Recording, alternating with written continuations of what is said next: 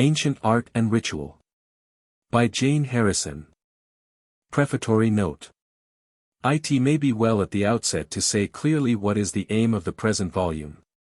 The title is Ancient Art and Ritual, but the reader will find in it no general summary or even outline of the facts of either ancient art or ancient ritual. These facts are easily accessible in handbooks. The point of my title and the real gist of my argument lie perhaps in the word, and, that is, in the intimate connection which I have tried to show exists between ritual and art. This connection has, I believe, an important bearing on questions vital today, as, for example, the question of the place of art in our modern civilization, its relation to and its difference from religion and morality. In a word, on the whole inquiry as to what the nature of art is and how it can help or hinder spiritual life. I have taken Greek drama as a typical instance, because in it we have the clear historical case of a great art, which arose out of a very primitive and almost worldwide ritual. The rise of the Indian drama, or the medieval and from it the modern stage, would have told us the same tale and served the like purpose. But Greece is nearer to us today than either India or the Middle Ages. Greece and the Greek drama remind me that I should like to offer my thanks to Professor Gilbert Murray, for help in criticism which has far outrun the limits of editorial duty. J. E. H. Newnham College. Cambridge, June 1913. How do you find this book? Any thoughts about the book or the author? Any suggestion for improvement? Please take a moment to share your thoughts in a comment. If you like it, share it with your friends who might enjoy it as well. Subscribe to keep in touch. Visit CompleteAudiobooks.com for more quality content. Art and Ritual. The title of this book may strike the reader as strange and even dissonant. What have art and ritual to do together? The ritualist is, to the modern mind, a man concerned perhaps unduly with fixed forms and ceremonies, with carrying out the rigidly prescribed ordinances of a church or sect. The artist, on the other hand, we think of as free in thought and untrammeled by convention in practice. His tendency is towards license. Art and ritual, it is quite true, have diverged today, but the title of this book is chosen advisedly. Its object is to show that these two divergent developments have a common root, and that neither can be understood without the other. It is at the outset one and the same impulse that sends a man to church and to the theater. Such a statement may sound today paradoxical, even irreverent. But to the Greek of the 6th, 5th, and even 4th century BC, it would have been a simple truism. We shall see this best by following an Athenian to his theater, on the day of the great spring festival of Dionysus. Passing through the entrance gate to the theater on the south side of the Acropolis, our Athenian citizen will find himself at once on holy ground. He is within a temenos or precinct, a place cut off from the common land and dedicated to a god. He will pass to the left, figure 2, two temples standing near to each other, one of earlier, the other of later date, for a temple, once built, was so sacred that it would only be reluctantly destroyed. As he enters the actual theater he will pay nothing for his seat, his attendance is an act of worship, and from the social point of view obligatory, the entrance fee is therefore paid for him by the state. The theater is open to all Athenian citizens, but the ordinary man will not venture to seat himself in the front row. In the front row, and that only, the seats have backs, and the central seat of this row is an armchair. The whole of the front row is permanently reserved, not for individual rich men who can afford to hire boxes, but for certain state officials, and these officials are all priests. On each seat the name of the owner is inscribed. The central seat is, of the priest of Dionysus Eleutherius, the god of the precinct. Near him is the seat of the priest of Apollo the laurel-bearer, and again, of the priest of Asclepios, and, of the priest of Olympian Zeus, and so on round the whole front semicircle. It is as though at His Majesty's the front row of stalls was occupied by the whole bench of bishops, with the Archbishop of Canterbury enthroned in the central stall. The theatre at Athens is not open night by night, nor even day by day. Dramatic performances take place only at certain high festivals of Dionysus in winter and spring. It is, again, as though the modern theatre was open only at the festivals of the Epiphany and of Easter. Our modern, at least our Protestant, custom is in direct contrast. We tend on great religious festivals rather to close than to open our theatres. Another point of contrast is in the time allotted to the performance. We give to the theatre our after-dinner hours, when work is done, or at best a couple of hours in the afternoon. The theatre is for us a recreation. The Greek theatre opened at sunrise, and the whole day was consecrated to high and strenuous religious attention. During the 5 or 6 days of the great Dionysia, the whole city was in a state of unwanted sanctity, under a taboo. To distrain a debtor was illegal, any personal assault, however trifling, was sacrilege. Most impressive and convincing of all is the ceremony that took place on the eve of the performance. By torchlight, accompanied by a great procession, the image of the god Dionysus himself was brought to the theatre and placed in the orchestra. Moreover, he came not only in human but in animal form. Chosen young men of the Athenians in the flower of their youth Epheboe escorted to the precinct a splendid bull. It was expressly ordained that the bull should be worthy of the god. He was, in fact, as we shall presently see, the primitive incarnation of the god. It is, again, as though in our modern theatre there stood, sanctifying all things to our use and us to his service, the human figure of the Saviour, and beside him the Paschal Lamb. But now we come to a strange thing. A god presides over the theatre. To go to the theatre is an act of worship to the god Dionysus, and yet, when the play begins, 3 times out of 4 of Dionysus we hear nothing. We see, it may be, Agamemnon returning from Troy, Clytemnestra waiting to slay him, the vengeance of Orestes, the love of Phaedra for Hippolytos, the hate of Medea and the slaying of her children, stories beautiful, tragic. Morally instructive it may be, but scarcely, we feel, religious. The Orthodox Greeks themselves sometimes complained that in the plays enacted before them there was nothing to do with Dionysus. If drama be at the outset divine, with its roots in ritual, why does it issue in an art profoundly solemn, tragic, yet purely human? The actors wear ritual vestments like those of the celebrants at the Eleusinian mysteries.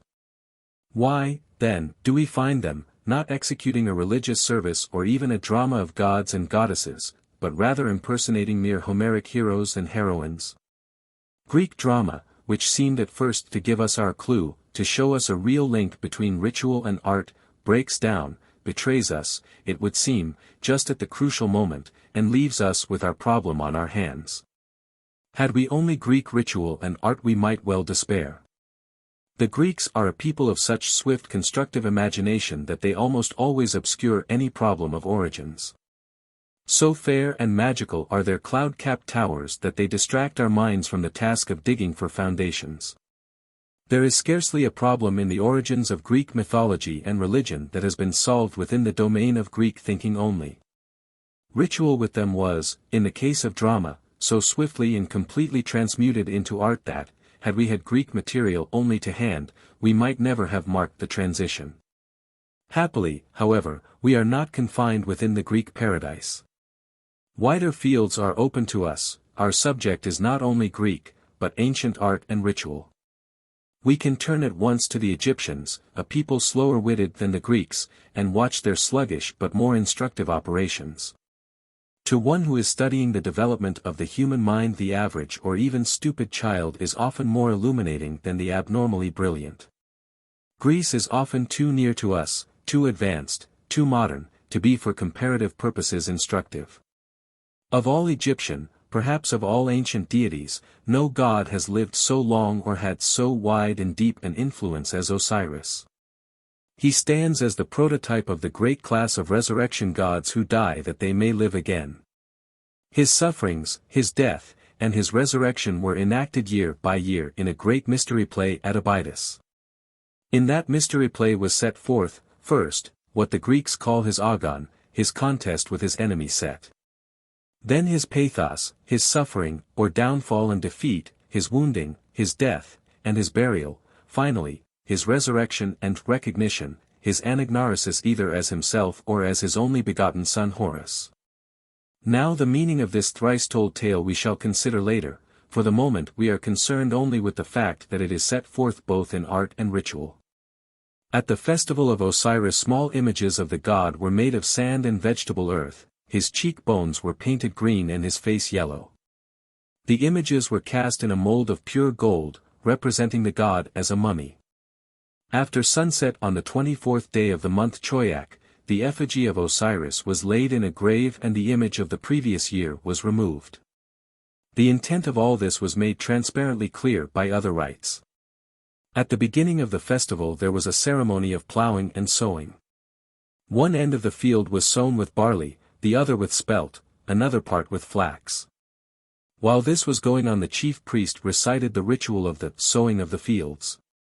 Into the garden of the god, which seems to have been a large pot, were put sand and barley, then fresh living water from the inundation of the Nile was poured out of a golden vase over the garden, and the barley was allowed to grow up.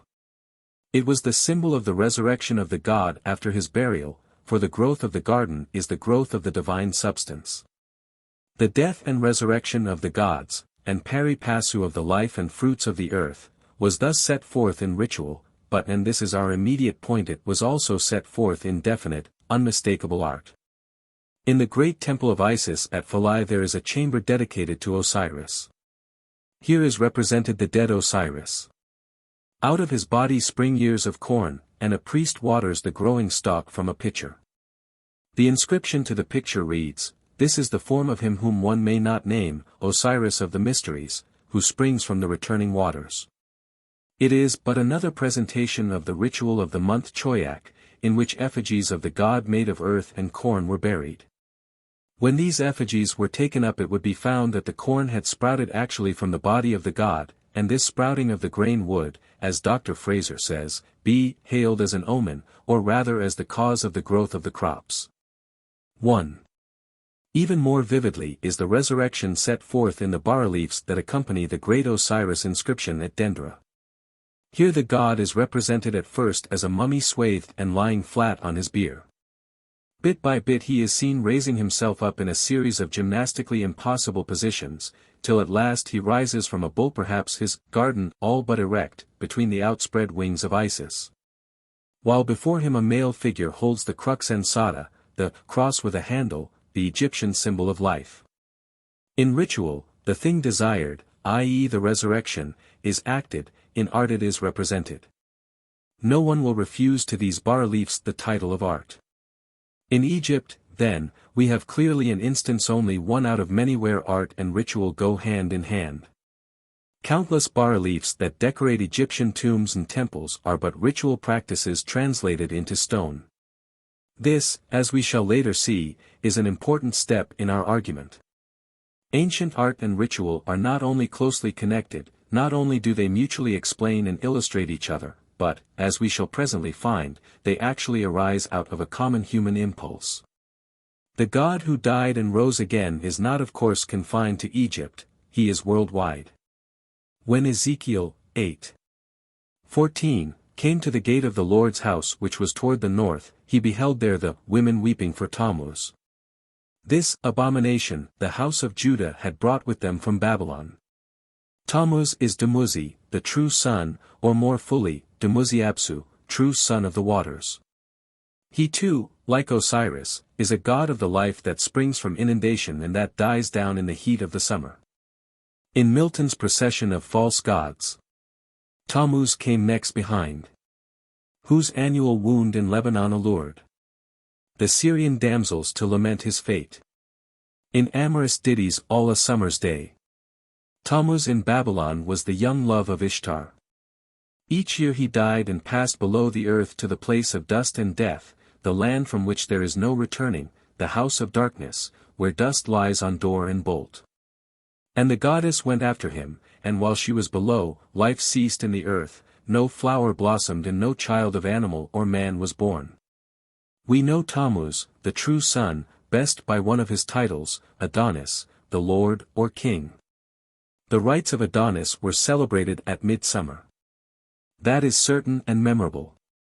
For, just as the Athenian fleet was setting sail on its ill-omened voyage to Syracuse, the streets of Athens were thronged with funeral processions, everywhere was seen the image of the dead god. And the air was full of the lamentations of weeping women. Thucydides does not so much as mention the coincidence, but Plutarch too tells us those who took account of omens were full of concern for the fate of their countrymen.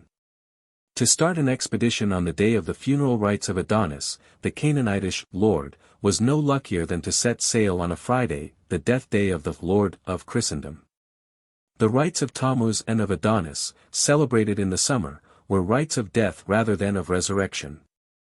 The emphasis is on the fading and dying down of vegetation rather than on its upspringing. The reason of this is simple and will soon become manifest.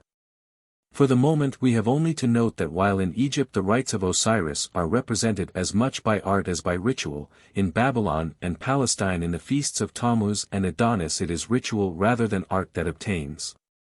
We have now to pass to another inquiry. We have seen that art and ritual, not only in Greece but in Egypt and Palestine, are closely linked. So closely, indeed, are they linked that we even begin to suspect they may have a common origin. We have now to ask, what is it that links art and ritual so closely together, what have they in common? Do they start from the same impulse, and if so why do they, as they develop, fall so widely asunder? It will clear the air if we consider for a moment what we mean by art, and also in somewhat greater detail what we mean by ritual. Art, Plato 3 tells us in a famous passage of the Republic, is imitation. The artist imitates natural objects, which are themselves in his philosophy but copies of higher realities.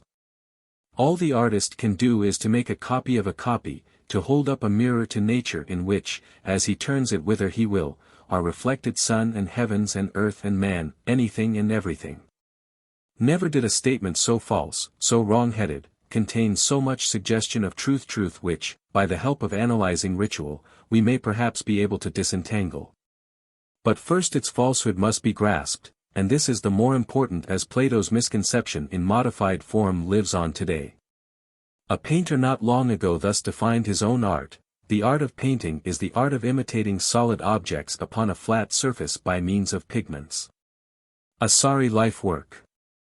Few people today, perhaps, regard art as the close and realistic copy of nature. Photography has at least scotched, if not slain, that error, but many people still regard art as a sort of improvement on or an idealization of nature. It is the part of the artist, they think, to take suggestions and materials from nature, and from these to build up, as it were, a revised version. It is, perhaps, only by studying those rudimentary forms of art that are closely akin to ritual that we come to see how utterly wrong-headed is this conception. Take the representations of Osiris that we have just described, the mummy rising bit by bit from his bier.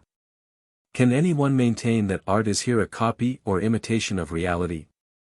However realistic the painting, it represents a thing imagined, not actual. There never was any such person as Osiris, and if there had been, he would certainly never, once mummified, have risen from his tomb. There is no question of fact, and the copy of fact, in the matter. Moreover, had there been, why should anyone desire to make a copy of natural fact? The whole imitation theory, to which, and to the element of truth it contains, we shall later have occasion to return, errs, in fact, through supplying no adequate motive for a widespread human energy. It is probably this lack of motive that has led other theorizers to adopt the view that art is idealization. Man with pardonable optimism desires, it is thought, to improve on nature. Modern science, confronted with a problem like that of the rise of art, no longer casts about to conjecture how art might have arisen, she examines how it actually did arise. Abundant material has now been collected from among savage peoples of an art so primitive that we hesitate to call it art at all. And it is in these inchoate efforts that we are able to track the secret motive springs that move the artist now as then. Among the Huichol Indians, for if the people fear a drought from the extreme heat of the sun, they take a clay disc, and on one side of it they paint the face of Father Sun. A circular space surrounded by rays of red and blue and yellow which are called his arrows, for the Huichol sun, like Phoebus Apollo, has arrows for rays. On the reverse side they will paint the progress of the sun through the four quarters of the sky. The journey is symbolized by a large cross-like figure with a central circle for midday. Round the edge are beehive-shaped mounds. These represent the hills of earth. The red and yellow dots that surround the hills are cornfields. The crosses on the hills are signs of wealth and money. On some of the discs birds and scorpions are painted, and on one are curving lines which mean rain. These discs are deposited on the altar of the godhouse and left, and then all is well. The intention might be to us obscure, but a Huichol Indian would read it thus: Father Sun with his broad shield, or face, and his arrows rises in the east, bringing money and wealth to the Huichols. His heat and the light from his rays make the corn to grow, but he is asked not to interfere with the clouds that are gathering on the hills. Now is this art or ritual? It is both and neither. We distinguish between a form of prayer and a work of art and count them in no danger of confusion, but the Huichol goes back to that earlier thing, a presentation. He expresses his thought about the sun and his emotion about the sun and his relation to the sun, and if prayer is the soul's sincere desire, he has painted a prayer. It is not a little curious that the same notion comes out in the old Greek word for prayer, yush. The Greek, when he wanted help in trouble from the saviors, the Dioscuri, carved a picture of them, and, if he was a sailor, added a ship. Underneath he inscribed the word yush. It was not to begin with a vow paid, it was a presentation of his strong inner desire, it was a sculptured prayer. Ritual then involves imitation, but does not arise out of it. It desires to recreate an emotion, not to reproduce an object. A rite is, indeed, we shall later see, p. 42, a sort of stereotyped action, not really practical, but yet not wholly cut loose from practice, a reminiscence or an anticipation of actual practical doing. It is fitly, though not quite correctly, called by the Greeks a dromenon, a thing done. At the bottom of art, as its motive power and its mainspring, lies not the wish to copy nature or even improve on her. The Huichol Indian does not vainly expend his energies on an effort so fruitless, but rather an impulse shared by art with ritual, the desire, that is, to utter. To give out a strongly felt emotion or desire by representing, by making or doing or enriching the object or act desired. The common source of the art and ritual of Osiris is the intense, worldwide desire that the life of nature which seemed dead should live again. This common emotional factor it is that makes art and ritual in their beginnings well-nigh indistinguishable. Both, to begin with, copy and act, but not at first for the sake of the copy. Only when the emotion dies down and is forgotten does the copy become an end in itself, a mere mimicry. It is this downward path, this sinking of making to mimicry, that makes us nowadays think of ritual as a dull and formal thing. Because a rite has ceased to be believed in, it does not in the least follow that it will cease to be done. We have to reckon with all the huge forces of habit. The motor nerves, once set in one direction, given the slightest impulse tend always to repeat the same reaction. We mimic not only others but ourselves mechanically, even after all emotion proper to the act is dead. And then because mimicry has a certain ingenious charm, it becomes an end in itself for ritual, even for art. It is not easy, as we saw, to classify the Huichol per discs. As prayers they are ritual, as surfaces decorated they are specimens of primitive art. In the next chapter we shall have to consider a kind of ceremony very instructive for our point, but again not very easy to classify the pantomimic dances which are, almost all over the world, so striking a feature in savage social and religious life. Are they to be classed as ritual or art? These pantomime dances lie, indeed, at the very heart and root of our whole subject, and it is of the first importance that before going further in our analysis of art and ritual, we should have some familiarity with their general character and gist, the more so as they are a class of ceremonies now practically extinct. We shall find in these dances the meeting point between art and ritual, or rather we shall find in them the rude, inchoate material out of which both ritual and art, at least in one of its forms, developed. Moreover, we shall find in pantomimic dancing a ritual bridge, as it were, between actual life and those representations of life which we call art. In our next chapter, therefore, we shall study the ritual dance in general, and try to understand its psychological origin. In the following chapter, 3, we shall take a particular dance of special importance, the spring dance as practiced among various primitive peoples. We shall then be prepared to approach the study of the spring dance among the Greeks, which developed into their drama, and thereby to, we hope, throw light on the relation between ritual and art. 2. Primitive ritual, pantomimic dances. In books and hymns of bygone days, which dealt with the religion of the heathen in his blindness, he was pictured as a being of strange perversity, apt to bow down to gods of wood and stone. The question why he acted thus foolishly was never raised. It was just his blindness, the light of the gospel had not yet reached him. Nowadays the savage has become material not only for conversion and hymn writing but for scientific observation. We want to understand his psychology, i.e. how he behaves, not merely for his sake, that we may abruptly and despotically convert or reform him, but for our own sakes.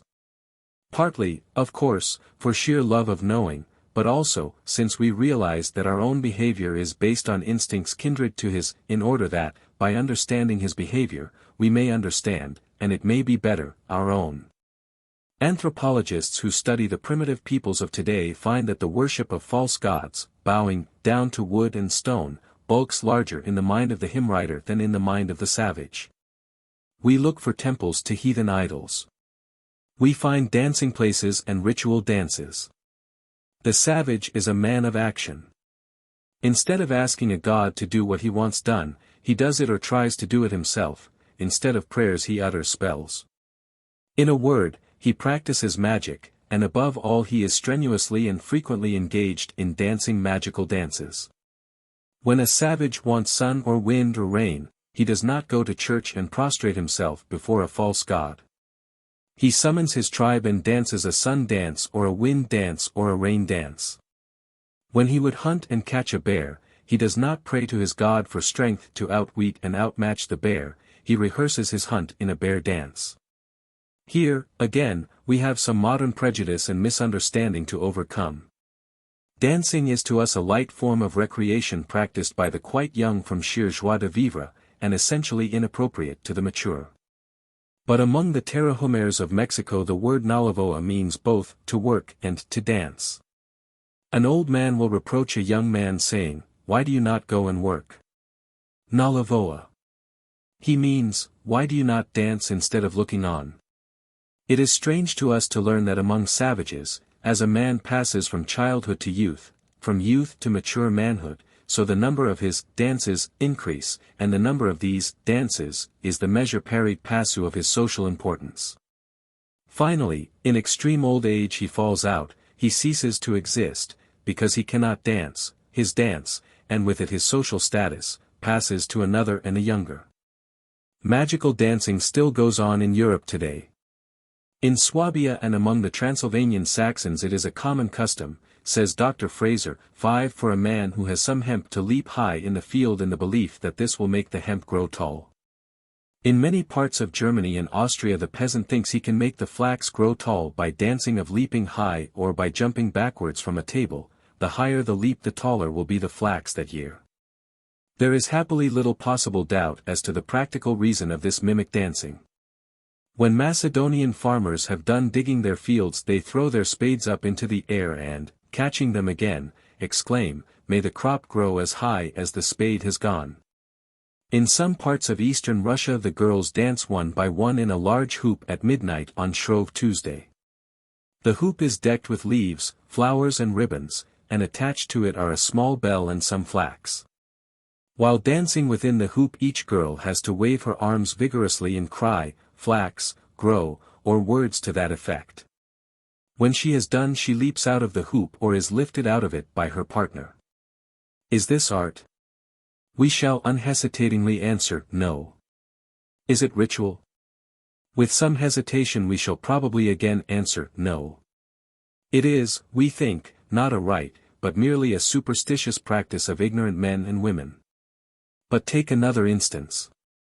Among the Omaha Indians of North America, when the corn is withering for want of rain, the members of the Sacred Buffalo Society fill a large vessel with water and dance 4 times round it. One of them drinks some of the water and spurts it into the air, making a fine spray in imitation of mist or drizzling rain. Then he upsets the vessel, spilling the water on the ground. Whereupon the dancers fall down and drink up the water, getting mud all over their faces. This saves the corn. Now probably any dispassionate person would describe such a ceremonial as an interesting instance of primitive ritual.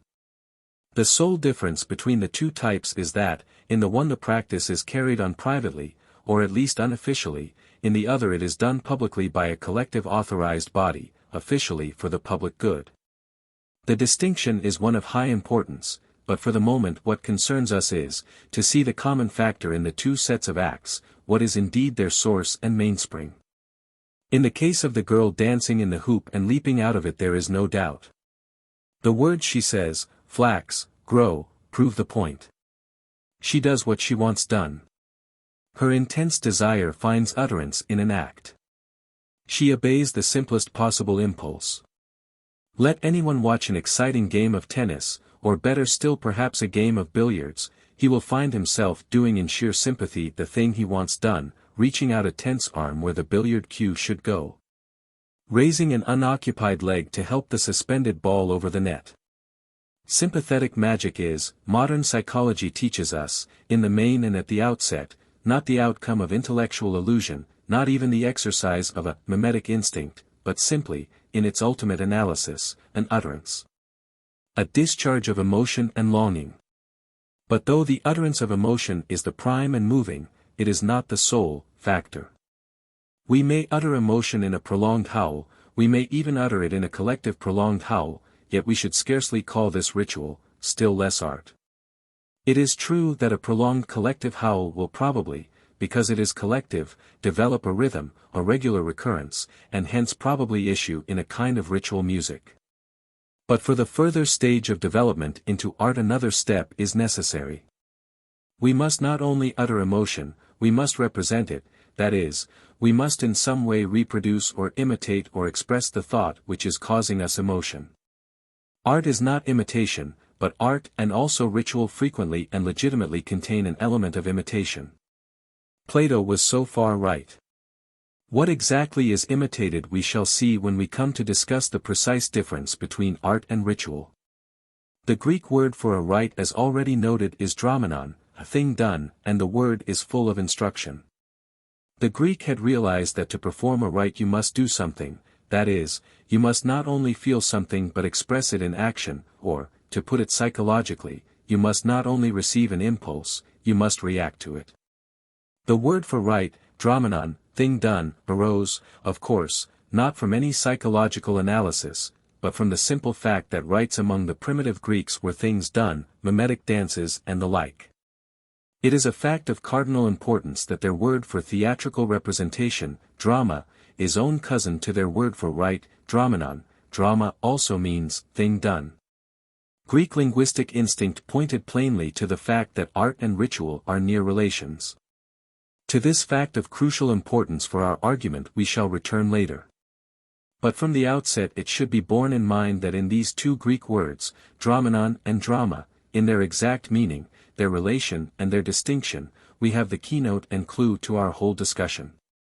For the moment we have to note that the Greek word for rite, dromenon, thing done, is not strictly adequate.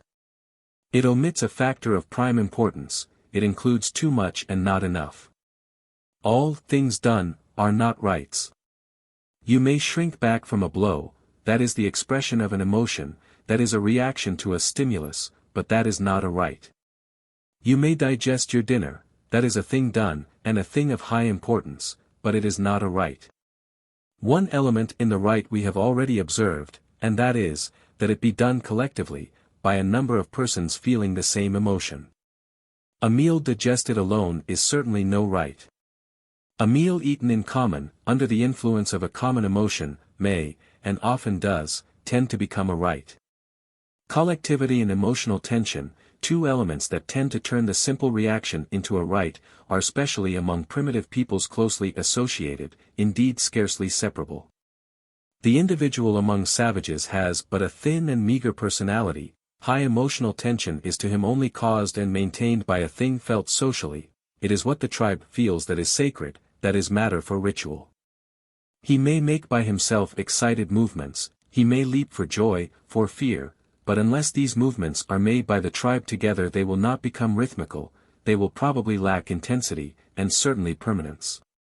Intensity, then, and collectivity go together, and both are necessary for ritual, but both may be present without constituting art. We have not yet touched the dividing line between art and ritual. When and how does the Dromenon, the rite done, pass over into the drama? The genius of the Greek language felt, before it consciously knew, the difference. This feeling ahead for distinctions is characteristic of all languages, as has been well shown by Mr. Pearsall Smith 6 in another manual of our series. It is an instinctive process arising independently of reason, though afterwards justified by it. What, then, is the distinction between art and ritual which the genius of the Greek language felt after, when it used the two words dromenon and drama for two different sorts of things done? To answer our question we must turn for a brief moment to psychology, the science of human behavior. We are accustomed for practical convenience to divide up our human nature into partitions: intellect, will, the emotions, the passions, with further subdivisions, e.g. of the intellect into reason, imagination, and the like. These partitions we are apt to arrange into a sort of order of merit, or as it is called a hierarchy, with reason as head and crown, and under her sway the emotions and passions. The result of establishing this hierarchy is that the impulsive side of our nature comes off badly, the passions and even the emotions lying under a certain ban.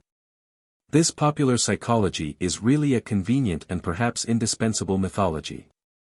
Reason, the emotions, and the will have no more separate existences than Jupiter, Juno, and Minerva.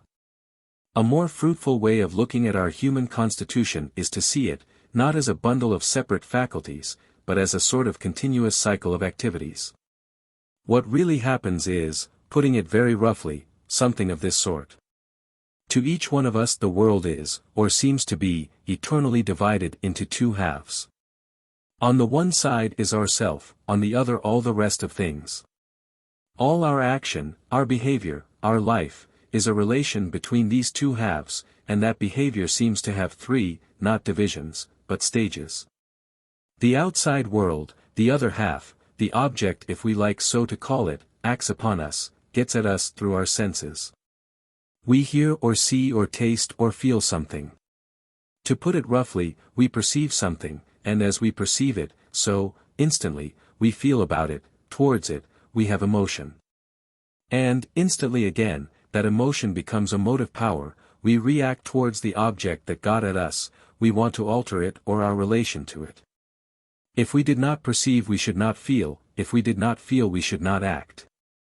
When we talk as we almost must talk of reason, the emotions, or the passions and the will leading to action, we think of the three stages or aspects of our behavior as separable and even perhaps hostile. We want, perhaps, to purge the intellect from all infection of the emotions. But in reality, though at a given moment one or the other element, knowing, feeling, or acting, may be dominant in our consciousness, the rest are always immanent. When we think of the three elements or stages, knowing, feeling, striving, as all being necessary factors in any complete bit of human behavior, we no longer try to arrange them in a hierarchy with knowing or reason at the head. Knowing, that is, receiving and recognizing a stimulus from without, would seem to come first. We must be acted on before we can react, but priority confers no supremacy. We can look at it another way. Perceiving is the first rung on the ladder that leads to action, feeling is the second, action is the topmost rung, the primary goal, as it were, of all the climbing. For the purpose of our discussion this is perhaps the simplest way of looking at human behavior. Movement, then, action, is, as it were, the goal and the end of thought. Perception finds its natural outlet and completion in doing. But here comes in a curious consideration important for our purpose. In animals, in so far as they act by instinct, as we say, perception, knowing, is usually followed immediately and inevitably by such doing as is calculated to conserve the animal and his species.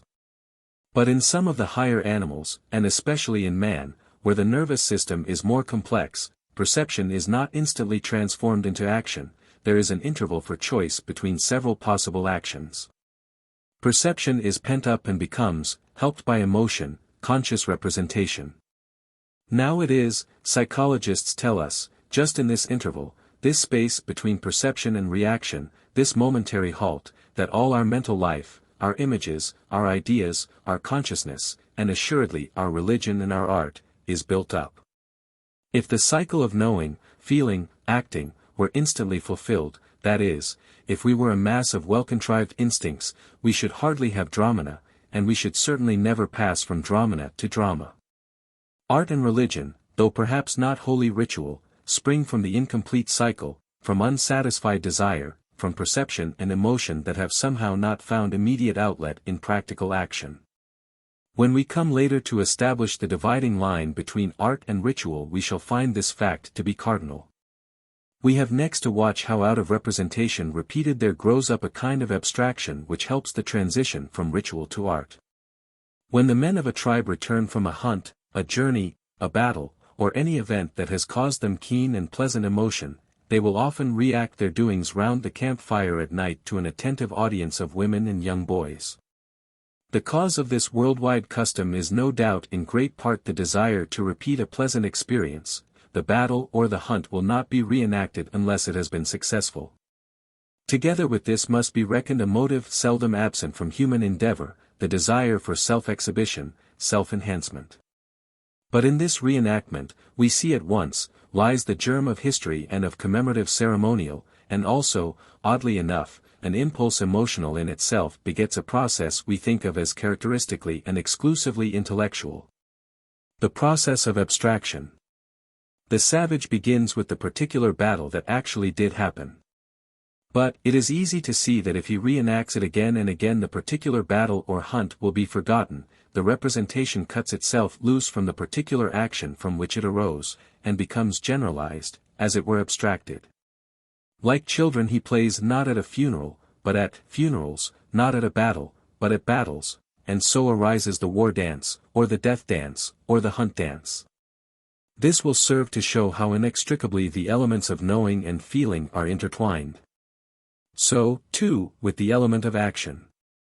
If we consider the occasions when a savage dances, it will soon appear that it is not only after a battle or a hunt that he dances in order to commemorate it, but before.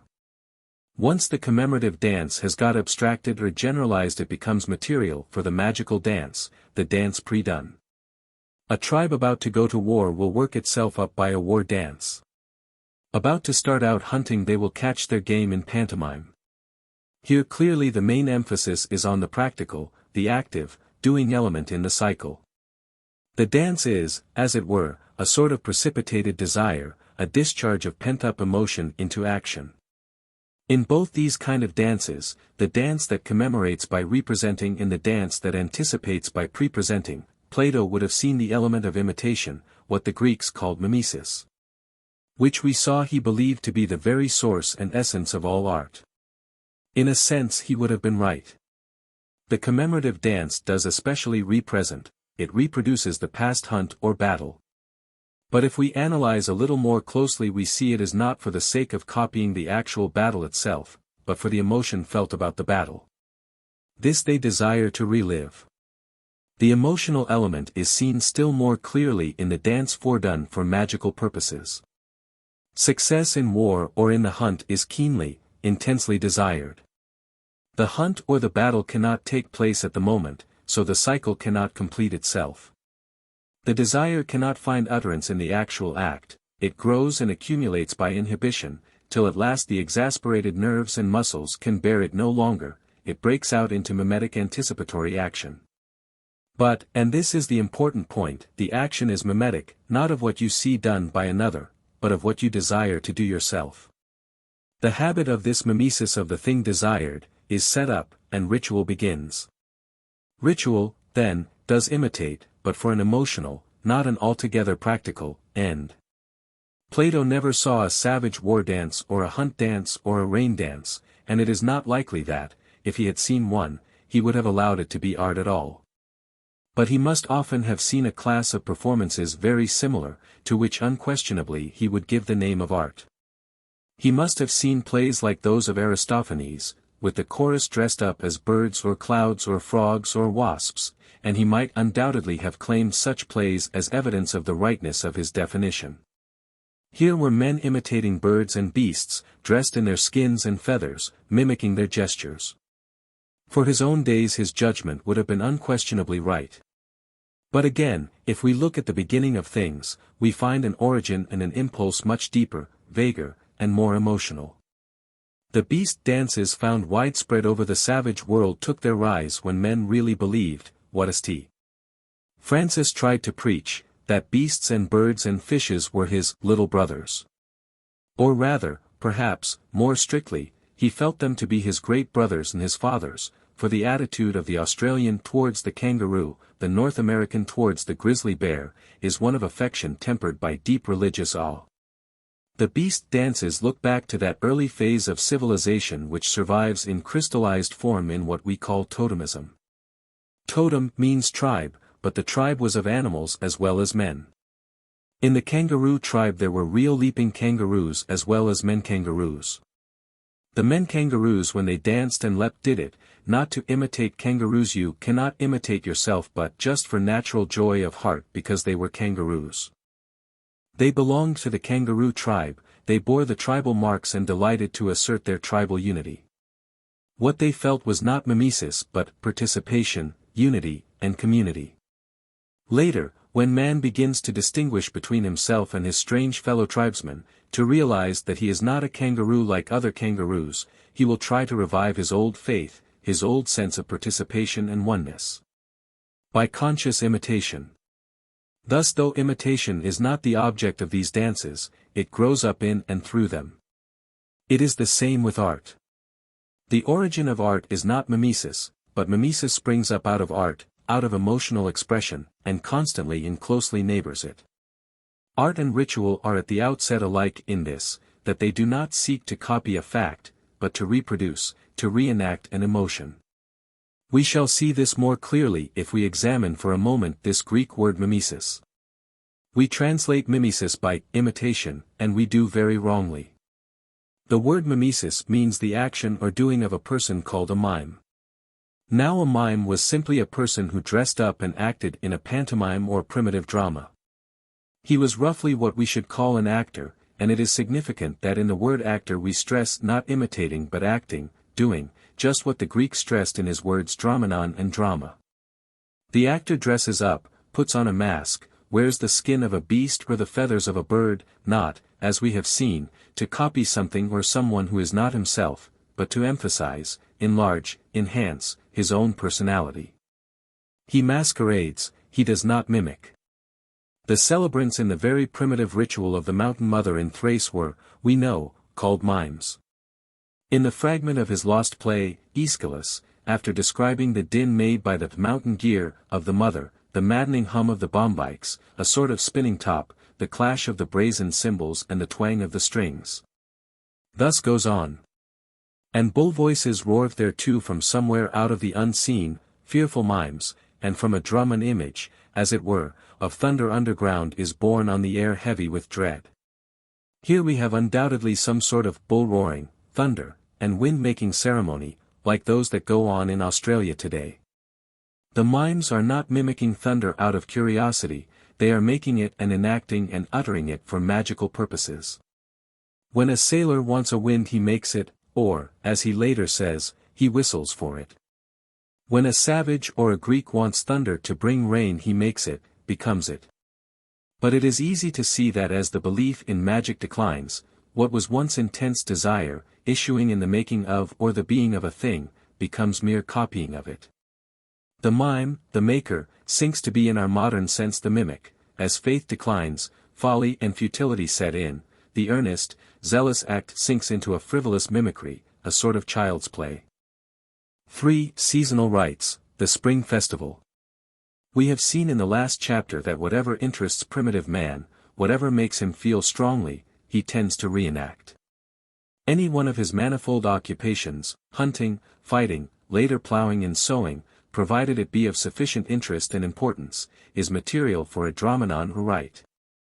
We have also seen that, weak as he is in individuality, it is not his private and personal emotions that tend to become ritual, but those that are public, felt and expressed officially, that is, by the whole tribe or community. It is further obvious that such dances, when they develop into actual rites, tend to be performed at fixed times. We have now to consider when and why. The element of fixity and regular repetition in rites cannot be too strongly emphasized. It is a factor of paramount importance, essential to the development from ritual to art, from Dromenon to drama.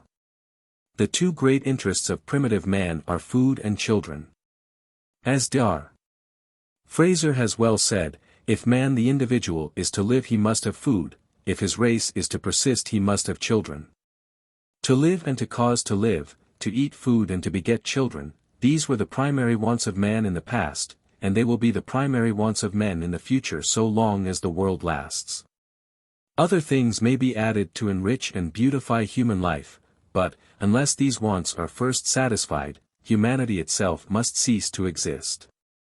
These two things, therefore, food and children, were what men chiefly sought to procure by the performance of magical rites for the regulation of the seasons. They are the very foundation stones of that ritual from which art, if we are right, took its rise. From this need for food sprang seasonal, periodic festivals. The fact that festivals are seasonal, constantly recurrent, solidifies, makes permanent, and as already explained, page 42, in a sense intellectualizes and abstracts the emotion that prompts them. The seasons are indeed only of value to primitive man because they are related, as he swiftly and necessarily finds out, to his food supply. He has, it would seem, little sensitiveness to the aesthetic impulse of the beauty of a spring morning, to the pathos of autumn. What he realizes first and foremost is, that at certain times the animals, and still more the plants, which form his food, appear, at certain others they disappear. It is these times that become the central points, the focuses of his interest, and the dates of his religious festivals. These dates will vary, of course, in different countries and in different climates. It is, therefore, idle to attempt a study of the ritual of a people without knowing the facts of their climate and surroundings. In Egypt the food supply will depend on the rise and fall of the Nile, and on this rise and fall will depend the ritual and calendar of Osiris. And yet treatises on Egyptian religion are still to be found which begin by recounting the rites and mythology of Osiris, as though these were primary. And then end with a corollary to the effect that these rites and this calendar were associated with the worship of Osiris, or, even worse still, instituted by the religion of Osiris. The Nile regulates the food supply of Egypt, the monsoon that of certain South Pacific islands, the calendar of Egypt depends on the Nile, of the South Pacific Islands on the monsoon. In his recent introduction to Mathematics 7 Dr. Whitehead has pointed out how the whole life of nature is dominated by the existence of periodic events. The rotation of the earth produces successive days, the path of the earth round the sun leads to the yearly recurrence of the seasons. The phases of the moon are recurrent, and though artificial light has made these phases pass almost unnoticed today, in climates where the skies are clear, human life was largely influenced by moonlight. Even our own bodily life, with its recurrent heartbeats and breathings, is essentially periodic. 8. The presupposition of periodicity is indeed fundamental to our very conception of life, and but for periodicity the very means of measuring time as a quantity would be absent. Periodicity is fundamental to certain departments of mathematics, that is evident. It is perhaps less evident that periodicity is a factor that has gone to the making of ritual, and hence, as we shall see, of art. And yet this is manifestly the case. All primitive calendars are ritual calendars, successions of feast days, a patchwork of days of different quality and character recurring, pattern at least is based on periodicity. But there is another and perhaps more important way in which periodicity affects and in a sense causes ritual. We have seen already that out of the space between an impulse and a reaction there arises an idea or presentation. A presentation is, indeed, it would seem, in its final analysis, only a delayed, intensified desire, a desire of which the active satisfaction is blocked, and which runs over into a presentation. An image conceived, presented, what we call an idea is, as it were, an act prefigured. Ritual acts, then, which depend on the periodicity of the seasons are acts necessarily delayed. The thing delayed, expected, waited for, is more and more a source of value, more and more apt to precipitate into what we call an idea, which is in reality but the projected shadow of an unaccomplished action. More beautiful it may be, but comparatively bloodless, yet capable in its turn of acting as an initial motor impulse in the cycle of activity. It will later, p. 70, be seen that these periodic festivals are the stuff of which those faded, unaccomplished actions and desires which we call gods Attis, Osiris, Dionysus are made. To primitive man, as we have seen, beast and bird and plant and himself were not sharply divided, and the periodicity of the seasons was for all. It will depend on man's social and geographical conditions whether he notices periodicity most in plants or animals. If he is nomadic he will note the recurrent births of other animals and of human children, and will connect them with the lunar year. But it is at once evident that, at least in Mediterranean lands, and probably everywhere, it is the periodicity of plants and vegetation generally which depends on moisture, that is most striking. Plants die down in the heat of summer, trees shed their leaves in autumn, all nature sleeps or dies in winter, and awakes in spring. Sometimes it is the dying down that attracts most attention. This is very clear in the rites of Adonis, which are, though he rises again, essentially rites of lamentation. The details of the ritual show this clearly, and specially as already seen in the cult of Osiris. For the gardens of Adonis the women took baskets or pots filled with earth, and in them, as children sow cress nowadays, they planted wheat, fennel, lettuce, and various kinds of flowers, which they watered and tended for 8 days. In hot countries the seeds sprang up rapidly, but as the plants had no roots they withered quickly away. At the end of the 8 days they were carried out with the images of the dead Adonis and thrown with them into the sea or into springs. The gardens of Adonis became the type of transient loveliness and swift decay. What waste would it be, says Plutarch 9, what inconceivable waste, for God to create man, had he not an immortal soul. He would be like the women who make little gardens, not less pleasant than the gardens of Adonis in earthen pots and pans. So would our souls blossom and flourish but for a day in a soft and tender body of flesh without any firm and solid root of life, and then be blasted and put out in a moment. Celebrated at midsummer as they were, and as the gardens were thrown into water, it is probable that the rites of Adonis may have been, at least in part, a rain charm. In the long summer droughts of Palestine and Babylonia the longing for rain must often have been intense enough to provoke expression, and we remember, page 19, that the Sumerian Tammuz was originally Dumuziapsu, true son of the waters. Water is the first need for vegetation. Gardens of Adonis are still in use in the Madras Presidency. 10 At the marriage of a Brahmin, seeds of 5 or 9 sorts are mixed and sown in earthen pots which are made specially for the purpose, and are filled with earth. Bride and bridegroom water the seeds both morning and evening for 4 days. And on the 5th day the seedlings are thrown, like the real gardens of Adonis, into a tank or river.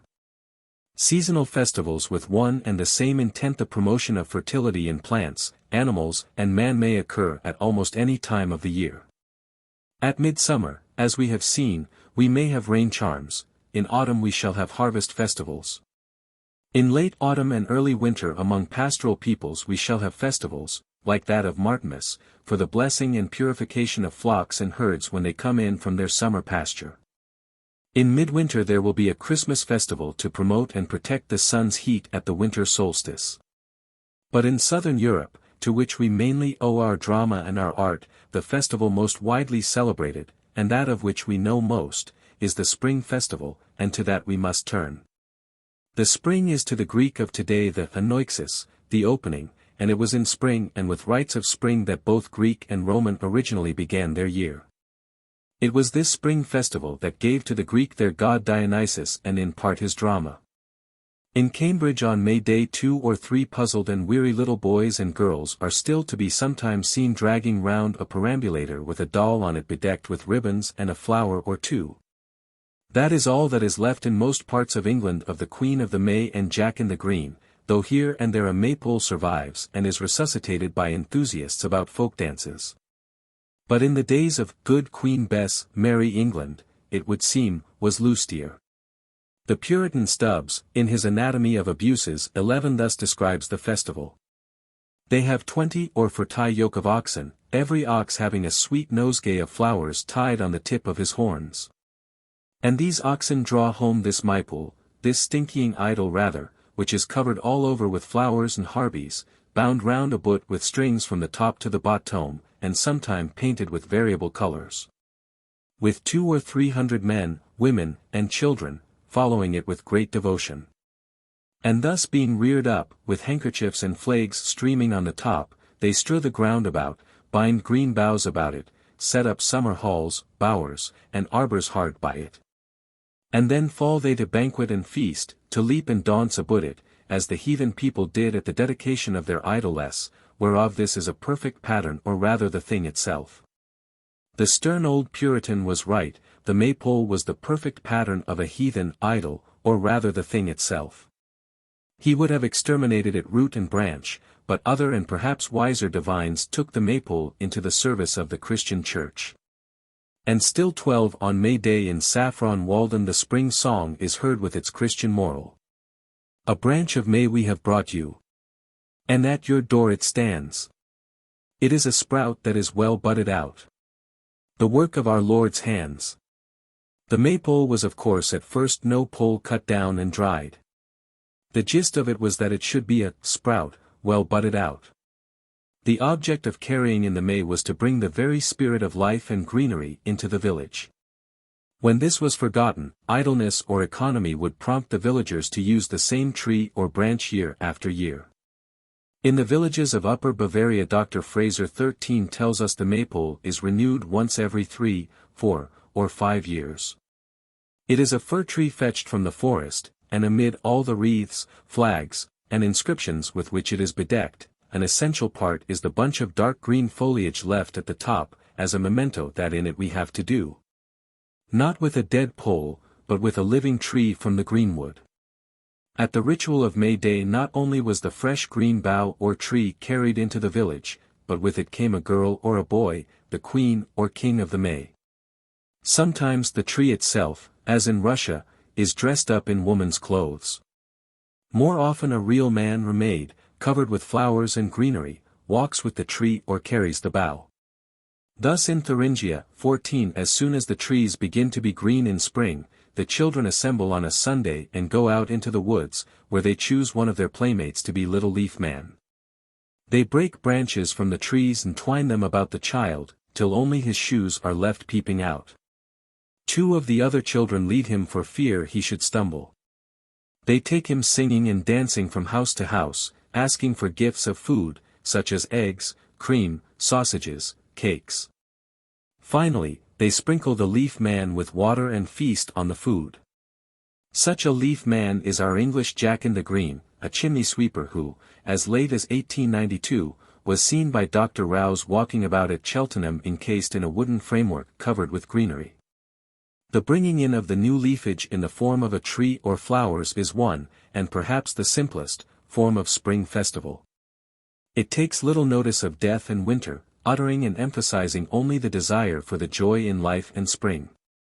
But in other and severer climates the emotion is fiercer and more complex, it takes the form of a struggle or contest, what the Greeks called an agon. Thus on May Day in the Isle of Man a queen of the May was chosen, and with her 20 maids of honor, together with a troop of young men for escort. But there was not only a queen of the May, but a queen of winter, a man dressed as a woman, loaded with warm clothes and wearing a woolen hood and fur tippet. Winter, too, had attendants like the queen of the May. The 2 troops met and fought. And whichever queen was taken prisoner had to pay the expenses of the feast. In the Isle of Man the real gist of the ceremony is quite forgotten, it has become a mere play. But among the Eskimo 15 there is still carried on a similar rite, and its magical intent is clearly understood. In autumn, when the storms begin and the long and dismal Arctic winter is at hand, the central Eskimo divide themselves into two parties called the ptarmigans and the ducks. The ptarmigans are the people born in winter, the ducks those born in summer. They stretch out a long rope of sealskin. The ducks take hold of one end, the ptarmigans of the other, then comes a tug-of-war. If the ducks win there will be fine weather through the winter, if the ptarmigans, bad. This autumn festival might, of course, with equal magical intent be performed in the spring, but probably autumn is chosen because, with the dread of the Arctic ice and snow upon them, the fear of winter is stronger than the hope of spring. The intense emotion towards the weather, which breaks out into these magical agons, or contests, is not very easy to realize.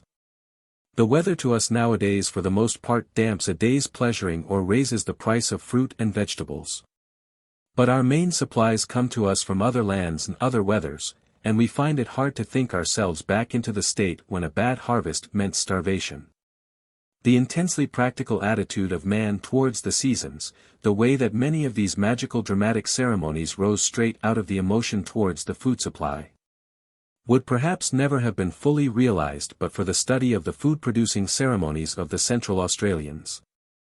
The Central Australian spring is not the shift from winter to summer, from cold to heat, but from a long, arid, and barren season to a season short and often irregular in recurrence of torrential rain and sudden fertility. The dry steppes of Central Australia are the scene of a marvelous transformation. In the dry season all is hot and desolate, the ground has only patches of wiry scrub, with an occasional parched acacia tree, all is stones and sand. There is no sign of animal life save for the thousand ant hills.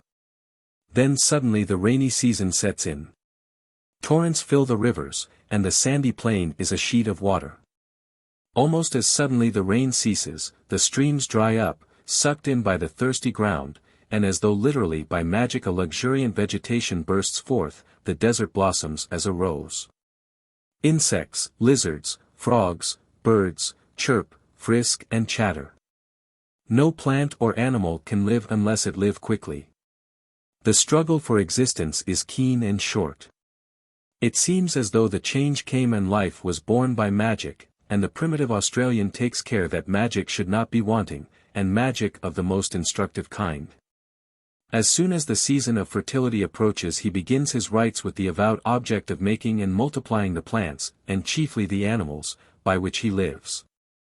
He paints the figure of the emu on the sand with vermilion drawn from his own blood, he puts on emu feathers and gazes about him vacantly in stupid fashion like an emu bird.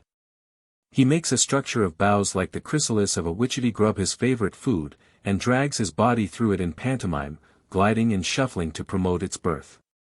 Here, difficult and intricate though the ceremonies are, and uncertain in meaning as many of the details must probably always remain, the main emotional gist is clear. It is not that the Australian wonders at and admires the miracle of his spring, the bursting of the flowers and the singing of birds, it is not that his heart goes out in gratitude to an All-Father who is the giver of all good things. It is that, obedient to the push of life within him, his impulse is towards food. He must eat that he and his tribe may grow and multiply. It is this, his will to live, that he utters and represents. The savage utters his will to live, his intense desire for food, but it should be noted, it is desire and will and longing, not certainty and satisfaction that he utters. In this respect it is interesting to note that his rites and ceremonies, when periodic, are of fairly long periods. Winter and summer are not the only natural periodic cycles. There is the cycle of day and night, and yet among primitive peoples but little ritual centers round day and night. The reason is simple. The cycle of day and night is so short, it recurs so frequently, that man naturally counted upon it and had no cause to be anxious. The emotional tension necessary to ritual was absent. A few peoples, e.g. the Egyptians, have practiced daily incantations to bring back the sun. Probably they had at first felt a real tension of anxiety, and then, being a people hidebound by custom, had gone on from mere conservatism. Where the sun returns at a longer interval, and is even, as among the Eskimo, hidden for the long space of 6 months, ritual inevitably arises. They play at cat's cradle to catch the ball of the sun lest it should sink and be lost forever. Round the moon, whose cycle is long, but not too long, ritual very early centered, but probably only when its supposed influence on vegetation was first surmised. The moon, as it were, practices magic herself. She waxes and wanes, and with her, man thinks, all the vegetable kingdom waxes and wanes too, all but the lawless onion. The moon, Plutarch 16 tells us, is fertile in its light and contains moisture, it is kindly to the young of animals and to the new shoots of plants. Even Bacon 17 held that observations of the moon with a view to planting and sowing and the grafting of trees were not altogether frivolous. It cannot too often be remembered that primitive man has but little, if any, interest in sun and moon and heavenly bodies for their inherent beauty or wonder. He cares for them, he holds them sacred, he performs rites in relation to them mainly when he notes that they bring the seasons, and he cares for the seasons mainly because they bring him food. A season is to him as a ora was at first to the Greeks, the fruits of a season, what our farmers would call a good year. The sun, then, had no ritual till it was seen that he led in the seasons. But long before that was known, it was seen that the seasons were annual, that they went round in a ring, and because that annual ring was long in revolving, great was man's hope and fear in the winter, great his relief and joy in the spring. It was literally a matter of death and life, and it was as death and life that he sometimes represented it, as we have seen in the figures of Adonis and Osiris. Adonis and Osiris have their modern parallels, who leave us in no doubt as to the meaning of their figures. Thus on the 1st of March in Thuringen a ceremony is performed called driving out the death. The young people make up a figure of straw, dress it in old clothes, carry it out and throw it into the river. Then they come back, tell the good news to the village, and are given eggs and food as a reward. In Bohemia the children carry out a straw puppet and burn it. While they are burning it they sing. Now carry we death out of the village. The new summer into the village. Welcome, dear summer. Green little corn. In other parts of Bohemia the song varies, it is not summer that comes back but life. We have carried away death. And brought back life. In both these cases it is interesting to note that though death is dramatically carried out, the coming back of life is only announced, not enacted. Often, and it would seem quite naturally, the puppet representing death or winter is reviled and roughly handled, or pelted with stones, and treated in some way as a sort of scapegoat. But in not a few cases, and these are of special interest, it seems to be the seat of a sort of magical potency which can be and is transferred to the figure of summer or life, thus causing, as it were, a sort of resurrection. In Lusatia the women only carry out the death. They are dressed in black themselves as mourners, but the puppet of straw which they dress up as the death wears a white shirt. They carry it to the village boundary, followed by boys throwing stones, and there tear it to pieces. Then they cut down a tree and dress it in the white shirt of the death and carry it home singing.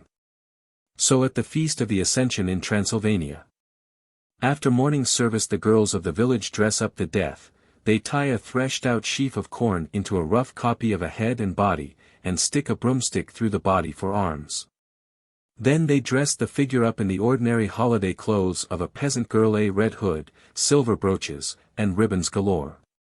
They put the death at an open window that all the people when they go to Vespers may see it. Vespers over, 2 girls take the death by the arms and walk in front, the rest follow. They sing an ordinary church hymn. Having wound through the village they go to another house, shut out the boys, strip the death of its clothes, and throw the straw body out of the window to the boys, who fling it into a river. Then one of the girls is dressed in the death's discarded clothes, and the procession again winds through the village. The same hymn is sung. Thus it is clear that the girl is a sort of resuscitated death. This resurrection aspect, this passing of the old into the new, will be seen to be of great ritual importance when we come to Dionysus and the Dithyramb. These ceremonies of death and life are more complex than the simple carrying in of green boughs or even the dancing round maypoles. When we have these figures, these impersonations, we are getting away from the merely emotional dance, from the domain of simple psychological motor discharge to something that is very like rude art, at all events to personification. On this question of personification, in which so much of art and religion has its roots, it is all important to be clear. In discussions on such primitive rites as carrying out the death, bringing in summer, we are often told that the puppet of the girl is carried round, buried, burnt, brought back, because it personifies the spirit of vegetation, or it embodies the spirit of summer. The spirit of vegetation is incarnate in the puppet. We are led, by this way of speaking, to suppose that the savage or the villager first forms an idea or conception of a spirit of vegetation and then later embodies it. We naturally wonder that he should perform a mental act so high and difficult as abstraction. A very little consideration shows that he performs at first no abstraction at all. Abstraction is foreign to his mental habit. He begins with a vague excited dance to relieve his emotion. That dance has, probably almost from the first, a leader. The dancers choose an actual person, and he is the root and ground of personification.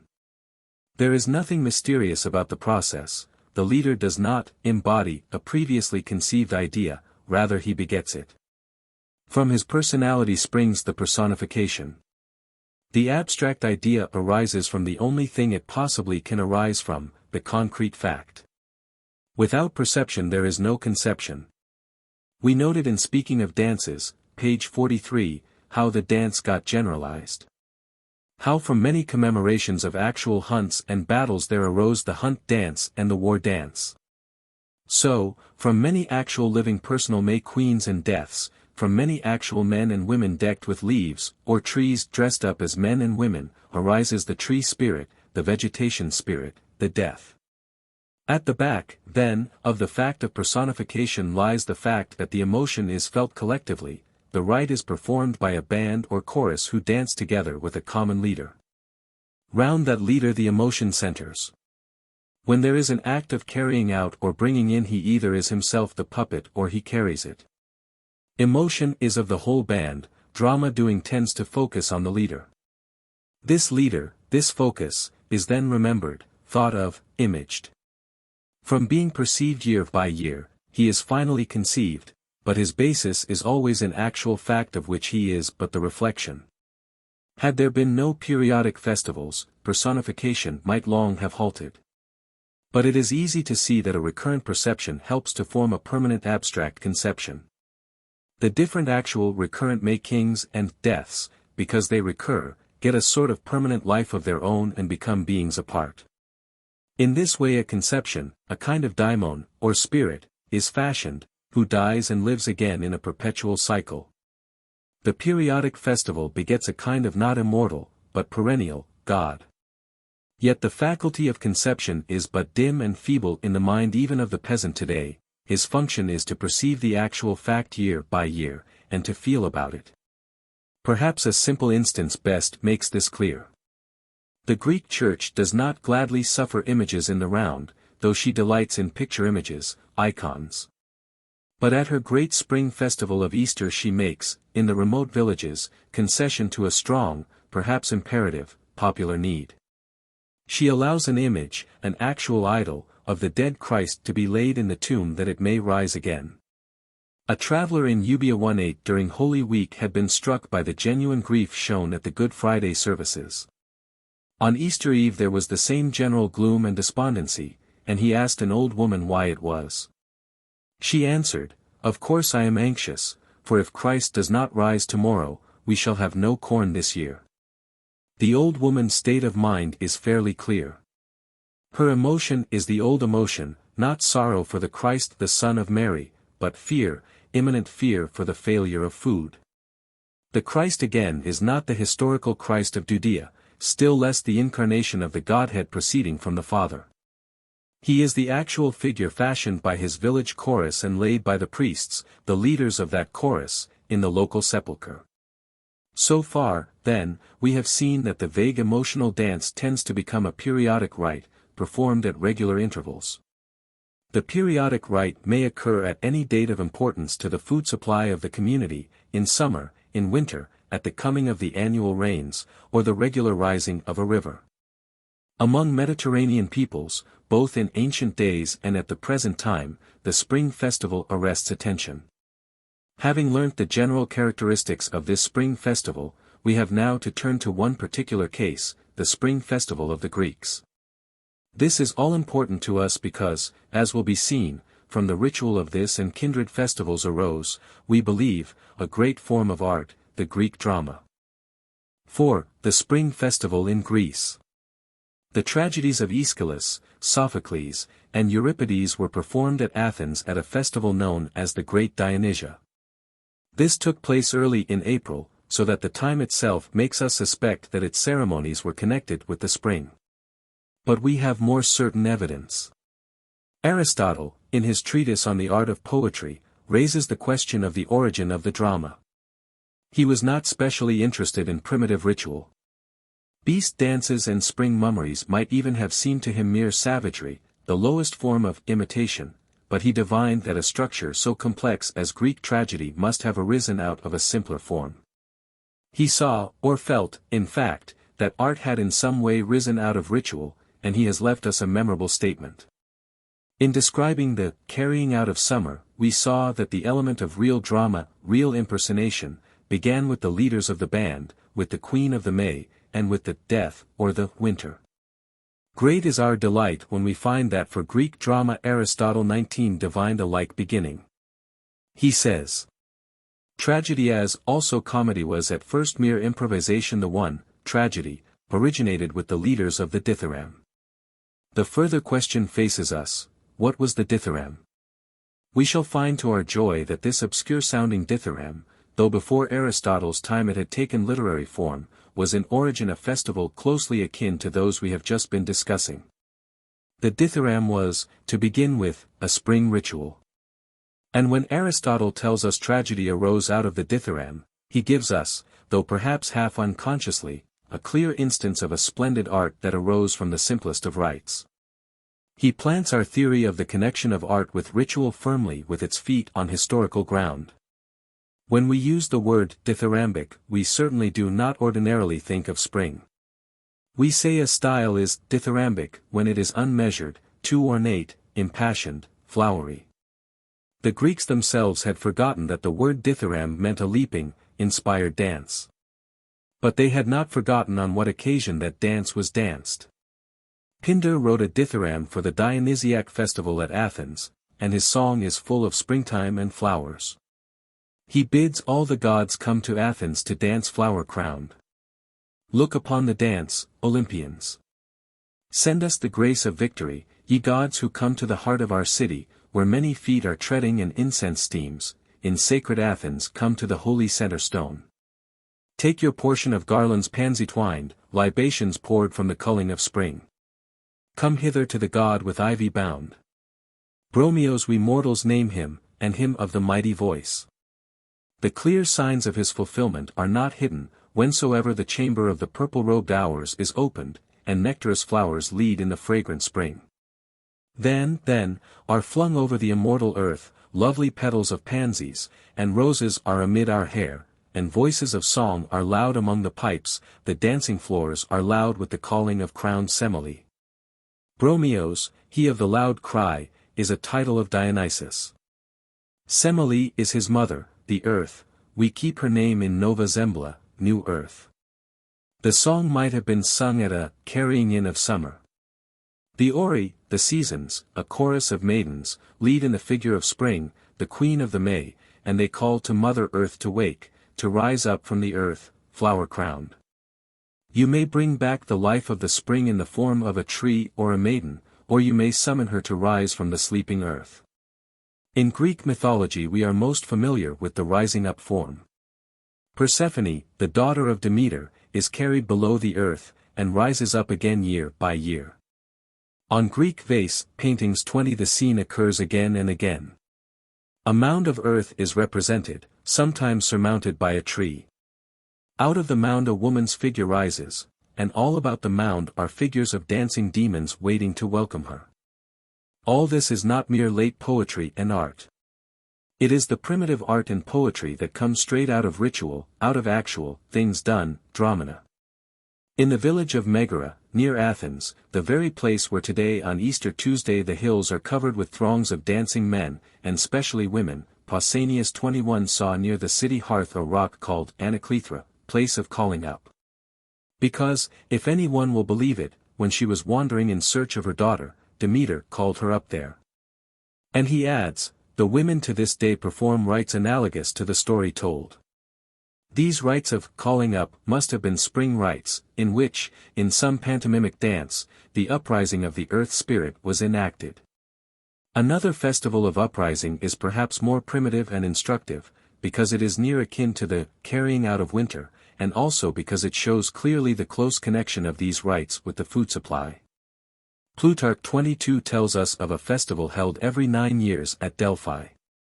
It was called from the name of the puppet used Charila, a word which originally meant spring maiden, and is connected with the Russian word yarrow, spring, and is also akin to the Greek charis, grace, in the sense of increase, give us all grace. The rites of Charila, the gracious one, the spring maiden, were as follows. The king presided and made a distribution in public of grain and pulse to all, both citizens and strangers. And the child image of Charila is brought in. When they had all received their share, the king struck the image with his sandal, the leader of the Theatrical lifted the image and took it away to a precipitous place, and there tied a rope round the neck of the image and buried it. Mr. Calderon has shown that very similar rites go on today in Bulgaria in honor of Yarilo, the spring god. The image is beaten, insulted, let down into some cleft or cave. It is clearly a carrying out the death, though we do not know the exact date at which it was celebrated. It had its sequel in another festival at Delphi called Herois, or the Heroine. Plutarch 23 says it was too mystical and secret to describe, but he lets us know the main gist. Most of the ceremonies of the Herois have a mystical reason which is known to the Theatrical, but from the rites that are done in public, one may conjecture it to be a bringing up of Semele. Someone or something, a real woman, or more likely the buried puppet Charila, the spring maiden, was brought up from the ground to enact and magically induce the coming of spring. These ceremonies of beating, driving out, burying, have all with the Greeks, as with the savage and the modern peasant, but one real object, to get rid of the season that is bad for food, to bring in and revive the new supply. This comes out very clearly in a ceremony that went on down to Plutarch's time, and he tells us 24 it was ancestral. It was called the driving out of ox hunger. By ox hunger was meant any great ravenous hunger, and the very intensity and monstrosity of the word takes us back to days when famine was a grim reality. When Plutarch was archon he had, as chief official, to perform the ceremony at the Prytanean, or common hearth. A slave was taken, beaten with rods of a magical plant, and driven out of doors to the words, out with ox hunger. In with wealth and health, here we see the actual sensation, or emotion, of ravenous hunger gets a name, and thereby a personality, though a less completely abstracted one than death or summer. We do not know that the ceremony of driving out ox hunger was performed in the spring, it is only instanced here because, more plainly even than the Charila, when the king distributes pulse and peas. It shows the relation of ancient mimic ritual to food supply. If we keep clearly in mind the object rather than the exact date of the spring song we shall avoid many difficulties. A dithyramb was sung at Delphi through the winter months, which at first seems odd. But we must remember that among agricultural peoples the performance of magical ceremonies to promote fertility and the food supply may begin at any moment after the earth is plowed and the seed sown. The sowing of the seed is its death and burial, that which thou sowest is not quickened except it die. When the death and burial are once accomplished the hope of resurrection and new birth begins, and with the hope the magical ceremonies that may help to fulfill that hope. The sun is newborn in midwinter, at the solstice, and our new year follows, yet it is in the spring that, to this day, we keep our great resurrection festival. We return to our argument, holding steadily in our minds this connection. The dithyramb is a spring song at a spring festival, and the importance of the spring festival is that it magically promotes the food supply. Do we know any more about the dithyramb? Happily yes, and the next point is as curious as significant. Pindar, in one of his odes, asks a strange question. Whence did appear the graces of Dionysus? With the bull-driving dithyramb? Scholars have broken their own heads and one another's to find a meaning and an answer to the odd query. It is only quite lately that they have come at all to see that the dithyramb was a spring song, a primitive rite. Formerly it was considered to be a rather elaborate form of lyric poetry invented comparatively late. But, even allowing it as the spring song, are we much further?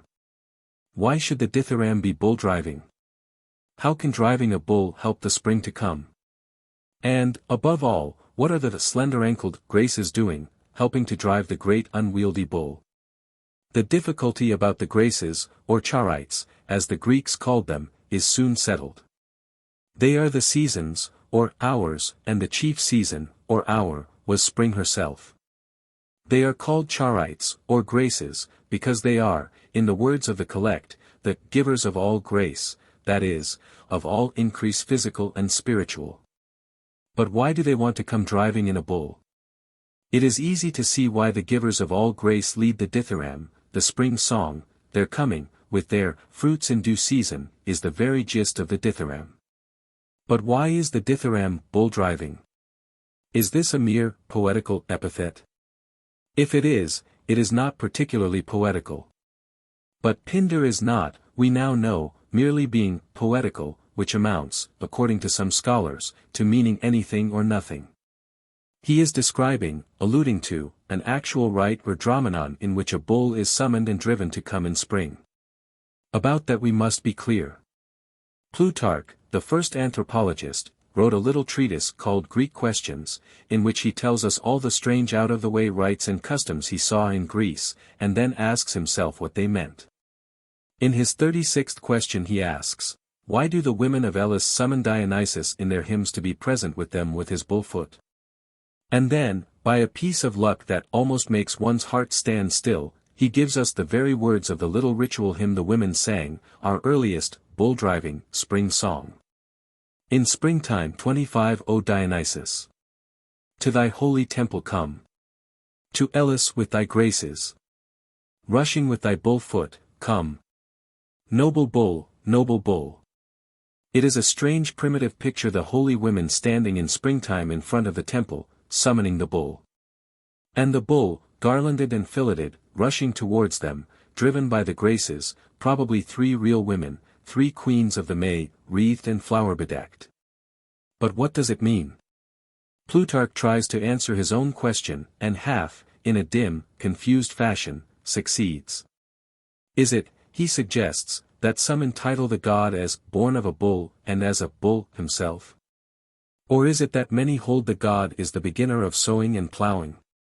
We have seen how a kind of daimon, or spirit, of winter or summer arose from an actual tree or maid or man disguised year by year as a tree.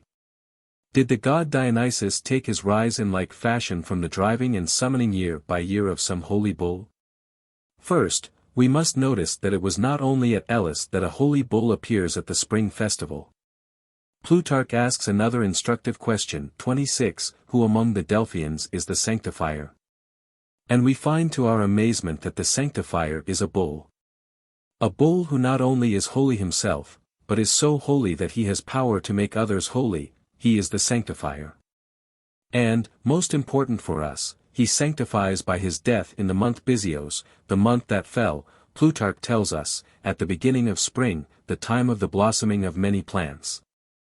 We do not hear that the sanctifier at Delphi was driven, but in all probability he was led from house to house, that every one might partake in the sanctity that simply exuded from him. At Magnesia 27, a city of Asia Minor, we have more particulars. There, at the annual fair year by year the stewards of the city bought a bull, the finest that could be got, and at the new moon of the month at the beginning of seed time they dedicated it, for the city's welfare.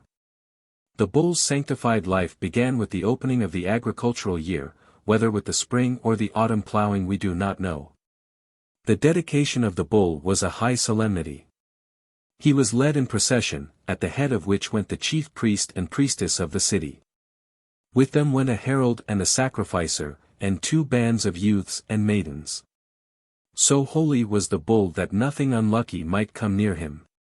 The youths and maidens must have both their parents alive, they must not have been under the taboo, the infection, of death. The herald pronounced aloud a prayer for the safety of the city and the land, and the citizens, and the women and children, for peace and wealth, and for the bringing forth of grain and of all the other fruits, and of cattle. All this longing for fertility, for food and children, focuses round the holy bull, whose holiness is his strength and fruitfulness. The bull thus solemnly set apart, charged as it were with the luck of the whole people, is fed at the public cost. The official charged with his keep has to drive him into the marketplace, and it is good for those corn merchants who give the bull grain as a gift, good for them because they are feeding, nurturing, the luck of the state, which is their own luck. So through autumn and winter the bull lives on, but early in April the end comes. Again a great procession is led forth, the Senate and the priests walk in it, and with them come representatives of each class of the state, children and young boys, and youths just come to manhood, epheboi, as the Greeks called them. The bull is sacrificed, and why?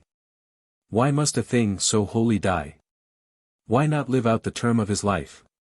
He dies because he is so holy, that he may give his holiness, his strength, his life, just at the moment it is holiest, to his people. When they shall have sacrificed the bull, let them divide it up among those who took part in the procession. The mandate is clear. The procession included representatives of the whole state. The holy flesh is not offered to a god, it is eaten to every man his portion by each and every citizen, that he may get his share of the strength of the bull, of the luck of the state. Now at Magnesia, after the holy civic communion, the meal shared, we hear no more. Next year a fresh bull will be chosen, and the cycle begin again. But at Athens at the annual ox murder, the Buphonia, as it was called, the scene did not so close. The ox was slain with all solemnity, and all those present partook of the flesh, and then the hide was stuffed with straw and sewed up, and next the stuffed animal was set on its feet and yoked to a plough as though it were ploughing. The death is followed by a resurrection. Now this is all important. We are so accustomed to think of sacrifice as the death, the giving up, the renouncing of something. But sacrifice does not mean death at all. It means making holy, sanctifying. And holiness was to primitive man just special strength and life. What they wanted from the bull was just that special life and strength which all the year long they had put into him, and nourished and fostered. That life was in his blood. They could not eat that flesh nor drink that blood unless they killed him. So he must die. But it was not to give him up to the gods that they killed him, not to sacrifice him in our sense, but to have him, keep him, eat him, live by him and through him, by his grace. And so this killing of the sacred beast was always a terrible thing, a thing they fain would have shirked. They fled away after the deed, not looking backwards, they publicly tried and condemned the axe that struck the blow. But their best hope, their strongest desire, was that he had not, could not, really have died. So this intense desire uttered itself in the Dromenon of his resurrection. If he did not rise again, how could they plough and sow again next year? He must live again, he should, he did. The Athenians were a little ashamed of their ox murder, with its grotesque pantomime of the stuffed, resurrected beast. Just so some of us nowadays are getting a little shy of deliberately cursing our neighbors on Ash Wednesday. They probably did not feel very keenly about their food supply, they thought their daily dinner was secure. Anyhow the emotion that had issued in the pantomime was dead, though from sheer habit the pantomime went on. Probably some of the less educated among them thought there might be something in it, and anyhow it was as well to be on the safe side. The queer ceremony had got associated with the worship of Olympian Zeus, and with him you must reckon. Then perhaps your brother-in-law was the ox striker, and anyhow it was desirable that the women should go. Some of the well-born girls had to act as water carriers. The ox murder was obsolete at Athens, but the spirit of the rite is alive today among the Ainos in the remote island of Sagalian. Among the Ainos the bear is what psychologists rather oddly call the main, food focus, the chief, value center. And well he may be. Bear's flesh is the Ainos' staple food, they eat it both fresh and salted, bearskins are their principal clothing. Part of their taxes are paid in bear's fat. The Aino men spend the autumn, winter and spring in hunting the bear. Yet we are told the Ainos worship the bear, they apply to it the name Kamui, which has been translated God. But it is a word applied to all strangers, and so only means what catches attention, and hence is formidable. In the religion of the Ainos, the bear plays a chief part, says one writer. The bear receives idolatrous veneration, says another. They worship it after their fashion, says a third. Have we another case of the heathen in his blindness? Only here he bows down not to gods of wood and stone, but to a live thing, uncouth, shambling but gracious a bear. Instead of theorizing as to what the Aino thinks and imagines, let us observe his doings, his Dromena, his rites, and most of all his great spring and autumn rite, the Dromenon of the bear. We shall find that, detail for detail, it strangely resembles the Greek Dromenon of the bull. As winter draws to a close among the Ainos, a young bear is trapped and brought into the village. At first an Aino woman suckles him at her breast, then later he is fed on his favorite food, fish's tastes are semipolar. When he is at his full strength, that is, when he threatens to break the cage in which he lives, the feast is held. This is usually in September, or October, that is when the season of bear hunting begins. Before the feast begins the Ainos apologize profusely, saying that they have been good to the bear, they can feed him no longer, they must kill him. Then the man who gives the bear feast invites his relations and friends, and if the community be small nearly the whole village attends. On the occasion described by Dr. Shub about 30 Ainos were present, men, women, and children, all dressed in their best clothes. The woman of the house who had suckled the bear sat by herself, sad and silent, only now and then she burst into helpless tears. The ceremony began with libations made to the fire god and to the house god set up in a corner of the house. Next the master and some of the guests left the hut and offered libations in front of the bear's cage. A few drops were presented to him in a saucer, which he promptly upset. Then the women and girls danced round the cage, rising and hopping on their toes, and as they danced they clapped their hands and chanted a monotonous chant. The mother and some of the old women cried as they danced and stretched out their arms to the bear, calling him loving names. The young women who had nursed no bears laughed, after the manner of the young. The bear began to get upset, and rushed round his cage, howling lamentably. Next came a ceremony of special significance which is never omitted at the sacrifice of a bear. Libations were offered to the Ainabas, sacred wands which stand outside the Aino hut. These wands are about 2 feet high and are whittled at the top into spiral shavings. 5 new wands with bamboo leaves attached to them are set up for the festival. The leaves according to the Ainos mean that the bear may come to life again. These wands are especially interesting. The chief focus of attention is of course the bear, because his flesh is for the Aino his staple food. But vegetation is not quite forgotten. The animal life of the bear and the vegetable life of the bamboo leaves are thought of together. Then comes the actual sacrifice. The bear is led out of his cage, a rope is thrown round his neck, and he is perambulated round the neighborhood of the hut. We do not hear that among the Ainos he goes in procession round the village, but among the Gilyaks, not far away in eastern Siberia, the bear is led about the villages. And it is held to be specially important that he should be dragged down to the river, for this will ensure the village a plentiful supply of fish. He is then, among the Gilyaks, taken to each hut in the village, and fish, brandy, and other delicacies are offered to him. Some of the people prostrate themselves in front of him, and his coming into a house brings a blessing, and if he snuffs at the food, that brings a blessing too. To return to the Aino bear. While he is being led about the hut the men, headed by a chief, shoot at the bear with arrows tipped with buttons. But the object of the shooting is not to kill, only apparently to irritate him.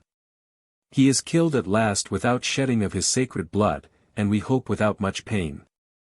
He is taken in front of the sacred wands, a stick placed in his mouth, and 9 men press his neck against a beam. He dies without a sound. Meantime the women and girls, who stand behind the men, dance, lament, and beat the men who are killing their bear. The body of the dead bear is then laid on a mat before the sacred wands. A sword and quiver, taken from the wands, are hung about the bear. If it is a she-bear it is also bedecked with a necklace and rings. Food and drink, millet broth and millet cakes are offered to it. It is decked as an Aino, it is fed as an Aino. It is clear that the bear is in some sense a human bear, an Aino. The men sit down on mats in front of the bear and offer libations, and themselves drink deep. Now that the death is fairly over the morning ends, and all is feasting and merriment. Even the old women lament no more. Cakes of millet are scrambled for. The bear is skinned and disemboweled, the trunk is severed from the head, to which the skin is left hanging. The blood, which might not be shed before, is now carefully collected in cups and eagerly drunk by the men, for the blood is the life. The liver is cut up and eaten raw. The flesh and the rest of the vitals are kept for the day next but one, when it is divided among all persons present at the feast. It is what the Greeks call a dais, a meal divided or distributed. While the bear is being dismembered the girls dance, in front of the sacred wands, and the old women again lament. The bear's brain is extracted from his head and eaten, and the skull, severed from the skin, is hung on a pole near the sacred wands. Thus it would seem the life and strength of the bear is brought near to the living growth of the leaves. The stick with which the bear was gagged is also hung on the pole, and with it the sword and quiver he had worn after his death. The whole congregation, men and women, dance about this strange maypole, and a great drinking bout, in which all men and women alike join, ends the feast. The rite varies as to detail in different places. Among the Gilyaks the bear is dressed after death in full Gilyak costume and seated on a bench of honor. In one part the bones and skull are carried out by the oldest people to a place in the forest not far from the village. There all the bones except the skull are buried. After that a young tree is felled a few inches above the ground, its stump is cleft, and the skull wedged into the cleft. When the grass grows over the spot the skull disappears and there is an end of the bear. Sometimes the bear's flesh is eaten in special vessels prepared for this festival and only used at it. These vessels, which include bowls, platters, spoons, are elaborately carved with figures of bears and other devices. Through all varieties in detail the main intent is the same, and it is identical with that of the rite of the Holy Bull in Greece and the maypole of our forefathers. Great is the sanctity of the bear or the bull or the tree. The bear for a hunting people, the bull for nomads, later for agriculturists, the tree for a forest folk. On the bear and the bull and the tree are focused the desire of the whole people. Bear and bull and tree are sacred, that is, set apart, because full of a special life and strength intensely desired. They are led and carried about from house to house that their sanctity may touch all, and avail for all. The animal dies that he may be eaten, the tree is torn to pieces that all may have a fragment, and, above all, bear and bull and tree die only that they may live again. We have seen, p. 71, that, out of the puppet or the May Queen, actually perceived year after year there arose a remembrance, a mental image, an imagined tree spirit, or summer, or death, a thing never actually seen but conceived. Just so with the bull. Year by year in the various villages of Greece was seen an actual holy bull, and bit by bit from the remembrance of these various holy bulls, who only died to live again each year, there arose the image of a bull spirit, or bull daimon, and finally, if we like to call him so, a bull god. The growth of this idea, this conception, must have been much helped by the fact that in some places the dancers attendant on the holy bull dressed up as bulls and cows. The women worshippers of Dionysus, we are told, wore bull's horns in imitation of the god, for they represented him in pictures as having a bull's head. We know that a man does not turn into a bull, or a bull into a man, the line of demarcation is clearly drawn, but the rustic has no such conviction even today. That crone, his aged aunt, may any day come in at the window in the shape of a black cat, why should she not? It is not, then, that a god takes upon him the form of a bull, or is incarnate in a bull, but that the real bull and the worshipper dressed as a bull are seen and remembered and give rise to an imagined bull god. But, it should be observed, only among gifted, imaginative, that is, image-making, peoples. The Ainos have their actual holy bear, as the Greeks had their holy bull, but with them out of the succession of holy bears there arises, alas, no bear god. We have dwelt long on the bull-driving dithyramb, because it was not obvious on the face of it how driving a bull could help the coming of spring. We understand now why, on the day before the tragedies were performed at Athens, the young men, epheboi, brought in not only the human figure of the god, but also a bull worthy of the god. We understand, too, why in addition to the tragedies performed at the great festival, dithyrambs were also sung bull-driving dithyrambs. We come next to a third aspect of the dithyramb, and one perhaps the most important of all for the understanding of art, and especially the drama. The dithyramb was the song and dance of the new birth. Plato is discussing various sorts of odes or songs. Some, he says, are prayers to the gods. These are called hymns, others of an opposite sort might best be called dirges. Another sort are paeans, and another the birth of Dionysus, I suppose is called dithyramb.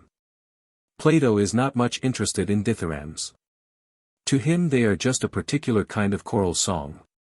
It is doubtful if he even knew that they were spring songs, but this he did know, though he throws out the information carelessly. The dithyramb had for its proper subject the birth or coming to be, the genesis of Dionysus.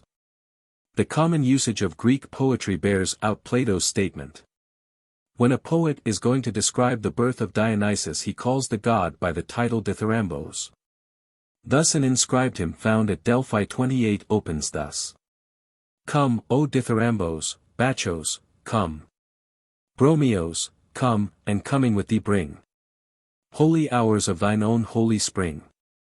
All the stars danced for joy. Mirth of mortals hailed thee, Bacchos, at thy birth. The dithyramb is the song of the birth, and the birth of Dionysus is in the spring, the time of the maypole, the time of the holy bull. And now we come to a curious thing. We have seen how a spirit, a demon, and perhaps ultimately a god, develops out of an actual rite. Dionysus the tree god, the spirit of vegetation, is but a maypole once perceived, then remembered and conceived. Dionysus, the bull god, is but the actual holy bull himself, or rather the succession of annual holy bulls once perceived, then remembered, generalized, conceived. But the god conceived will surely always be made in the image, the mental image, of the fact perceived. If, then, we have a song and dance of the birth of Dionysus, shall we not, as in the Christian religion, have a child god, a holy babe, a savior in the manger, at first in original form as a calf, then as a human child? Now it is quite true that in Greek religion there is a babe Dionysus called Lychnites, hymn of the cradle. 29 The rite of waking up, or bringing to light, the child Lychnites was performed each year at Delphi by the holy women. But it is equally clear and certain that the Dionysus of Greek worship and of the drama was not a babe in the cradle. He was a goodly youth in the first bloom of manhood, with the down upon his cheek, the time when, Homer says, youth is most gracious. This is the Dionysus that we know in statuary, the fair, dreamy youth sunk in reverie. This is the Dionysus whom Pentheus despised and insulted because of his young beauty like a woman's. But how could such a Dionysus arise out of a rite of birth? He could not, and he did not. The dithyramb is also the song of the second or new birth, the dithyrambos is the twice-born. This the Greeks themselves knew. By a false etymology they explained the word dithyrambos as meaning, he of the double door, their word thyra being the same as our door. They were quite mistaken. Dithyrambos, modern philology tells us, is the divine leaper, dancer, and life-giver. But their false etymology is important to us, because it shows that they believed that Dithyrambos was the twice-born. Dionysus was born, they fabled, once of his mother, like all men, once of his father's thigh, like no man.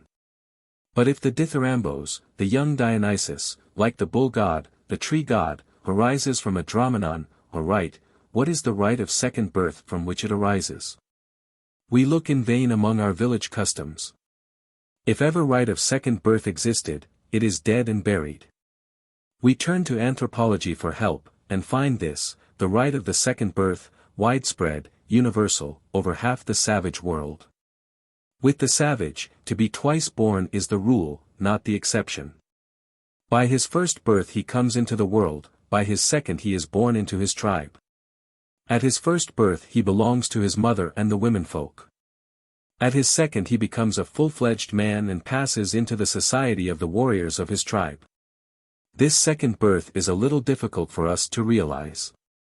A boy with us passes very gradually from childhood to manhood, there is no definite moment when he suddenly emerges as a man.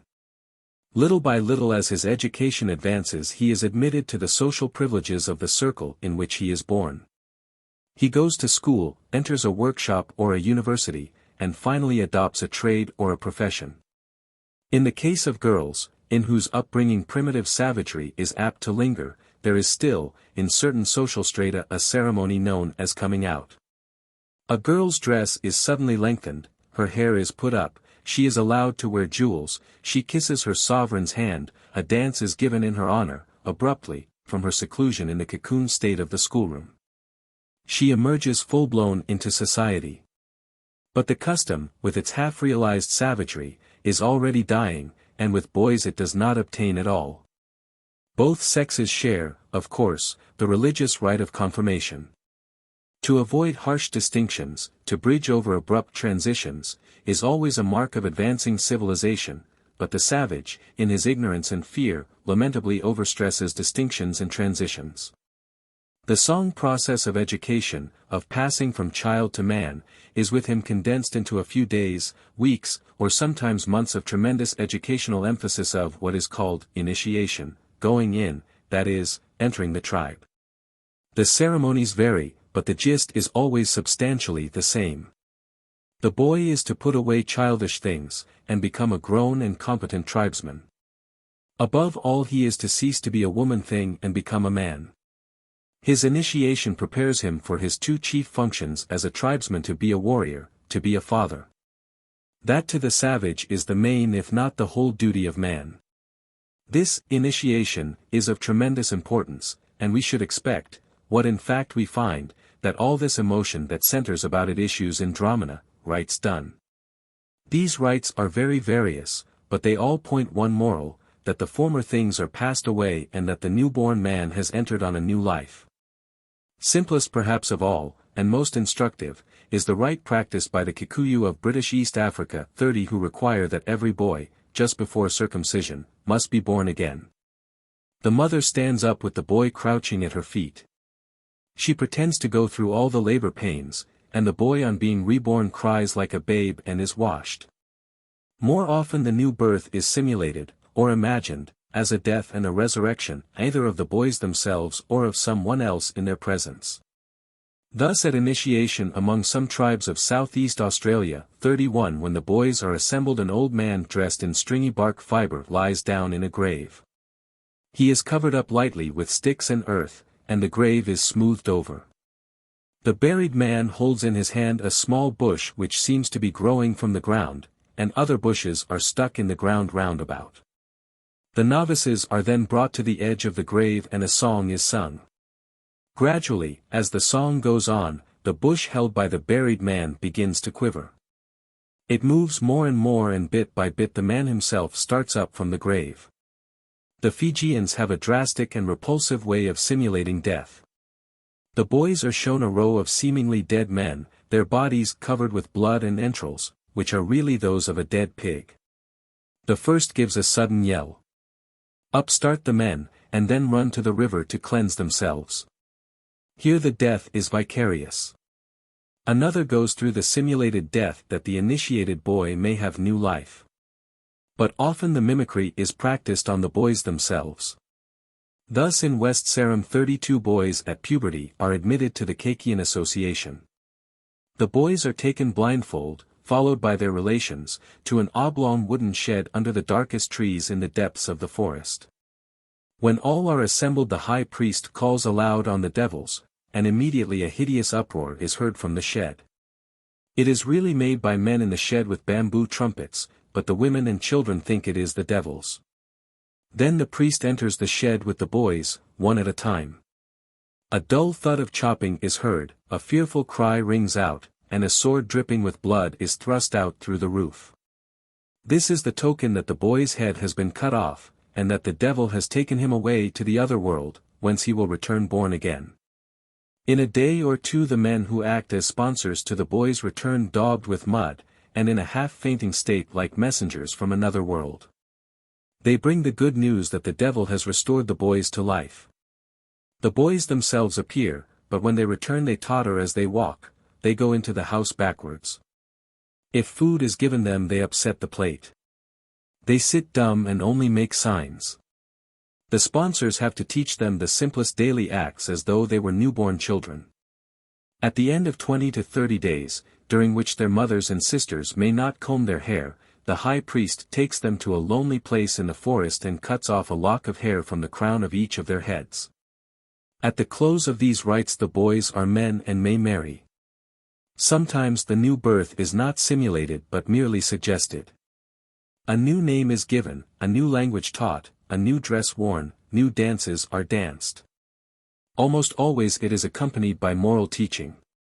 Thus in the Kakian ceremony already described the boys have to sit in a row cross-legged, without moving a muscle, with their hands stretched out. The chief takes a trumpet, and placing the mouth of it on the hand of each lad, he speaks through it in strange tones, imitating the voice of spirits. He warns the boys on pain of death to observe the rules of the society, and never to reveal what they have seen in the Kakian house. The priests also instruct the boys on their duty to their blood relations, and teach them the secrets of the tribe. Sometimes it is not clear whether the new birth is merely suggested or represented in pantomime. Thus among the Bimbinga of North Australia it is generally believed that at initiation a monstrous being called Katajalina, like the Kronos of the Greeks, swallows the boys and brings them up again initiated. But whether there is or is not a Dromenon or rite of swallowing we are not told. In totemistic societies, and in the animal secret societies that seem to grow out of them, the novice is born again as the sacred animal. Thus among the Carrier Indians 33 when a man wants to become a lolam, or bear, however cold the season, he tears off his clothes, puts on a bearskin and dashes into the woods, where he will stay for 3 or 4 days. Every night his fellow villagers will go out in search parties to find him. They cry out Kellulam, come on, bear, and he answers with angry growls. Usually they fail to find him, but he comes back at last himself. He is met and conducted to the ceremonial lodge, and there, in company with the rest of the bears, dances solemnly his first appearance. Disappearance and reappearance is as common a rite in initiation as simulated killing and resurrection, and has the same object.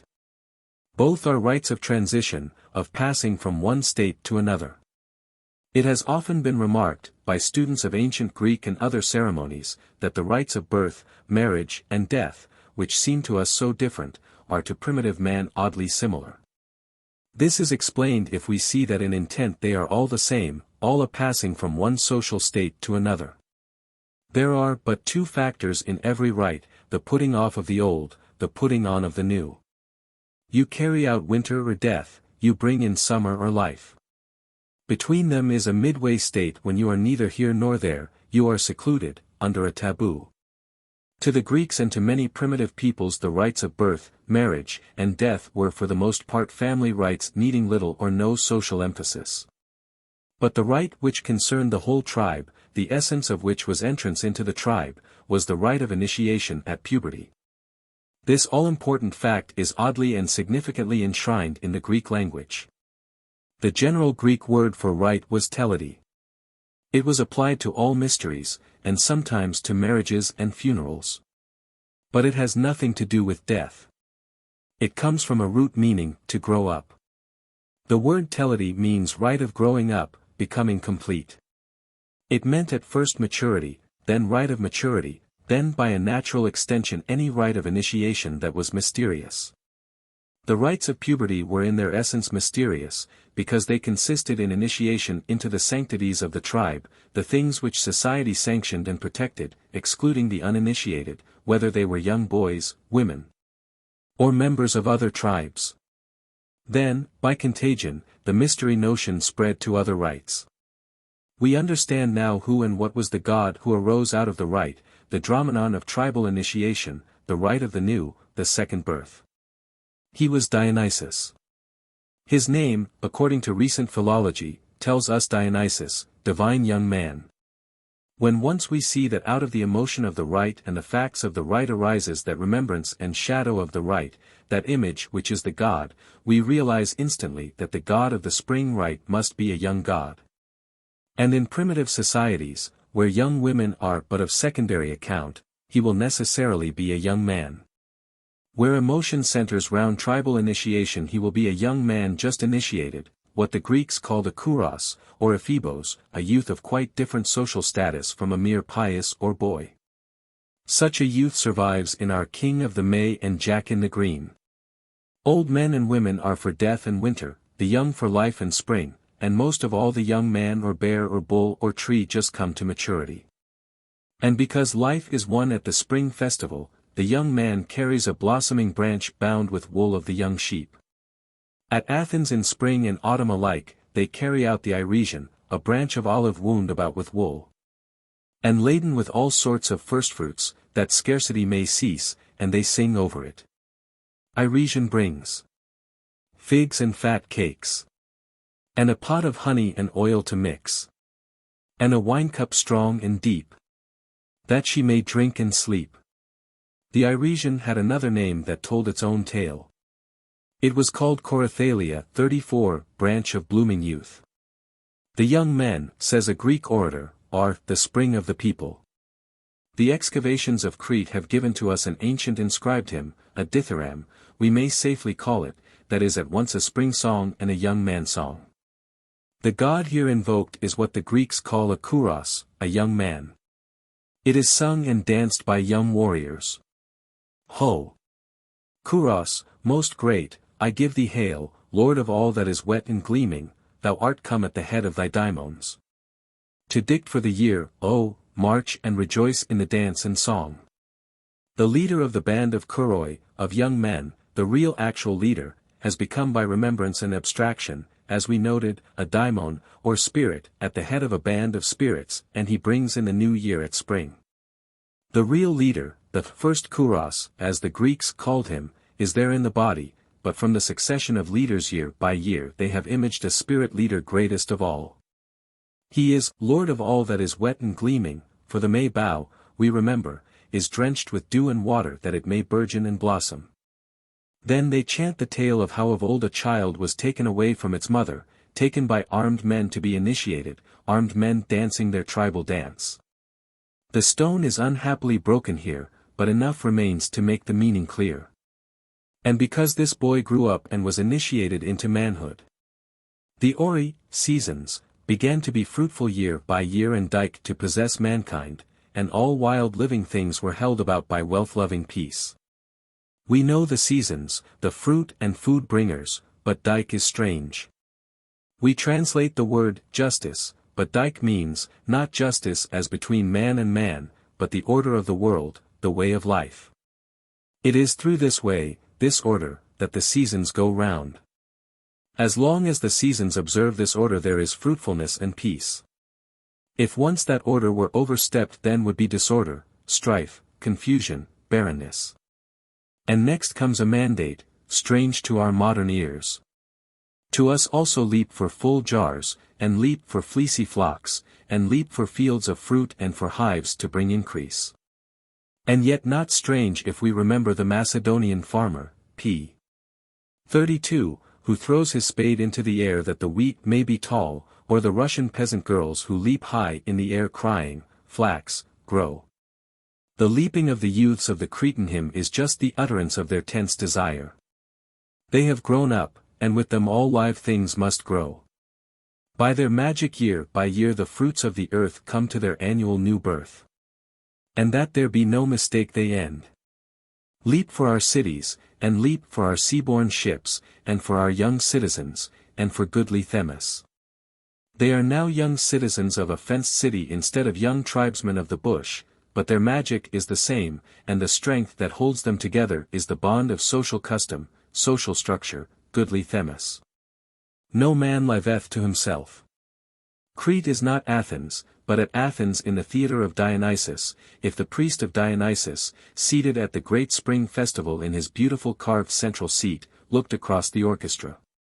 He would see facing him a stone frieze on which was sculptured the Cretan ritual, the armed dancing youths and the child to be year by year reborn. We have seen what the dithyramb, from which sprang the drama, was. A spring song, a song of bull driving, a song and dance of second birth, but all this seems, perhaps, not to bring us nearer to Greek drama, rather to put us farther away. What have the spring and the bull and the birthright to do with the stately tragedies we know with Agamemnon and Iphigenia and Orestes and Hippolytos? That is the question before us, and the answer will lead us to the very heart of our subject. So far we have seen that ritual arose from the presentation and emphasis of emotion felt mainly about food. We have further seen that ritual develops out of and by means of periodic festivals. One of the chief periodic festivals at Athens was the spring festival of the dithyramb. Out of this dithyramb arose, Aristotle says, tragedy, that is, out of ritual arose art. How and why? That is the question before us. V. Transition from ritual to art, the Dromenon, thing done, and the drama. Probably most people when they go to a Greek play for the first time think it a strange performance. According, perhaps, more to their temperament than to their training, they are either very much excited or very much bored. In many minds there will be left a feeling that, whether they have enjoyed the play or not, they are puzzled, there are odd effects, conventions, suggestions. For example, the main deed of the tragedy, the slaying of hero or heroine, is not done on the stage. That disappoints some modern minds unconsciously avid of realism to the point of horror. Instead of a fine thrilling murder or suicide before his very eyes, the spectator is put off with an account of the murder done off the stage.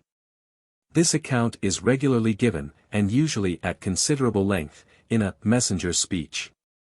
The messenger's speech is a regular item in a Greek play, and though actually it gives scope not only for fine elocution, but for real dramatic effect, in theory we feel it undramatic, and a modern actor has sometimes much ado to make it acceptable. The spectator is told that all these, to him, odd conventions are due to Greek restraint, moderation, good taste, and yet for all their supposed restraint and reserve. He finds when he reads his Homer that Greek heroes frequently burst into floods of tears when a self-respecting Englishman would have suffered in silence. Then again, especially if the play be by Euripides, it ends not with a curtain, not with a great decisive moment, but with the appearance of a god who says a few lines of either exhortation or consolation or reconciliation, which, after the strain and stress of the action itself, strikes some people as rather stilted and formal, or as rather flat and somehow unsatisfying. Worse still, there are in many of the scenes long dialogues, in which the actors wrangle with each other, and in which the action does not advance so quickly as we wish. Or again, instead of beginning with the action, and having our curiosity excited bit by bit about the plot, at the outset someone comes in and tells us the whole thing in the prologue. Prologues, we feel, are out of date, and the Greeks ought to have known better. Or again, of course we admit that tragedy must be tragic, and we are prepared for a decent amount of lamentation, but when an antiphonal lament goes on for pages, we weary and wish that the chorus would stop lamenting and do something. At the back of our modern discontent there is lurking always this queer anomaly of the chorus. We have in our modern theatre no chorus, and when, in the opera, something of the nature of a chorus appears in the ballet, it is a chorus that really dances to amuse and excite us in the intervals of operatic action. It is not a chorus of doddering and pottering old men, moralizing on an action in which they are too feeble to join. Of course, if we are classical scholars we do not cavil at the choral songs. The extreme difficulty of scanning and construing them alone commands a traditional respect, but if we are merely modern spectators, we may be respectful, we may even feel strangely excited, but we are certainly puzzled. The reason of our bewilderment is simple enough. These prologues and messenger speeches and ever-present choruses that trouble us are ritual forms still surviving at a time when the drama has fully developed out of the Dromenon. We cannot here examine all these ritual forms in detail. 35:1, however, the chorus, strangest and most beautiful of all, it is essential we should understand. Suppose that these choral songs have been put into English that in any way represents the beauty of the Greek. Then certainly there will be some among the spectators who get a thrill from the chorus quite unknown to any modern stage effect, a feeling of emotion heightened yet restrained, a sense of entering into higher places. Filled with a larger and a purer a sense of beauty born clean out of conflict and disaster. A suspicion dawns upon the spectator that, great though the tragedies in themselves are, they owe their peculiar, their incommunicable beauty largely to this element of the chorus which seemed at first so strange.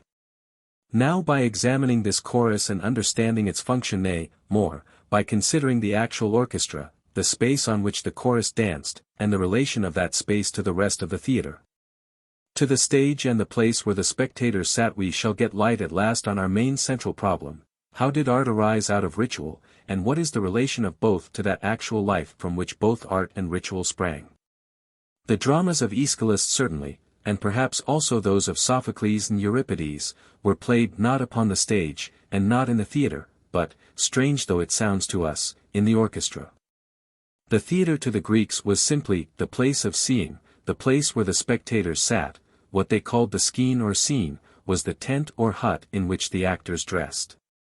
But the kernel and center of the whole was the orchestra, the circular dancing place of the chorus. And, as the orchestra was the kernel and center of the theater, so the chorus, the band of dancing and singing men, this chorus that seems to us so odd and even superfluous, was the center and kernel and starting point of the drama. The chorus danced and sang that dithyramb we know so well, and from the leaders of that dithyramb we remember tragedy arose, and the chorus were at first, as an ancient writer tells us, just men and boys, tillers of the earth, who danced when they rested from sowing and plowing. Now it is in the relation between the orchestra or dancing place of the chorus, and the theater or place of the spectators, a relation that shifted as time went on, that we see mirrored the whole development from ritual to art, from Dromenon to drama. The orchestra on which the dithyramb was danced was just a circular dancing place beaten flat for the convenience of the dancers, and sometimes edged by a stone basement to mark the circle. This circular orchestra is very well seen in the theatre of Epidaurus, of which a sketch is given in Figure 1. The orchestra here is surrounded by a splendid theatron, or spectator place, with seats rising tier above tier. If we want to realize the primitive Greek orchestra or dancing place, we must think these stone seats away. Threshing floors are used in Greece today as convenient dancing places.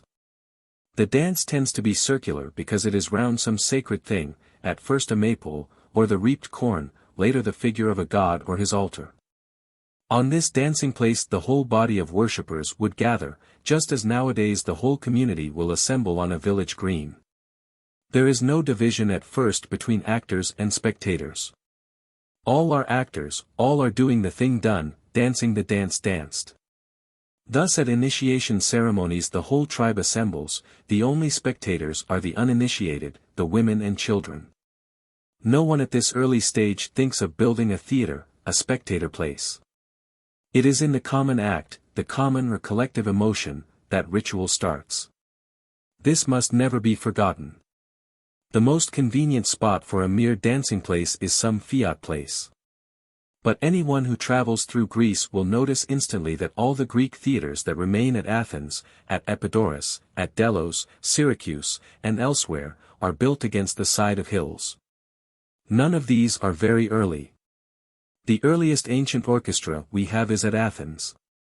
It is a simple stone ring, but it is built against the steep south side of the Acropolis. The oldest festival of Dionysus was, as will presently be seen, held in quite another spot, in the Agora, or marketplace.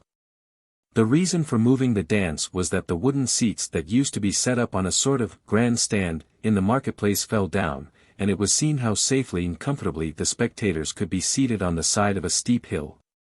The spectators are a new and different element. The dance is not only danced, but it is watched from a distance, it is a spectacle. Whereas in old days all or nearly all were worshippers acting, now many, indeed most, are spectators, watching, feeling, thinking, not doing. It is in this new attitude of the spectator that we touch on the difference between ritual and art. The Dromenon, the thing actually done by yourself, has become a drama, a thing also done, but abstracted from your doing. Let us look for a moment at the psychology of the spectator, at his behavior. Artists, it is often said, and usually felt, are so unpractical. They are always late for dinner, they forget to post their letters and to return the books or even money that is lent them. Art is to most people's minds a sort of luxury, not a necessity. In but recently bygone days music, drawing, and dancing were no part of a training for ordinary life, they were taught at school as accomplishments, paid for as extras. Poets on their side equally used to contrast art and life, as though they were things essentially distinct. Art is long, and time is fleeting. Now commonplaces such as these, being unconscious utterances of the collective mind, usually contain much truth, and are well worth weighing. Art, we shall show later, is profoundly connected with life, it is nowise superfluous. But, for all that, art, both its creation and its enjoyment, is unpractical. Thanks be to God, life is not limited to the practical. When we say art is unpractical, we mean that art is cut loose from immediate action. Take a simple instance. A man, or perhaps still better a child, sees a plate of cherries. Through his senses comes the stimulus of the smell of the cherries, and their bright color urging him, luring him to eat. He eats and is satisfied. The cycle of normal behavior is complete, he is a man or a child of action, but he is no artist, and no art lover. Another man looks at the same plate of cherries. His sight and his smell lure him and urge him to eat. He does not eat. The cycle is not completed, and, because he does not eat, the sight of those cherries, though perhaps not the smell, is altered, purified from desire, and in some way intensified, enlarged. If he is just a man of taste, he will take what we call an aesthetic pleasure in those cherries. If he is an actual artist, he will paint not the cherries, but his vision of them, his purified emotion towards them. He has, so to speak, come out from the chorus of actors, of cherry eaters, and become a spectator. I borrow, by his kind permission, a beautiful instance of what he well calls psychical distance, from the writings of a psychologist. 36. Imagine a fog at sea. For most people it is an experience of acute unpleasantness. Apart from the physical annoyance and remoter forms of discomfort, such as delays, it is apt to produce feelings of peculiar anxiety, fears of invisible dangers, strains of watching and listening for distant and unlocalized signals. The listless movements of the ship and her warning calls soon tell upon the nerves of the passengers. And that special, expectant tacit anxiety and nervousness, always associated with this experience. Make a fog the dreaded terror of the sea, all the more terrifying because of its very silence and gentleness, for the expert seafarer no less than the ignorant landsman. Nevertheless, a fog at sea can be a source of intense relish and enjoyment. Abstract from the experience of the sea fog, for the moment, its danger and practical unpleasantness. Direct the attention to the features objectively constituting the phenomena, the veil surrounding you with an opaqueness as of transparent milk, blurring the outlines of things and distorting their shapes into weird grotesqueness. Observe the carrying power of the air, producing the impression as if you could touch some far-off siren by merely putting out your hand and letting it lose itself behind that white wall. Note the curious creamy smoothness of the water, hypercritically denying as it were any suggestion of danger, and, above all, the strange solitude and remoteness from the world, as it can be found only on the highest mountain tops. And the experience may acquire, in its uncanny mingling of repose and terror, a flavor of such concentrated poignancy and delight as to contrast sharply with the blind and distempered anxiety of its other aspects. This contrast, often emerging with startling suddenness, is like the momentary switching on of some new current, or the passing ray of a brighter light, illuminating the outlook upon perhaps the most ordinary and familiar objects, an impression which we experience sometimes in instants of direst extremity, when our practical interest snaps like a wire from sheer overtension, and we watch the consummation of some impending catastrophe with the marveling unconcern of a mere spectator. It has often been noted that two, and two only, of our senses are the channels of art and give us artistic material. These two senses are sight and hearing. Touch and its special modifications, taste and smell, do not go to the making of art. Decadent French novelists, such as Huysmans, make their heroes revel in perfume symphonies, but we feel that the sentiment described is morbid and unreal, and we feel rightly. Some people speak of a cook as an artist and a pudding as a perfect poem, but a healthy instinct rebels. Art, whether sculpture, painting, drama, music, is of sight or hearing. The reason is simple. Sight and hearing are the distant senses. Sight is, as someone has well said, touch at a distance. Sight and hearing are of things already detached and somewhat remote, they are the fitting channels for art which is cut loose from immediate action and reaction. Taste and touch are too intimate, too immediately vital. In Russian, as Tolstoy has pointed out, and indeed in other languages the same is observable, the word for beauty, krasota, means, to begin with, only that which pleases the sight. Even hearing is excluded. And though latterly people have begun to speak of an ugly deed or of beautiful music, it is not good Russian. The simple Russian does not make Plato's divine muddle between the good and the beautiful. If a man gives his coat to another, the Russian peasant, knowing no foreign language, will not say the man has acted beautifully. To see a thing, to feel a thing, as a work of art, we must, then, become for the time unpractical, must be loosed from the fear and the flurry of actual living, must become spectators. Why is this? Why can we not live and look at once? The fact that we cannot is clear. If we watch a friend drowning, we do not note the exquisite curve made by his body as he falls into the water, nor the play of the sunlight on the ripples as he disappears below the surface. We should be inhuman, aesthetic fiends if we did. And again, why? It would do our friend no harm that we should enjoy the curves and the sunlight, provided we also threw him a rope. But the simple fact is that we cannot look at the curves and the sunlight because our whole being is centered on acting, on saving him. We cannot even, at the moment, fully feel our own terror and impending loss. So again, if we want to see and to feel the splendor and vigor of a lion, or even to watch the cumbrous grace of a bear, we prefer that a cage should intervene. The cage cuts off the need for motor actions. It interposes the needful physical and moral distance, and we are free for contemplation.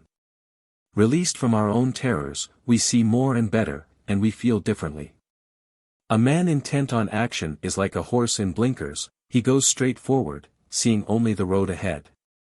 Our brain is, indeed, it would seem, in part, an elaborate arrangement for providing these blinkers. If we saw and realized the whole of everything, we should want to do too many things. The brain allows us not only to remember, but, which is quite as important, to forget and neglect. It is an organ of oblivion. By neglecting most of the things we see and hear, we can focus just on those which are important for action, we can cease to be potential artists and become efficient practical human beings. But it is only by limiting our view, by a great renunciation as to the things we see and feel. The artist does just the reverse. He renounces doing in order to practice seeing. He is by nature what Professor Bergson calls distrait, aloof, absent-minded, intent only, or mainly, on contemplation. That is why the ordinary man often thinks the artist a fool, or, if he does not go so far as that, is made vaguely uncomfortable by him, never really understands him. The artist's focus, all his system of values, is different. His world is a world of images which are his realities. The distinction between art and ritual, which has so long haunted and puzzled us, now comes out quite clearly, and also in part the relation of each to actual life.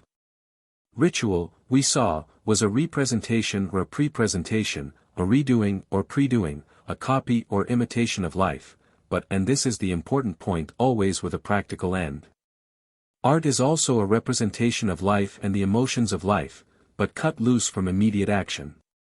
Action may be and often is represented, but it is not that it may lead on to a practical further end. The end of art is in itself. Its value is not mediate but immediate. Thus ritual makes, as it were, a bridge between real life and art, a bridge over which in primitive times it would seem man must pass. In his actual life he hunts and fishes and plows and sows, being utterly intent on the practical end of gaining his food. In the Dromenon of the spring festival, though his acts are unpractical, being mere singing and dancing and mimicry, his intent is practical, to induce the return of his food supply. In the drama the representation may remain for a time the same, but the intent is altered. Man has come out from action, he is separate from the dancers, and has become a spectator. The drama is an end in itself. We know from tradition that in Athens ritual became art, a Dromenon became the drama, and we have seen that the shift is symbolized and expressed by the addition of the theater, or spectator place, to the orchestra, or dancing place. We have also tried to analyze the meaning of the shift. It remains to ask what was its cause. Ritual does not always develop into art, though in all probability dramatic art has always to go through the stage of ritual. The leap from real life to the emotional contemplation of life cut loose from action would otherwise be too wide. Nature abhors a leap, she prefers to crawl over the ritual bridge. There seem at Athens to have been two main causes why the Dromenon passed swiftly, inevitably, into the drama. They are, first, the decay of religious faith, second, the influx from abroad of a new culture and new dramatic material. It may seem surprising to some that the decay of religious faith should be an impulse to the birth of art. We are accustomed to talk rather vaguely of art as the handmaid of religion, we think of art as inspired by religion. But the decay of religious faith of which we now speak is not the decay of faith in a god, or even the decay of some high spiritual emotion, it is the decay of a belief in the efficacy of certain magical rites, and especially of the spring rite. So long as people believed that by excited dancing, by bringing in an image or leading in a bull you could induce the coming of spring, so long would the dramana of the dithyramb be enacted with intense enthusiasm. And with this enthusiasm would come an actual accession and invigoration of vital force. But, once the faintest doubt crept in, once men began to be guided by experience rather than custom, the enthusiasm would die down, and the collective invigoration no longer be felt. Then some day there will be a bad summer, things will go all wrong, and the chorus will sadly ask, "Why should I dance my dance?" They will drift away or become mere spectators of a rite established by custom. The rite itself will die down, or it will live on only as the May Day rites of today, a children's play, or at best a thing done vaguely, for luck. The spirit of the rite, the belief in its efficacy, dies, but the rite itself, the actual mold, persists, and it is this ancient ritual mold, foreign to our own usage, that strikes us today, when a Greek play is revived. As odd and perhaps chill. A chorus, a band of dancers there must be, because the drama arose out of a ritual dance. An agon, or contest, or wrangling, there will probably be, because summer contends with winter, life with death, the new year with the old. A tragedy must be tragic, must have its pathos, because the winter, the old year, must die. There must needs be a swift transition, a clash and change from sorrow to joy, what the Greeks called a peripeteia, a quick turn round, because, though you carry out winter, you bring in summer. At the end we shall have an appearance, an epiphany of a god, because the whole gist of the ancient ritual was to summon the spirit of life. All these ritual forms haunt and shadow the play, whatever its plot, like ancient traditional ghosts. They underlie and sway the movement and the speeches like some compelling rhythm. Now this ritual mold, this underlying rhythm, is a fine thing in itself. And, moreover, it was once shaped and cast by a living spirit, the intense immediate desire for food and life, and for the return of the seasons which bring that food and life. But we have seen that, once the faith in man's power magically to bring back these seasons waned, once he began to doubt whether he could really carry out winter and bring in summer, his emotion towards these rites would cool. Further, we have seen that these rites repeated year by year ended, among an imaginative people, in the mental creation of some sort of daimon or god. This demon, or god, was more and more held responsible on his own account for the food supply and the order of the horn, or seasons, so we get the notion that this demon or god himself led in the seasons. Hermes dances at the head of the Charites, or an Iresian is carried to Helios and the horn. The thought then arises that this man-like demon who rose from a real king of the May, must himself be approached and dealt with as a man, bargained with, sacrificed to. In a word, in place of Dromenon, things done, we get gods worshipped. In place of sacraments, holy bulls killed and eaten in common, we get sacrifices in the modern sense, holy bulls offered to yet holier gods. The relation of these figures of gods to art we shall consider when we come to sculpture. So the Dromenon, the thing done, wanes, the prayer, the praise, the sacrifice waxes. Religion moves away from drama towards theology, but the ritual mold of the Dromenon is left ready for a new content. Again, there is another point. The magical Dromenon, the carrying out of winter, the bringing in of spring, is doomed to an inherent and deadly monotony. It is only when its magical efficacy is intensely believed that it can go on. The life history of a holy bull is always the same, its magical essence is that it should be the same. Even when the life demon is human, his career is uncheckered. He is born, initiated, or born again, he is married, grows old, dies, is buried. And the old story is told again next year. There are no fresh personal incidents, peculiar to one particular demon. If the drama rose from the spring song only, beautiful it might be, but with a beauty that was monotonous, a beauty doomed to sterility. We seem to have come to a sort of impasse, the spirit of the Dromenon is dead or dying, the spectators will not stay long to watch a doing doomed to monotony. The ancient molds are there, the old bottles, but where is the new wine? The pool is stagnant, what angel will step down to trouble the waters? Fortunately we are not left to conjecture what might have happened. In the case of Greece we know, though not as clearly as we wish, what did happen. We can see in part why, though the Dromena of Adonis and Osiris, emotional as they were and intensely picturesque, remained mere ritual, the Dromenon of Dionysus, his dithyramb, blossomed into drama. Let us look at the facts, and first at some structural facts in the building of the theatre. We have seen that the orchestra, with its dancing chorus, stands for ritual, for the stage in which all were worshippers, all joined in a rite of practical intent. We further saw that the theatre, the place for the spectators, stood for art. In the orchestra all is life and dancing, the marble seats are the very symbol of rest, aloofness from action, contemplation. The seats for the spectators grow and grow in importance till at last they absorb, as it were, the whole spirit, and give their name theatre to the whole structure. Action is swallowed up in contemplation. But contemplation of what? At first, of course, of the ritual dance, but not for long. That, we have seen, was doomed to a deadly monotony.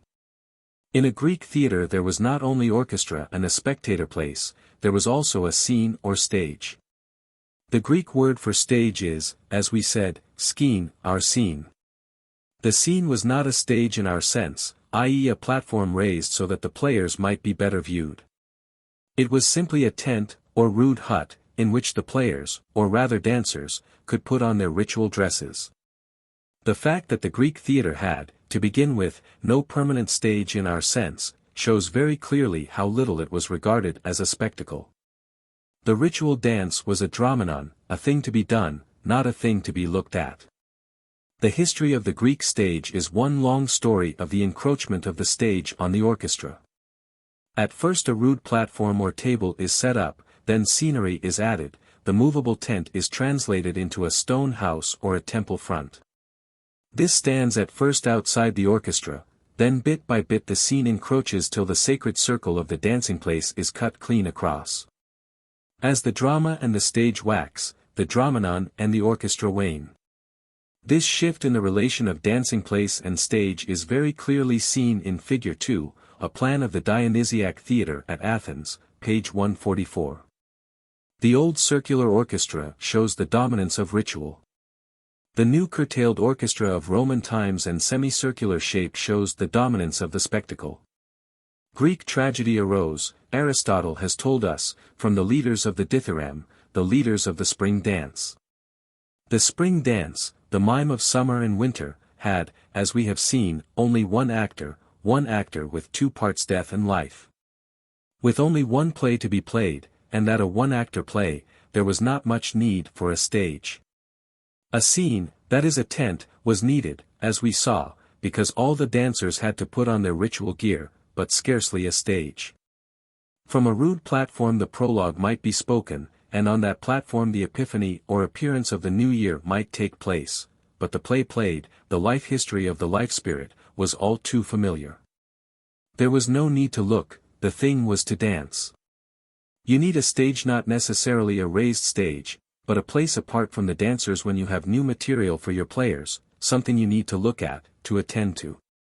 In the 6th century BC, at Athens, came the great innovation. Instead of the old plot, the life history of the life spirit, with its deadly monotony, new plots were introduced, not of life spirits but of human individual heroes. In a word, Homer came to Athens, and out of Homeric stories playwrights began to make their plots. This innovation was the death of ritual monotony and the Dromenon. It is not so much the old that dies as the new that kills. Aeschylus himself is reported to have said that his tragedies were slices from the great banquet of Homer. The metaphor is not a very pleasing one, but it expresses a truth. By Homer, Aeschylus meant not only our Iliad and Odyssey, but the whole body of epic or heroic poetry which centered round not only the siege of Troy but the great expedition of the Seven against Thebes, and which, moreover, contained the stories of the heroes before the siege began, and their adventures after it was ended. It was from these heroic sagas for the most part, though not wholly, that the myths or plots of not only Aeschylus but also Sophocles and Euripides, and a host of other writers whose plays are lost to us, are taken. The new wine that was poured into the old bottles of the Dromena at the spring festival was the heroic saga. We know as an historical fact, the name of the man who was mainly responsible for this inpouring, the great democratic tyrant Pisistratos. We must look for a moment at what Pisistratos found, and then pass to what he did. He found an ancient spring Dromenon, perhaps well nigh a feat.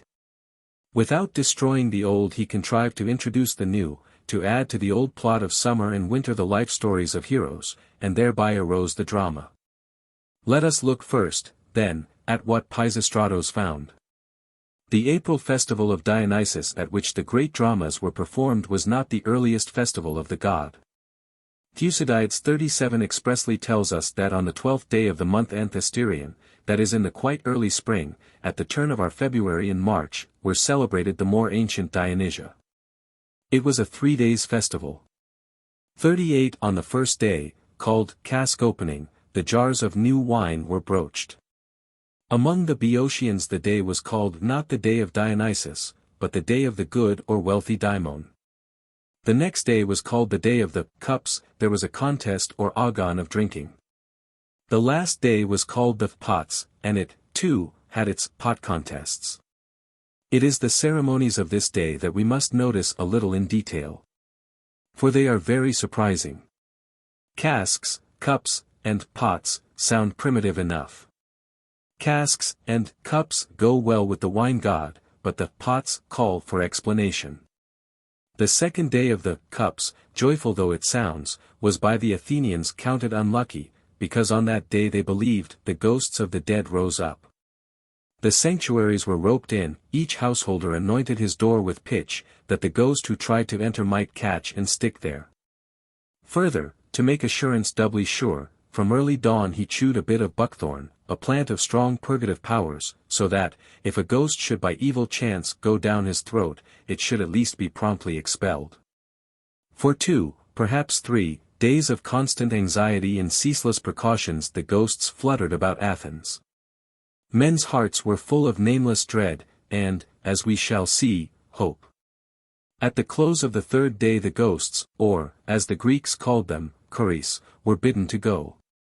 Someone, we do not know whom, it may be each father of a household, pronounced the words, "Out of the door, ye choris." It is no longer Anthesteria, and, obedient, the choris were gone. But before they went there was a supper for these souls. All the citizens cooked a panspermia or pot of all seeds, but of this pot of all seeds no citizen tasted. It was made over to the spirits of the underworld and Hermes their daimon, Hermes, Psychopompus, conductor, leader of the dead. We have seen how a forest people, dependent on fruit trees and berries for their food, will carry a maypole and imagine a tree spirit. But a people of agriculturists will feel and do and think quite otherwise. They will look, not to the forest but to the earth for their returning life and food, they will sow seeds and wait for their sprouting, as in the gardens of Adonis. Adonis seems to have passed through the 2 stages of tree spirit and seed spirit. His effigy was sometimes a tree cut down, sometimes his planted gardens. Now seeds are many, innumerable, and they are planted in the earth, and a people who bury their dead know, or rather feel, that the earth is dead man's land. So, when they prepare a pot of seeds on their All Souls' Day, it is not really or merely as a supper for the souls, though it may be that kindly notion enters. The ghosts have other work to do than to eat their supper and go. They take that supper, of all seeds, that panspermia, with them down to the world below, that they may tend it and foster it and bring it back in autumn as a pot of all fruits, a pancarpia. Thou fool, that which thou sowest is not quickened except it die. The dead, then, as well as the living, this is for us the important point, had their share in the Dromena of the more ancient Dionysia. These agricultural spring Dromena were celebrated just outside the ancient city gates, in the agora, or place of assembly, on a circular dancing place, near to a very primitive sanctuary of Dionysus which was opened only once in the year. At the Feast of Cups. Just outside the gates was celebrated yet another festival of Dionysus equally primitive, called the Dionysia in the Fields. It had the form though not the date of our May Day festival. Plutarch 39 thus laments over the good old times. In ancient days, he says, our fathers used to keep the feast of Dionysus in homely, jovial fashion. There was a procession, a jar of wine and a branch. Then some one dragged in a goat, another followed bringing a wicker basket of figs, and, to crown all, the fallows. It was just a festival of the fruits of the whole earth, wine and the basket of figs and the branch for vegetation, the goat for animal life, the fallows for man. No thought here of the dead, it is all for the living and his food. Such sanctities even a great tyrant might not tamper with. But if you may not upset the old you may without irreverence add the new.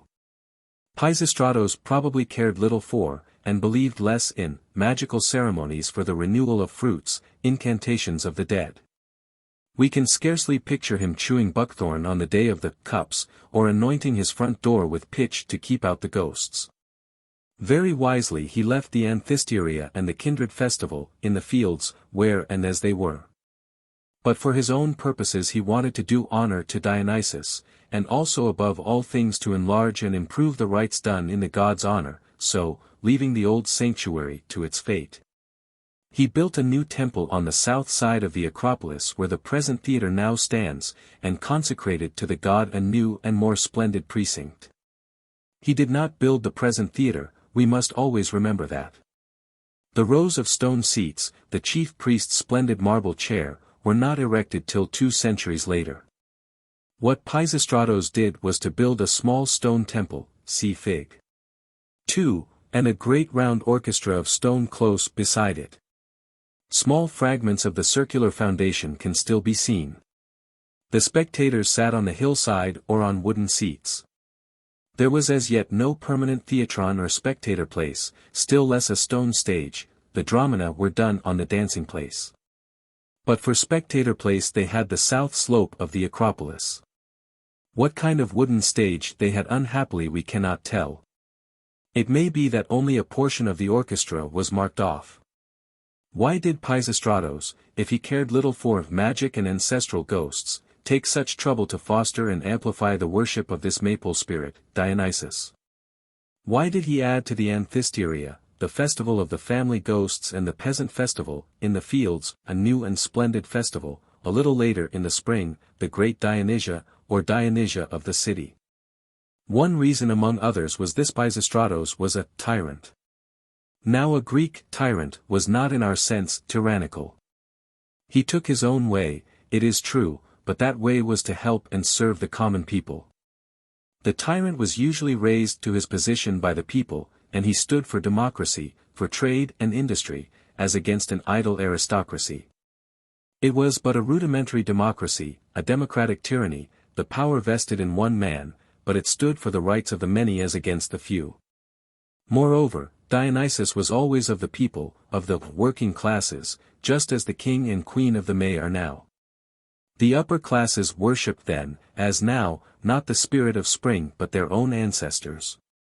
And this was what Pisistratos with great insight saw: Dionysus must be transplanted from the fields to the city. The country is always conservative, the natural stronghold of a landed aristocracy, with fixed traditions. The city with its closer contacts and consequent swifter changes, and, above all, with its acquired, not inherited, wealth, tends towards democracy. Pisistratos left the Dionysia, in the fields, but he added the great Dionysia, in the city. Pisistratos was not the only tyrant who concerned himself with the Dromena of Dionysus. Herodotus 40 tells the story of another tyrant, a story which is like a window opening suddenly on a dark room. At Sicyon, a town near Corinth, there was in the agora a heron, a hero tomb, of an Argive hero, Adrastos. The Sicyonians, says Herodotus, paid other honors to Adrastos, and, moreover, they celebrated his death and disasters with tragic choruses, not honoring Dionysus but Adrastos. We think of tragic choruses as belonging exclusively to the theatre and Dionysus, so did Herodotus, but clearly here they belonged to a local hero. His adventures and his death were commemorated by choral dances and songs. Now when Cleisthenes became tyrant of Sicyon, he felt that the cult of the local hero was a danger. What did he do? Very adroitly he brought in from Thebes another hero as rival to Adrastos. He then split up the worship of Adrastos. Part of his worship, and especially his sacrifices, he gave to the new Theban hero, but the tragic choruses he gave to the common people's god, to Dionysus. Adrastos, the objectionable hero, was left to dwindle and die. No local hero can live on without his cult. The act of Cleisthenes seems to us a very drastic proceeding. But perhaps it was not really so revolutionary as it seems. The local hero was not so very unlike a local demon, a spring or winter spirit. We have seen in the Anthesteria how the paternal ghosts are expected to look after the seeds in spring. The more important the ghost, the more incumbent is this duty upon him. Noblesse oblige. On the river Olympiakos 41 in northern Greece stood the tomb of the hero Olynthos, who gave the river its name. In the spring months of Anthesterion and Elaphibolion the river rises and an immense shoal of fish pass from the lake of Balbi to the river of Olympiakos, and the inhabitants round about can lay in a store of salt fish for all their needs. And it is a wonderful fact that they never pass by the monument of Olynthus. They say that formerly the people used to perform the accustomed rites to the dead in the month Elaphibolion, but now they do them in Anthesterion. And that on this account the fish come up in those months only in which they are wont to do honor to the dead. The river is the chief source of the food supply, so to send fish, not seeds and flowers, is the dead hero's business. Pisistratos was not so daring as Cleisthenes. We do not hear that he disturbed or diminished any local cult. He did not attempt to move the Anthesteria with its ghost cult, he only added a new festival, and trusted to its recent splendor gradually to efface the old. And at this new festival he celebrated the deeds of other heroes, not local but of greater splendor and of wider fame. If he did not bring Homer to Athens, he at least gave Homer official recognition. Now to bring Homer to Athens was like opening the eyes of the blind. Cicero, in speaking of the influence of Pisistratos on literature, says, "He is said to have arranged in their present order the works of Homer, which were previously in confusion. He arranged them not for what we should call publication, but for public recitation," and another tradition adds that he or his son fixed the order of their recitation at the great festival of all Athens, the Panathenaic. Homer, of course, was known before in Athens in a scrappy way, now he was publicly, officially promulgated.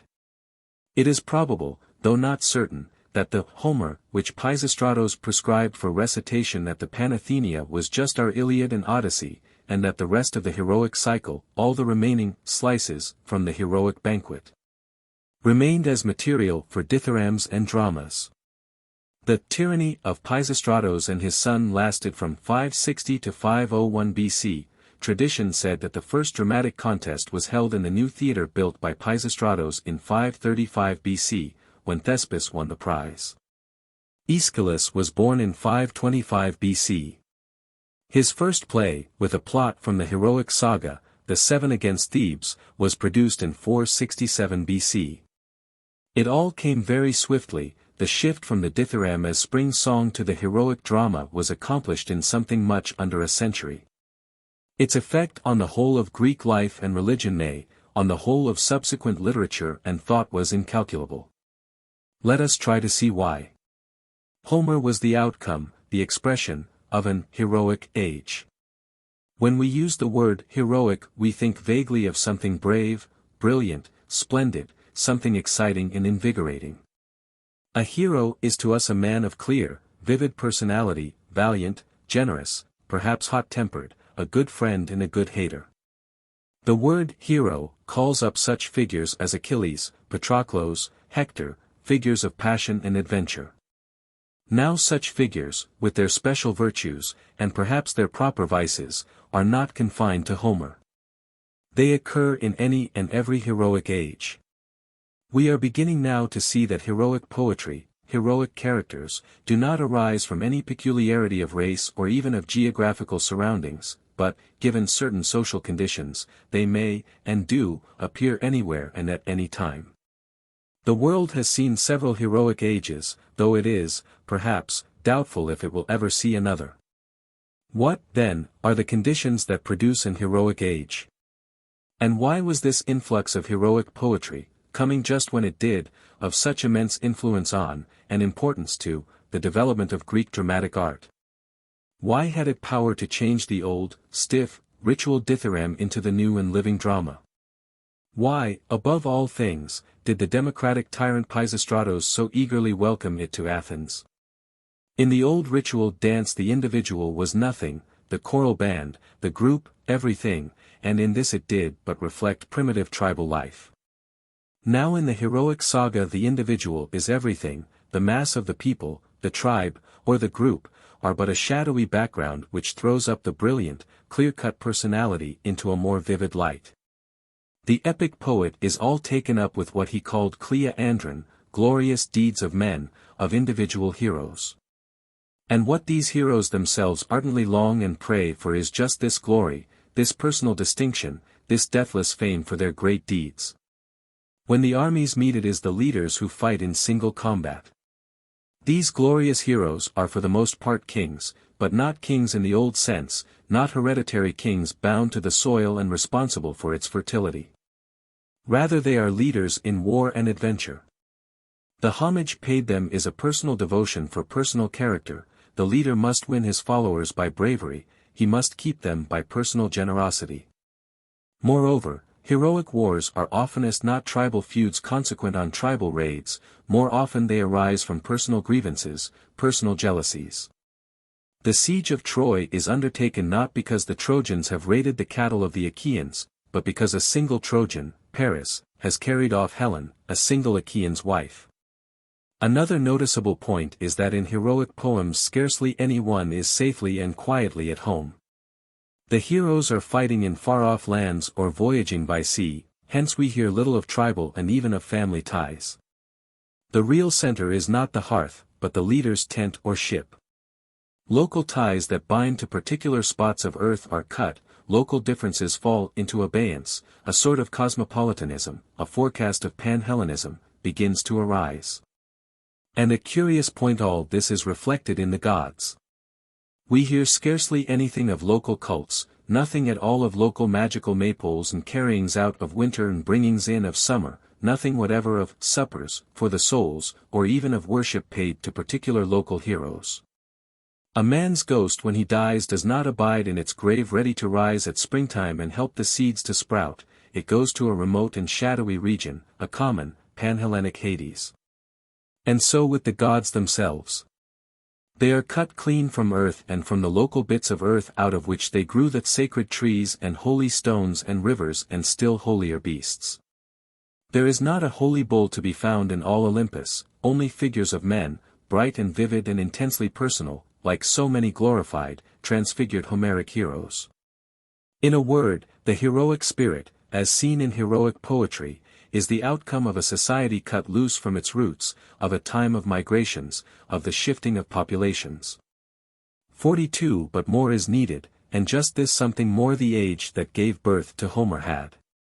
We know now that before the northern people whom we call Greeks, and who called themselves Hellenes, came down into Greece, there had grown up in the basin of the Aegean a civilization splendid, wealthy, rich in art and already ancient. The civilization that has come to light at Troy, Mycenae, Tiryns, and most of all in Crete. The adventurers from north and south came upon a land rich in spoils, where a chieftain with a band of hardy followers might sack a city and dower himself and his men with sudden wealth. Such conditions, such a contact of new and old, of settled splendor beset by unbridled adventure, go to the making of a heroic age, its virtues and its vices, its obvious beauty and its hidden ugliness. In settled, social conditions, as has been well remarked, most of the heroes would sooner or later have found themselves in prison. A heroic age, happily for society, cannot last long. It has about it while it does last a sheen of passing and pathetic splendor, such as that which lights up the figure of Achilles, but it is bound to fade and pass. A heroic society is almost a contradiction in terms. Heroism is for individuals. If a society is to go on at all it must strike its roots deep in some soil, native or alien. The bands of adventurers must disband and go home, or settle anew on the land they have conquered. They must beat their swords into plowshares and their spears into pruning hooks. Their gallant, glorious leader must become a sober, home-keeping, law-giving and law-abiding king. His followers must abate their individuality and make it subserve a common social purpose. Athens, in her sheltered peninsula, lay somewhat outside the tide of migrations and heroic exploits. Her population and that of all Attica remained comparatively unchanged, her kings are kings of the stationary, law-abiding, state-reforming type. Cecrops, Erechtheus, Theseus, are not splendid, flashing, all-conquering figures like Achilles and Agamemnon. Athens might, it would seem, but for the coming of Homer, have lain stagnant in a backwater of conservatism, content to go on chanting her traditional spring songs year by year. It is a wonderful thing that this city of Athens, beloved of the gods, should have been saved from the storm and stress, sheltered from what might have broken, even shattered her, spared the actual horrors of a heroic age, yet given heroic poetry. Given the clear wine cup poured when the ferment was over. She drank of it deep and was glad and rose up like a giant refreshed. We have seen that to make up a heroic age there must be two factors, the new and the old.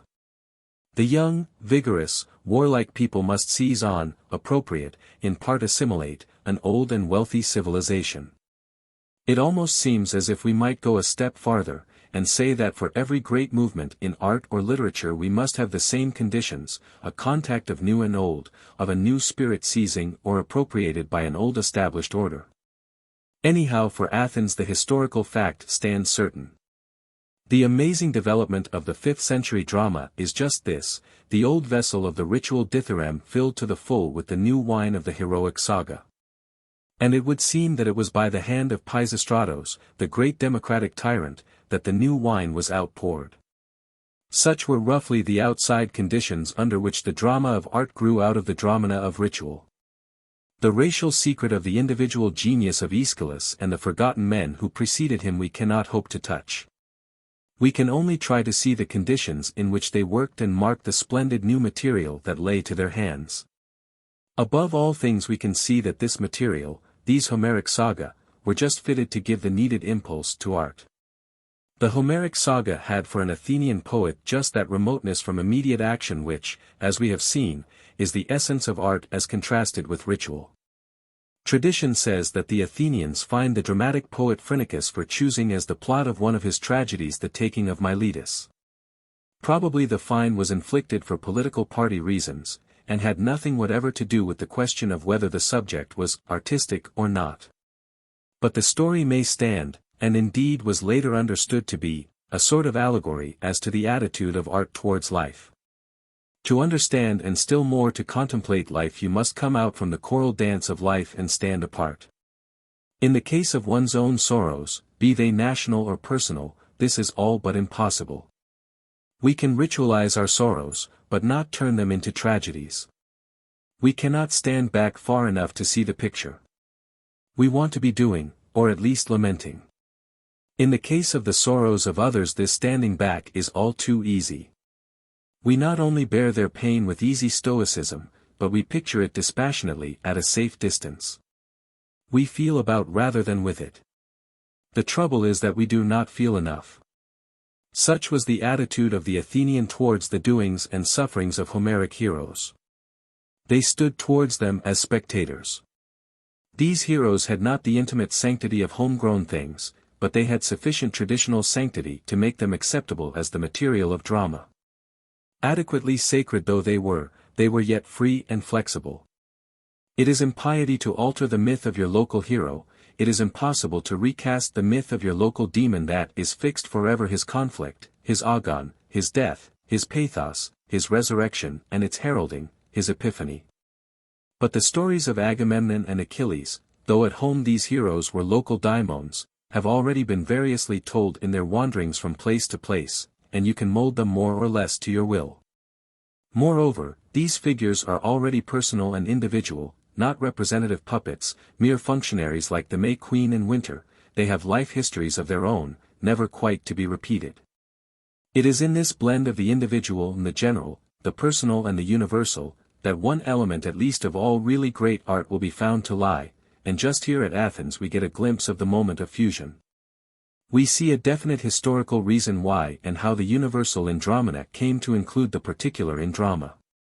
We see, moreover, how in place of the old monotonous plots, intimately connected with actual practical needs, we get material cut off from immediate reactions, seen as it were at the right distance, remote yet not too remote. We see, in a word, how a ritual enacted year by year became a work of art that was a possession forever. Possibly in the mind of the reader there may have been for some time a growing discomfort, an inarticulate protest. All this about Dromenon and drama and dithyrambs, bears and bulls, May queens and tree spirits, even about Homeric heroes, is all very well, curious and perhaps even in a way interesting, but it is not at all what he expected. Still less what he wants. When he bought a book with the odd incongruous title, Ancient Art and Ritual, he was prepared to put up with some remarks on the artistic side of ritual, but he did expect to be told something about what the ordinary man calls art, that is, statues and pictures. Greek drama is no doubt a form of ancient art, but acting is not to the reader's mind the chief of arts. Nay, more, he has heard doubts raised lately and he shares them as to whether acting and dancing, about which so much has been said, are properly speaking arts at all. Now about painting and sculpture there is no doubt. Let us come to business. To a business so beautiful and pleasant as Greek sculpture we shall gladly come, but a word must first be said to explain the reason of our long delay. The main contention of the present book is that ritual and art have, in emotion towards life, a common root, and further, that primitive art develops normally, at least in the case of the drama, straight out of ritual. The nature of that primitive ritual from which the drama arose is not very familiar to English readers. It has been necessary to stress its characteristics. Almost everywhere, all over the world, it is found that primitive ritual consists, not in prayer and praise and sacrifice, but in mimetic dancing. But it is in Greece, and perhaps Greece only, in the religion of Dionysus, that we can actually trace, if dimly, the transition steps that led from dance to drama, from ritual to art. It was, therefore, of the first importance to realize the nature of the dithyramb from which the drama rose, and so far as might be to mark the cause and circumstances of the transition. Leaving the drama, we come in the next chapter to sculpture. And here, too, we shall see how closely art was shadowed by that ritual out of which she sprang. 6. Greek sculpture, the Panathenaic frieze and the Apollo Belvedere. Passing from the drama to sculpture we make a great leap. We pass from the living thing, the dance or the play acted by real people, the thing done, whether as ritual or art, whether Dromenon or drama, to the thing made, cast in outside material rigid form, a thing that can be looked at again and again, but the making of which can never actually be relived whether by artist or spectator. Moreover, we come to a clear threefold distinction and division hitherto neglected. We must at last sharply differentiate the artist, the work of art, and the spectator. The artist may, and usually indeed does, become the spectator of his own work, but the spectator is not the artist. The work of art is, once executed, forever distinct both from artist and spectator. In the primitive choral dance all three artist, work of art, spectator, were fused, or rather not yet differentiated. Handbooks on art are apt to begin with the discussion of rude decorative patterns, and after leading up through sculpture and painting, something vague is said at the end about the primitiveness of the ritual dance. But historically and also genetically or logically the dance in its inchoateness, its undifferentiatedness, comes first. It has in it a larger element of emotion, and less of presentation. It is this inchoateness, this undifferentiatedness, that, apart from historical fact, makes us feel sure that logically the dance is primitive. To illustrate the meaning of Greek sculpture and show its close affinity with ritual, we shall take two instances, perhaps the best known of those that survive, one of them in relief, the other in the round. The Panathenaic frieze of the Parthenon at Athens and the Apollo Belvedere, and we shall take them in chronological order. As the actual frieze and the statue cannot be before us, we shall discuss no technical questions of style or treatment, but simply ask how they came to be, what human need do they express. The Parthenon frieze is in the British Museum, the Apollo Belvedere is in the Vatican at Rome, but is readily accessible in casts or photographs. The outlines given in figures 5 and 6 can of course only serve to recall subject matter and design. The Panathenaic frieze once decorated the cella or innermost shrine of the Parthenon, the temple of the maiden goddess Athena.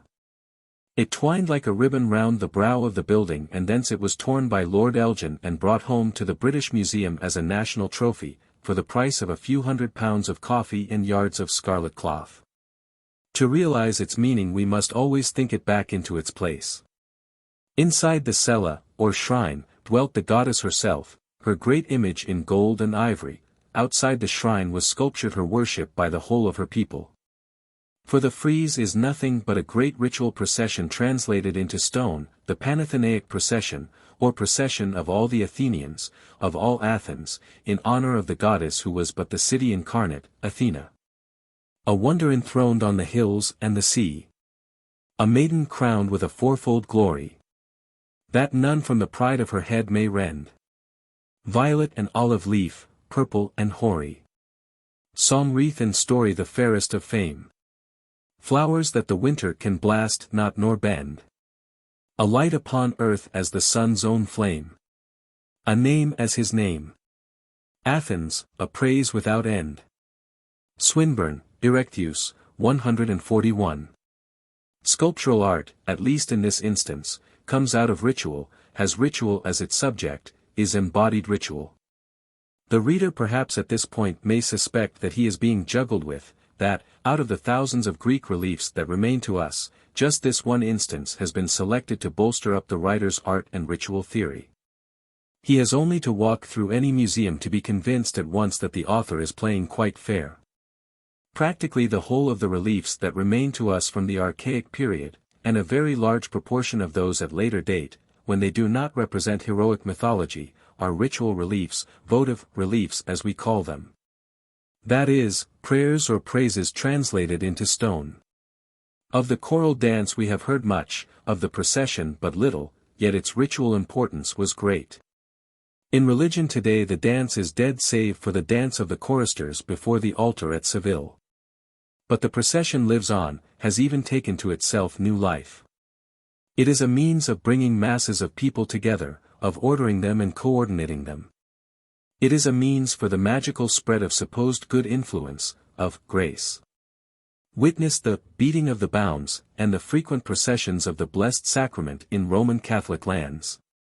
The Queen of the May and the Jack in the Green still go from house to house. Nowadays it is to collect pence. Once it was to diffuse grace and increase. We remember the procession of the Holy Bull at Magnesia and the Holy Bear at Segalian, pages 92 to 100. What, then, was the object of the Panathenaic procession? It was first, as its name indicates, a procession that brought all Athens together. Its object was social and political, to express the unity of Athens. Ritual in primitive times is always social, collective. The arrangement of the procession is shown in figures 3 and 4, pages 174, 175. In figure 3 we see the procession as it were in real life, just as it is about to enter the temple and the presence of the 12 gods. These gods are shaded black because in reality invisible. Figure 4 is a diagram showing the position of the various parts of the procession in the sculptural frieze. At the west end of the temple the procession begins to form, the youths of Athens are mounting their horses.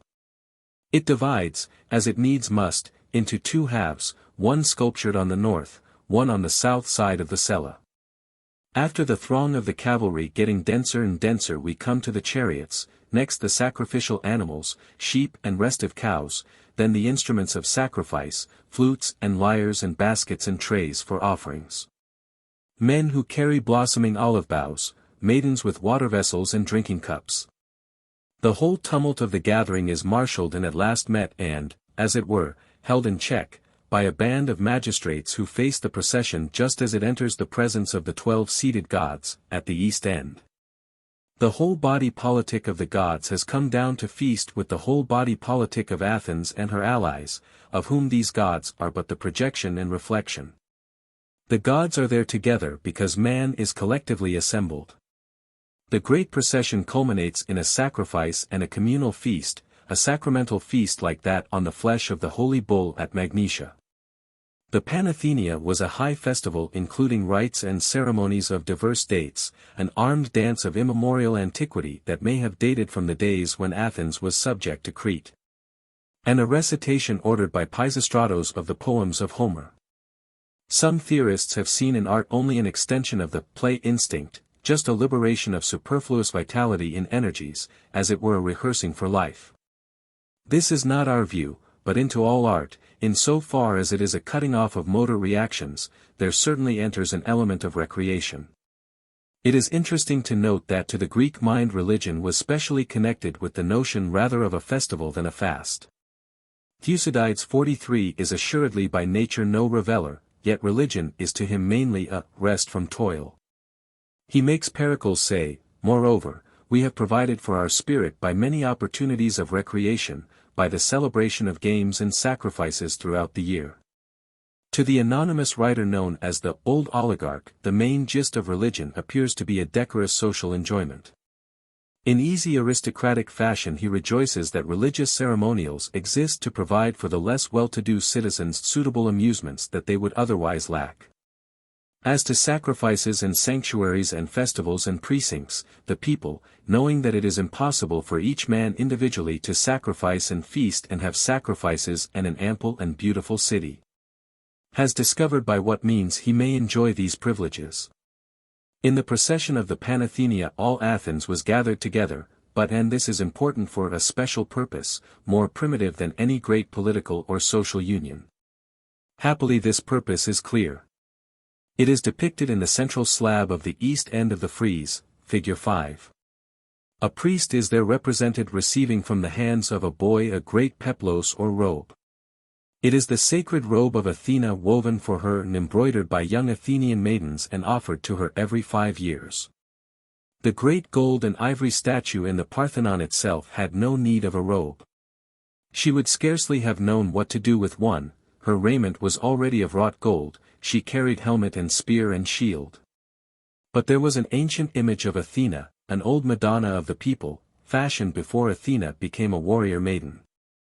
This image was rudely hewn in wood, it was dressed and decked doll fashion like a May queen, and to her the great peplos was dedicated.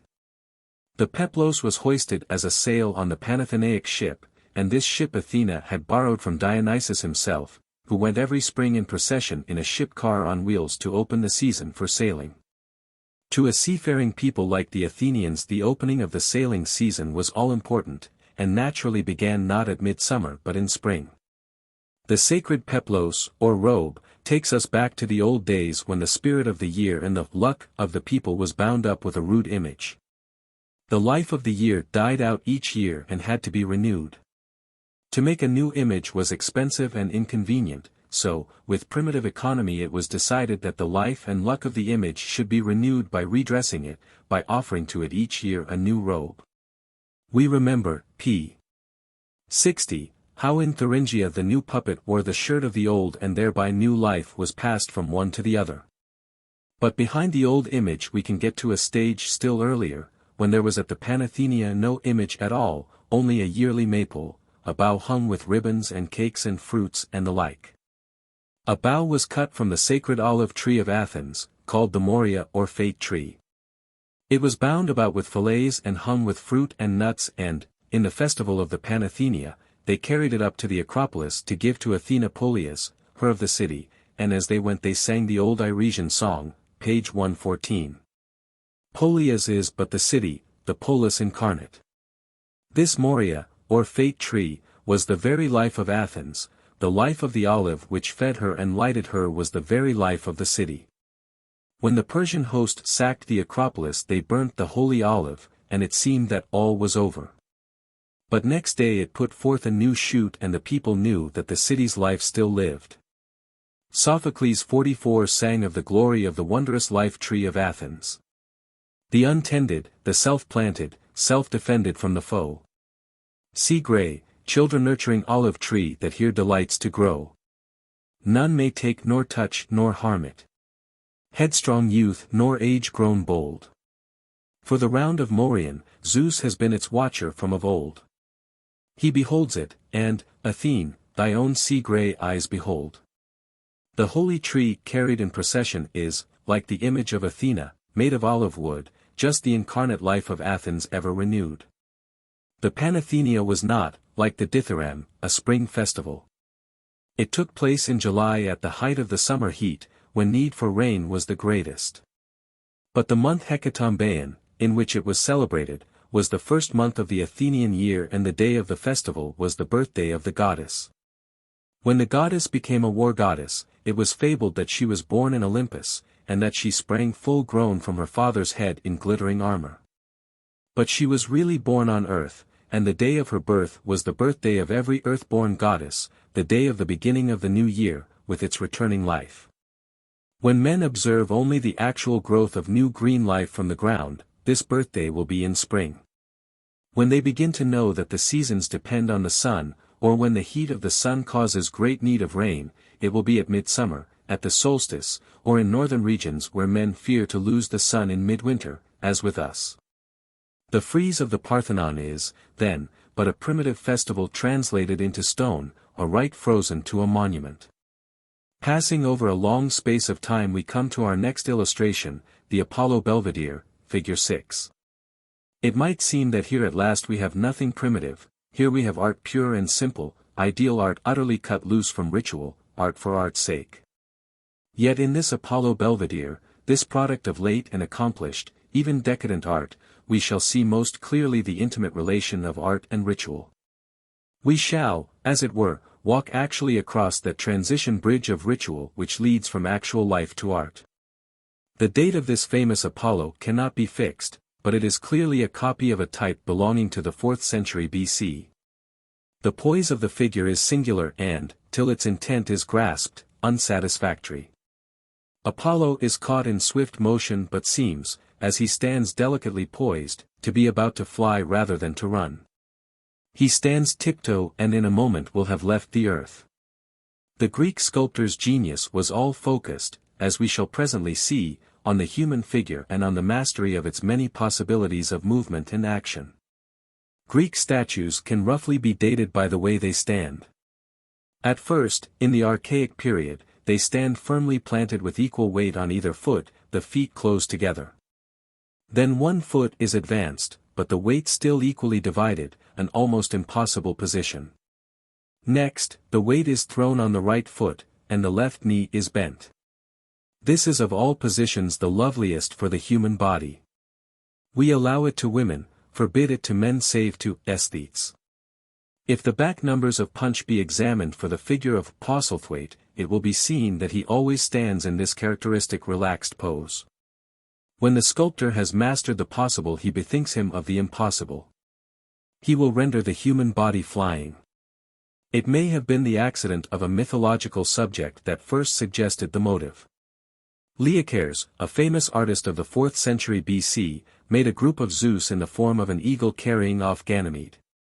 A replica of the group is preserved in the Vatican, and should stand for comparison near the Apollo.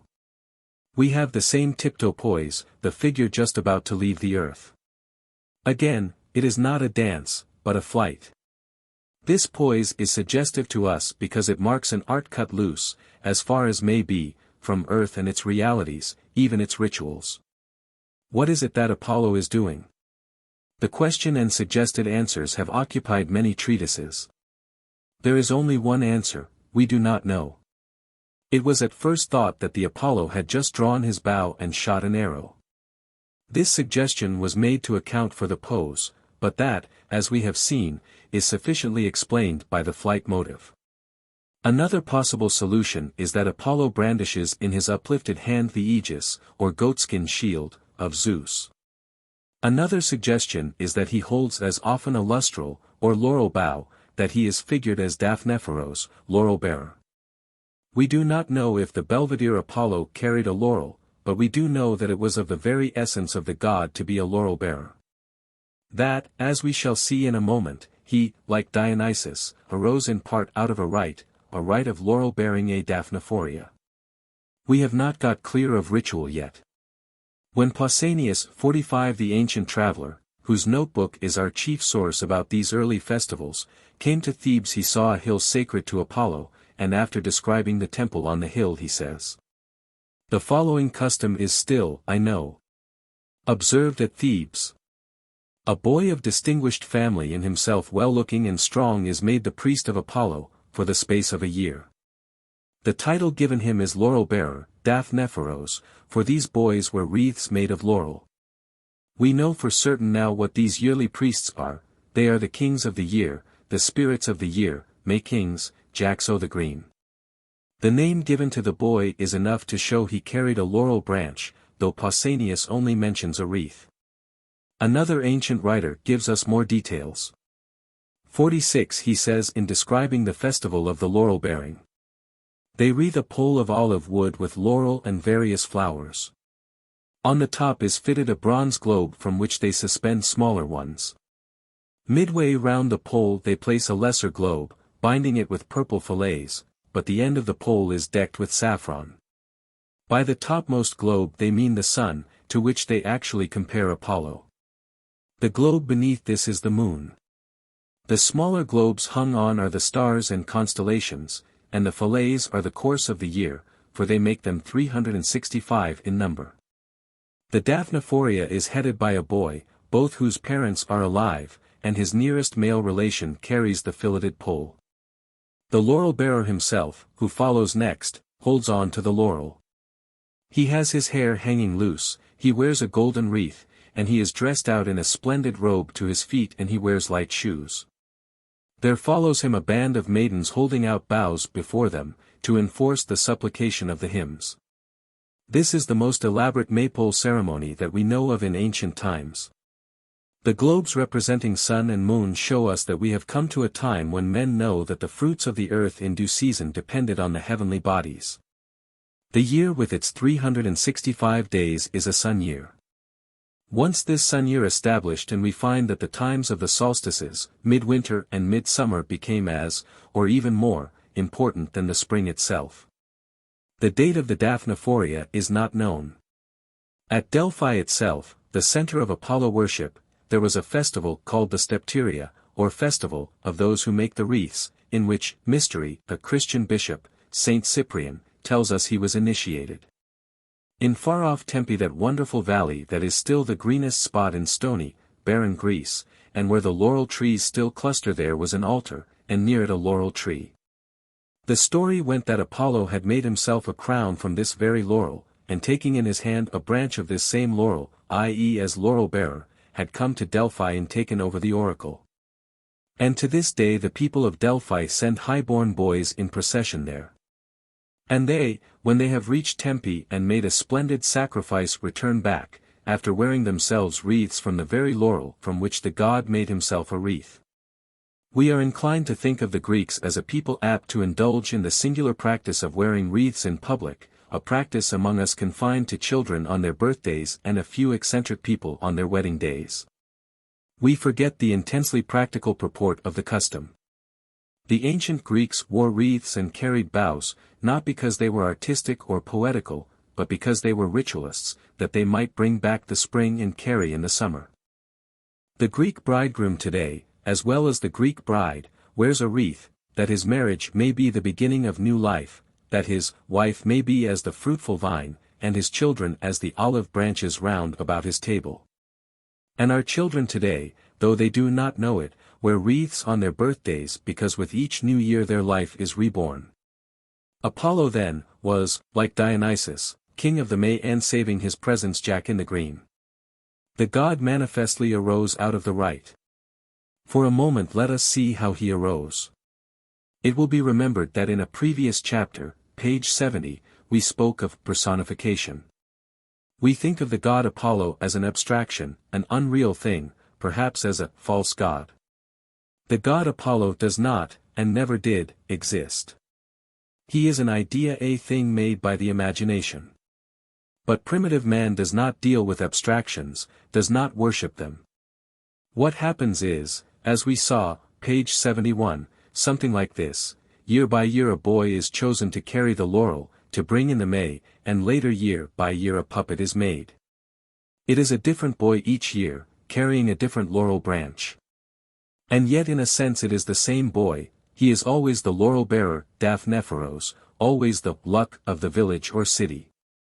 This laurel-bearer, the same yesterday, today, and forever, is the stuff of which the god is made. The god arises from the right, he is gradually detached from the right, and as soon as he gets a life and being of his own, apart from the right, he is a first stage in art, a work of art existing in the mind. Gradually detached from even the fated action of ritual, and later to be the model of the actual work of art, the copy in stone. The stages, it would seem, are, actual life with its motor reactions, the ritual copy of life with its fated reactions, the image of the god projected by the right, and, last, the copy of that image, the work of art. We see now why in the history of all ages and every place art is what is called the handmaid of religion. She is not really the handmaid at all. She springs straight out of the right, and her first outward leap is the image of the god. Primitive art in Greece, in Egypt, in Assyria, 47 represents either rites, processions, sacrifices, magical ceremonies, embodied prayers, or else it represents the images of the gods who spring from those rites.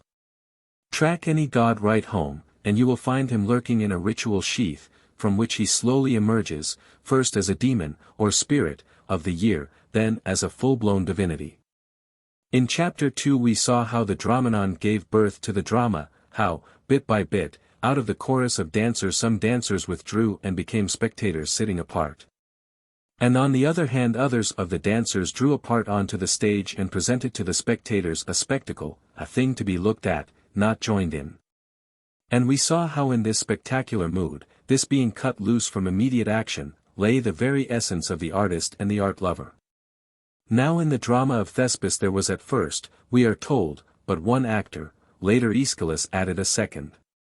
It is clear who this actor, this protagonist or first contender, was, the one actor with the double part, who was death to be carried out and summer to be carried in. He was the bow-bearer, the only possible actor in the one-part play of the renewal of life and the return of the year. The May King, the leader of the choral dance, gave birth not only to the first actor of the drama, but also, as we have just seen, to the god, be he Dionysus or be he Apollo. And this figure of the god thus imagined out of the year spirit was perhaps more fertile for art than even the protagonist of the drama. It may seem strange to us that a god should rise up out of a dance or a procession, because dances and processions are not an integral part of our national life, and do not call up any very strong and instant emotion. The old instinct lingers, it is true, and emerges at critical moments. When a king dies we form a great procession to carry him to the grave, but we do not dance. We have court balls, and these with their stately ordered ceremonials are perhaps the last survival of the genuinely civic dance, but a court ball is not given at a king's funeral nor in honor of a god. But to the Greek the god and the dance were never quite sundered. It almost seems as if in the minds of Greek poets and philosophers there lingered some dim half-conscious remembrance that some of these gods at least actually came out of the ritual dance. Thus, Plato, 48, in treating of the importance of rhythm in education says, "The gods, pitying the toilsome race of men, have appointed the sequence of religious festivals to give them times of rest, and have given them the Muses and Apollo. The Muse leader, as fellow revelers. The young of all animals," he goes on to say, "cannot keep quiet, either in body or voice. They must leap and skip and overflow with gamesomeness and sheer joy, and they must utter all sorts of cries. But whereas animals have no perception of order or disorder in their motions, the gods who have been appointed to men as our fellow dancers have given to us a sense of pleasure in rhythm and harmony. And so they move us and lead our bands, knitting us together with songs and in dances, and these we call choruses." Nor was it only Apollo and Dionysus who led the dance. Athena herself danced the Pyrrhic dance. "Our Virgin Lady," says Plato, "delighting in the sports of the dance, thought it not meet to dance with empty hands, she must be clothed in full armor, and in this attire go through the dance. And youths and maidens should in every respect imitate her example, honoring the goddess, both with a view to the actual necessities of war and to the festivals." Plato is unconsciously inverting the order of things, natural happenings. Take the armed dance. There is, first, the actual necessity of war. Men go to war armed, to face actual dangers, and at their head is a leader in full armor. That is real life. There is then the festal reenactment of war, when the fight is not actually fought, but there is an imitation of war. That is the ritual stage, the Dromenon. Here, too, there is a leader. More and more this dance becomes a spectacle, less and less in action.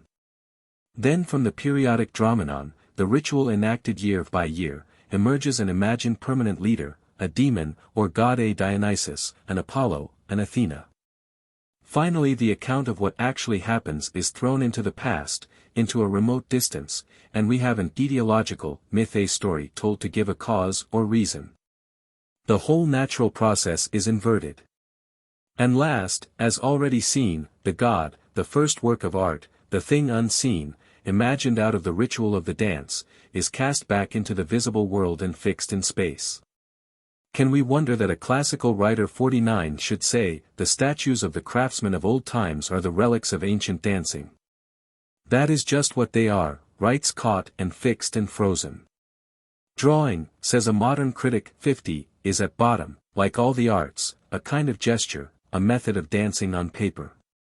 Sculpture, drawing, all the arts save music are imitative, so was the dance from which they sprang. But imitation is not all, or even first. The dance may be mimetic, but the beauty and verve of the performance, not closeness of the imitation impresses, and tame additions of truth will encumber and not convince. The dance must control the pantomime. Art, that is, gradually dominates mere ritual. We come to another point. The Greek gods as we know them in classical sculpture are always imaged in human shape. This was not of course always the case with other nations. We have seen how among savages the totem, that is, the emblem of tribal unity, was usually an animal or a plant. We have seen how the emotions of the Siberian tribe in Sagalian focused on a bear. The savage totem, the Sagalian bear, is on the way to be, but is not quite, a god. He is not personal enough. The Egyptians, and in part the Assyrians, halted halfway and made their gods into monstrous shapes, half animal, half man, which have their own mystical grandeur. But since we are men ourselves, feeling human emotion, if our gods are in great part projected emotions, the natural form for them to take is human shape. Art imitates nature, says Aristotle, in a phrase that has been much misunderstood. It has been taken to mean that art is a copy or reproduction of natural objects. But by nature, Aristotle never means the outside world of created things, he means rather creative force, what produces, not what has been produced. We might almost translate the Greek phrase, art, like nature, creates things, art acts like nature in producing things. These things are, first and foremost, human things, human action. The drama, with which Aristotle is so much concerned, invents human action like real, natural action. Dancing imitates character, emotion, action. Art is to Aristotle almost wholly bound by the limitations of human nature. This is, of course, characteristically a Greek limitation. Man is the measure of all things, said the old Greek sophist, but modern science has taught us another lesson. Man may be in the foreground, but the drama of man's life is acted out for us against a tremendous background of natural happenings, a background that preceded man and will outlast him. And this background profoundly affects our imagination, and hence our art. We moderns are in love with the background. Our art is a landscape art. The ancient landscape painter could not, or would not, trust the background to tell its own tale. If he painted a mountain he set up a mountain god to make it real. If he outlined a coast he set human coast nymphs on its shore to make clear the meaning. Contrast with this our modern landscape, from which bit by bit the nymph has been wholly banished. It is the art of a stage, without actors, a scene which is all background, all suggestion. It is an art given us by sheer recoil from science, which has dwarfed actual human life almost to imaginative extinction. Landscape, then, offered to the modern imagination a scene empty of definite actors, superhuman or human, that yielded to reverie without challenge all that is in a moral without a creed, tension or ambush of the dark, threat of ominous gloom. The relenting and tender return or overwhelming outburst of light, the pageantry of clouds above a world turned Quaker, the monstrous weeds of trees outside the town, the sea that is obstinately epic still. 51. It was to this world of backgrounds that men fled, hunted by the sense of their own insignificance. Minds the most strictly bound in their acts by civil life, in their fancy by the shriveled look of destiny under scientific speculation. Felt on solitary hill or shore those tides of the blood stir again that are ruled by the sun and the moon and travelled as if to tryst where an apparition might take form. Poets ordained themselves to this vigil, haunters of a desert church, prompters of an elemental theatre, listeners in solitary places for intimations from a spirit in hiding, in painters followed the impulse of Wordsworth. We can only see the strength and weakness of Greek sculpture, feel the emotion of which it was the utterance, if we realize clearly this modern spirit of the background. All great modern, and perhaps even ancient, poets are touched by it. Drama itself, as Nietzsche showed, hankers after dissolution into mystery. Shakespeare would occasionally knock the back out of the stage with a window opening on the cloud-capped towers. But Maeterlinck is the best example, because his genius is less. He is the embodiment, almost the caricature, of a tendency. Maeterlinck sets us figures in the foreground only to launch us into that limbus. The supers jabbering on the scene are there, children of presentiment and fear, to make us aware of a third, the mysterious one, whose name is not on the bills. They come to warn us by the nervous check and hurry of their gossip of the approach of that background power. Omen after omen announces him, the talk starts and drops at his approach, a door shuts and the thrill of his passage is the play. 52. It is, perhaps, the temperaments that are most allured and terrified by this art of the bogey and the background that most feel the need of and best appreciate the calm and level, rational dignity of Greek naturalism and especially the naturalism of Greek sculpture. For it is naturalism, not realism, not imitation. By all manner of renunciations Greek sculpture is what it is. The material, itself marble, is utterly unlike life, it is perfectly cold and still, it has neither the texture or the coloring of life. The story of Pygmalion who fell in love with the statue he had himself sculptured is as false as it is tasteless. Greek sculpture is the last form of art to incite physical reaction. It is remote almost to the point of chill abstraction. The statue in the round renounces not only human life itself, but all the natural background and setting of life. The statues of the Greek gods are Olympian in spirit as well as subject. They are like the gods of Epicurus, cut loose alike from the affairs of men, and even the ordered ways of nature. So Lucretius 53 pictures them, the divinity of the gods is revealed and their tranquil abodes, which neither winds do shake nor clouds drench with rains. Nor snow congealed by sharp frost harms with hoary fall, an ever cloudless ether o'er canopies them, and they laugh with light shed largely around. Nature, too, supplies all their wants, and nothing ever impairs their peace of mind. Greek art moves on through a long course of technical accomplishment, of ever-increasing mastery over materials and methods. But this course we need not follow. For our argument the last word is said in the figures of these Olympians translated into stone. Born of pressing human needs and desires, images projected by active and even anxious ritual, they pass into the upper air and dwell aloof, spectator-like and all but spectral. 7. Ritual, Art and Life. In the preceding chapters we have seen ritual emerge from the practical doings of life. We have noted that in ritual we have the beginning of a detachment from practical ends. We have watched the merely emotional dance develop from an undifferentiated chorus into a spectacle performed by actors and watched by spectators, a spectacle cut off, not only from real life, but also from ritual issues. A spectacle, in a word, that has become an end in itself. We have further seen that the choral dance is an undifferentiated whole which later divides out into three clearly articulate parts, the artist, the work of art, the spectator, or art lover. We are now in a position to ask what is the good of all this antiquarian inquiry?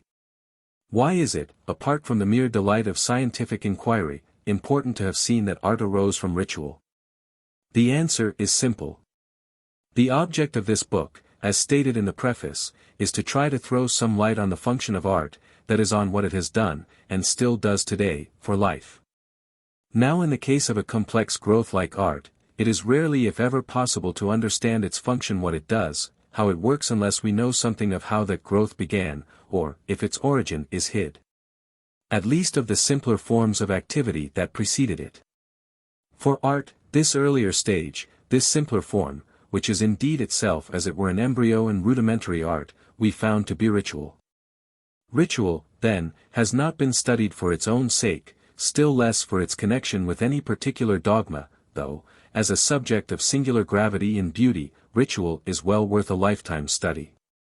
It has been studied because ritual is, we believe, a frequent and perhaps universal transition stage between actual life and that peculiar contemplation of or emotion towards life which we call art.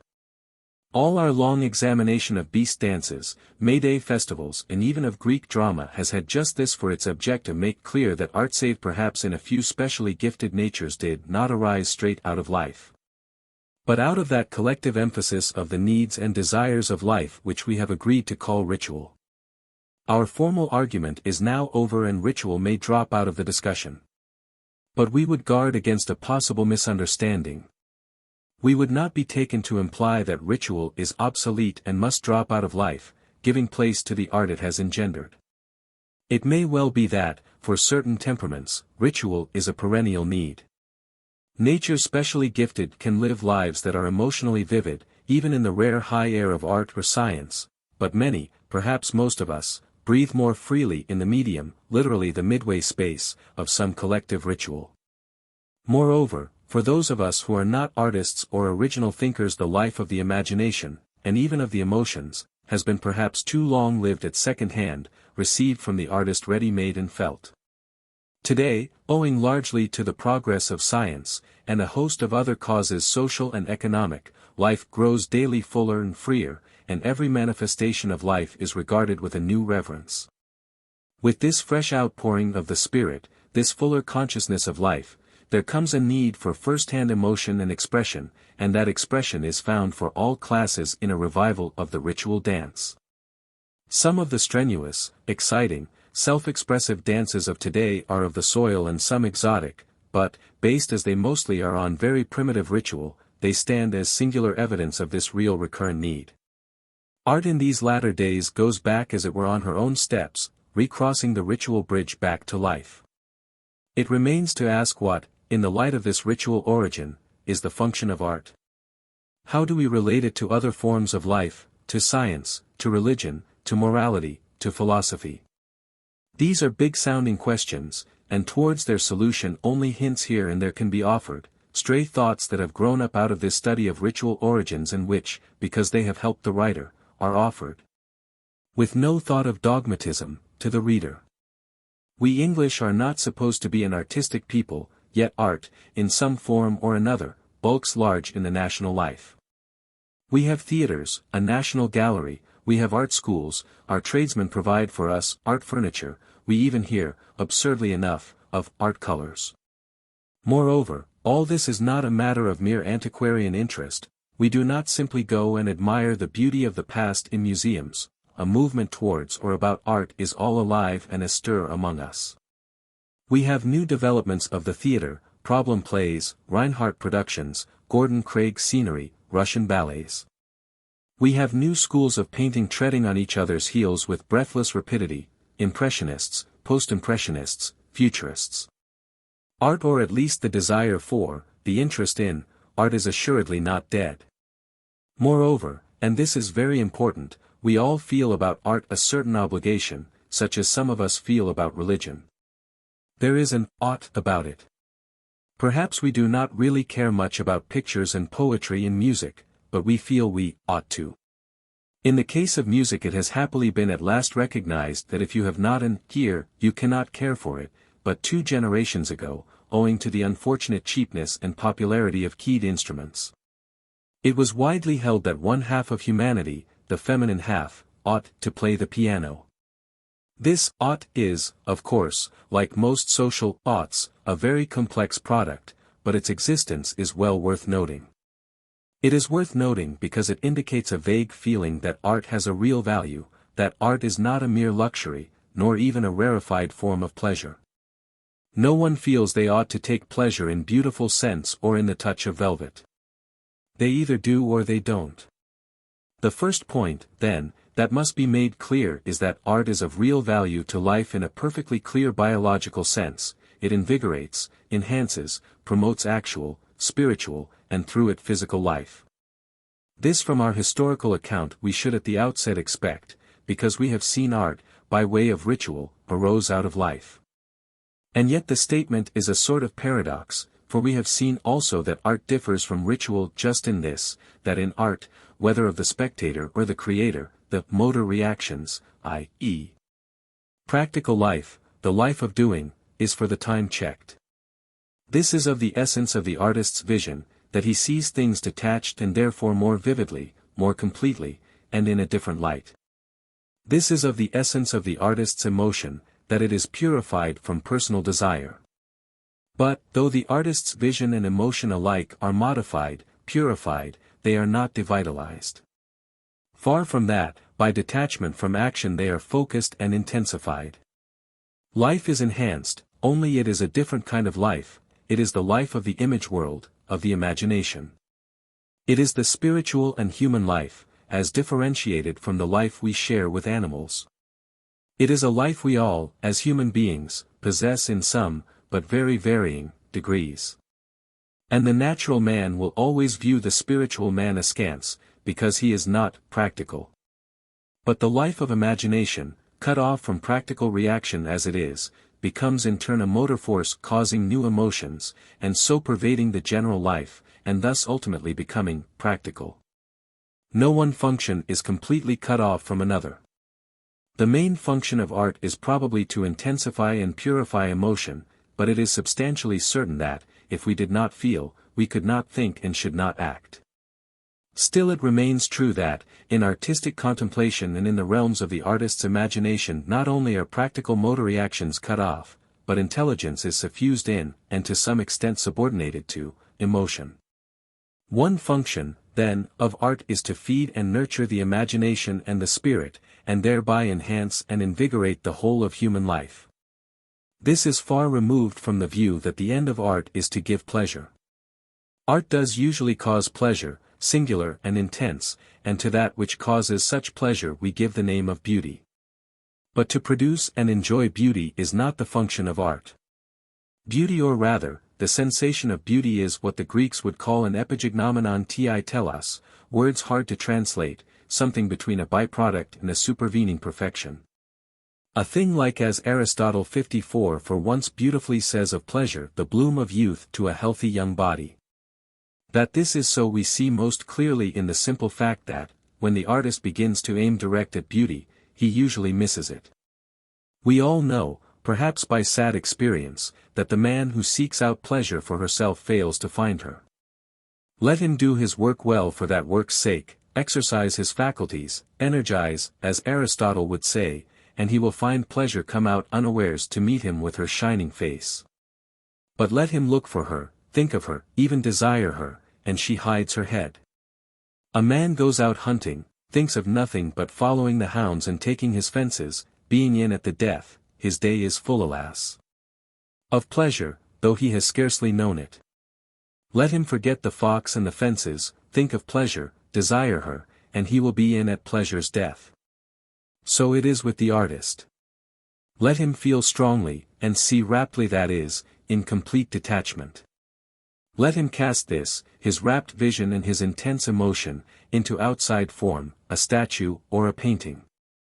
That form will have about it a nameless thing, an unearthly aroma, which we call beauty. This nameless presence will cause in the spectator a sensation too rare to be called pleasure, and we shall call it a sense of beauty.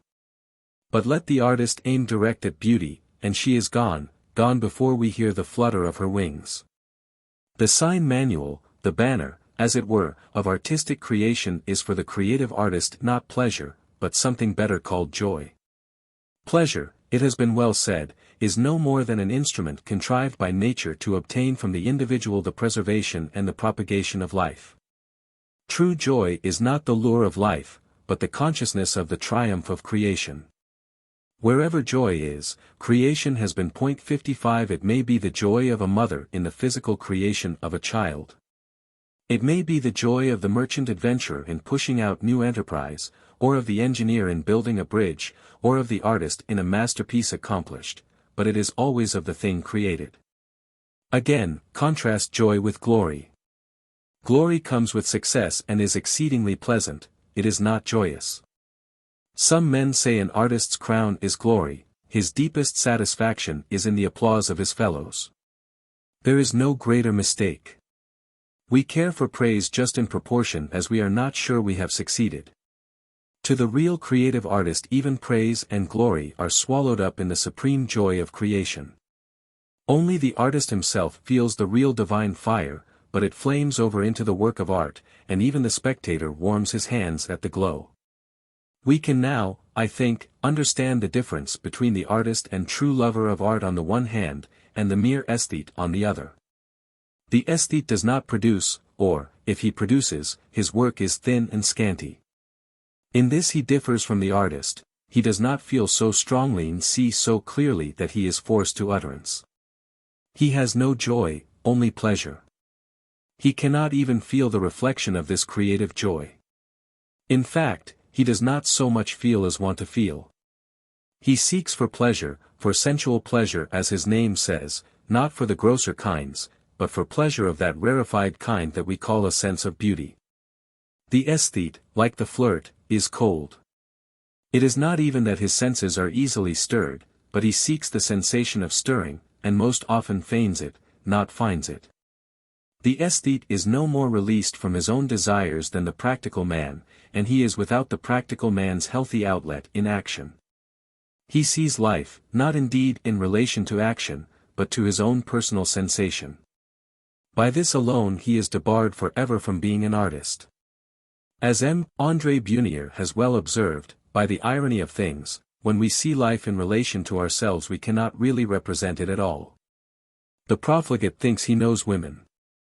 It is his irony, his curse that, because he sees them always in relation to his own desires, his own pleasure, he never really knows them at all. There is another important point. We have seen that art promotes a part of life, the spiritual, image-making side. But this side, wonderful though it is never the whole of actual life. There is always the practical side. The artist is always also a man. Now the aesthete tries to make his whole attitude artistic, that is, contemplative.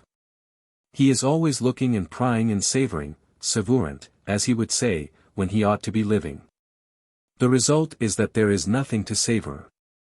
All art springs by way of ritual out of keen emotion towards life, and even the power to appreciate art needs this emotional reality in the spectator. The aesthete leads at best a parasite, artistic life, dogged always by death and corruption. This brings us straight on to another question: what about art and morality? Is art immoral, or non-moral, or highly moral? Here again public opinion is worth examining. Artists, we are told, are bad husbands, and they do not pay their debts.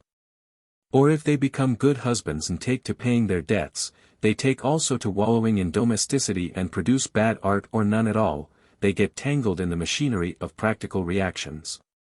Art, again, is apt to deal with risky subjects. Where should we be if there were not a censor of plays? Many of these instructive attitudes about artists as immoral or non-moral, explain themselves instantly if we remember that the artist is ipso facto detached from practical life. In so far as he is an artist, for each and every creative moment he is inevitably a bad husband, if being a good husband means constant attention to your wife and her interests. Spiritual creation ado is a happening so rare as to be negligible.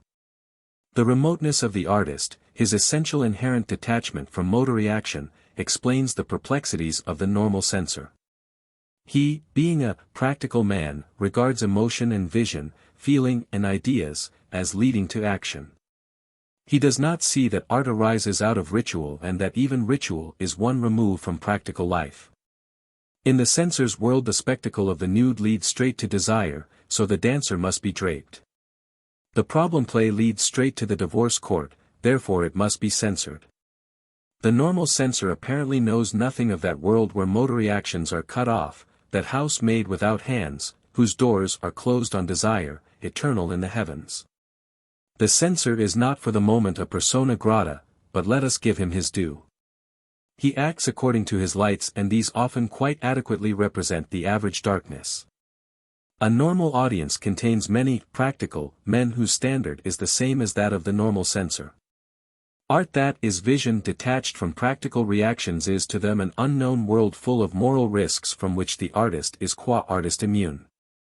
So far we might perhaps say that art was non-moral. But the statement would be misleading, since, as we have seen, art is in its very origin social, and social means human and collective. Moral and social are, in their final analysis, the same. That human, collective emotion, out of which we have seen the choral dance arise, is in its essence moral, that is, it unites. Art, says Tolstoy, has this characteristic, that it unites people. In this conviction, as we shall later see, he anticipates the modern movement of the unanimists, page 249. But there is another, and perhaps simpler, way in which art is moral. As already suggested, it purifies by cutting off the motor reactions of personal desire.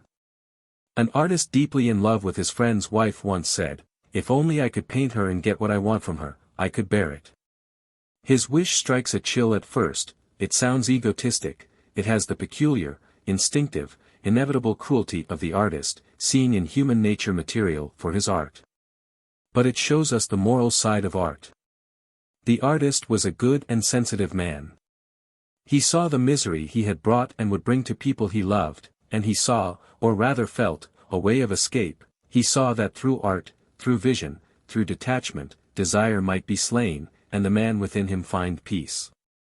To some natures this instinct after art is almost their sole morality.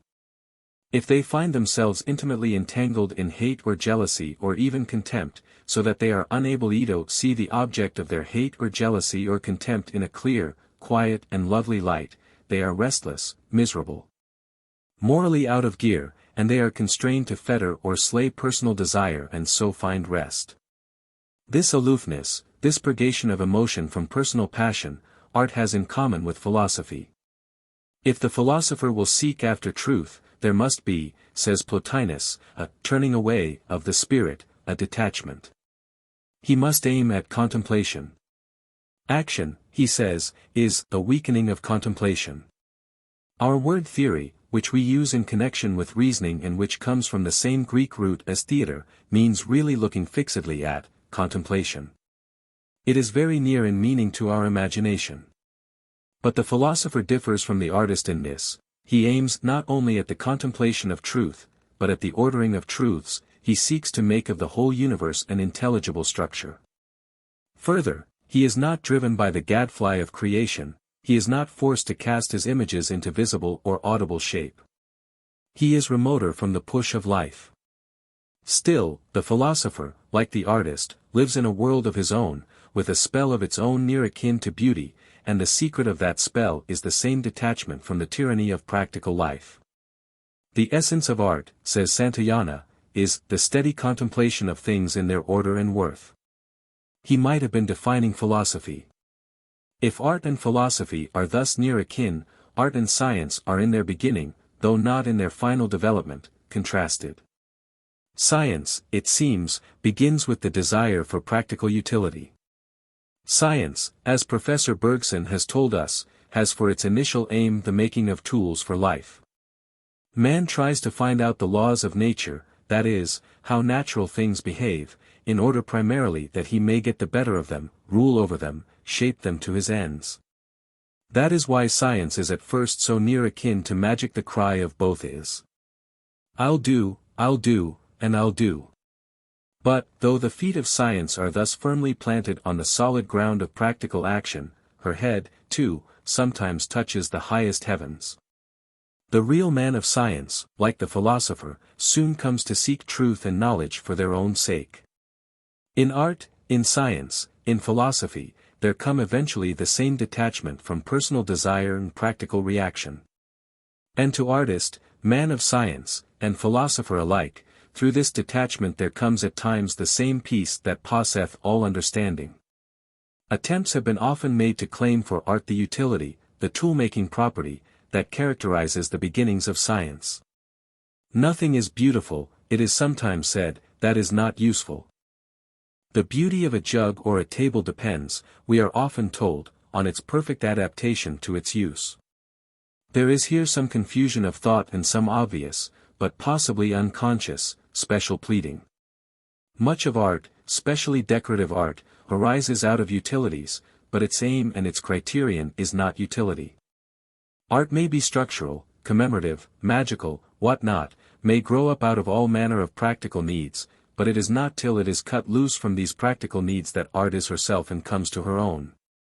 This does not mean that the jugs or tables are to be bad jugs or tables, still less does it mean that the jugs or tables should be covered with senseless machine-made ornament. But the utility of the jug or table is a good in itself independent of, though often associated with, its merit as art. No one has, I think, ever called art the handmaid of science. There is, indeed, no need to establish a hierarchy. Yet in a sense the converse is true, and science is the handmaid of art. Art is only practicable, as we have seen, when it is possible safely to cut off motor reactions. By the long discipline of ritual man accustomed himself to slacken his hold on action, and be content with a shadowy counterfeit practice. Then last, when through knowledge he was relieved from the need of immediate reaction to imminent realities, he loosed hold for a moment altogether, and was free to look, and art was born. He can never quit his hold for long. But it would seem that, as science advances and life gets easier and easier, safer and safer, he may lose his hold for longer spaces. Man subdues the world about him first by force and then by reason. And when the material world is mastered and lies at his beck, he needs brute force no longer, and needs reason no more to make tools for conquest. He is free to think for thought's sake, he may trust intuition once again, and above all dare to lose himself in contemplation, dare to be more and more an artist. Only here there lurks an almost ironical danger. Emotion towards life is the primary stuff of which art is made, there might be a shortage of this very emotional stuff of which art herself is ultimately compacted. Science, then, helps to make art possible by making life safer and easier, it makes straight in the desert a highway for our God. But only rarely and with special limitations easily understood does it provide actual material for art. Science deals with abstractions, concepts, class names, made by the intellect for convenience, that we may handle life on the side desirable to us.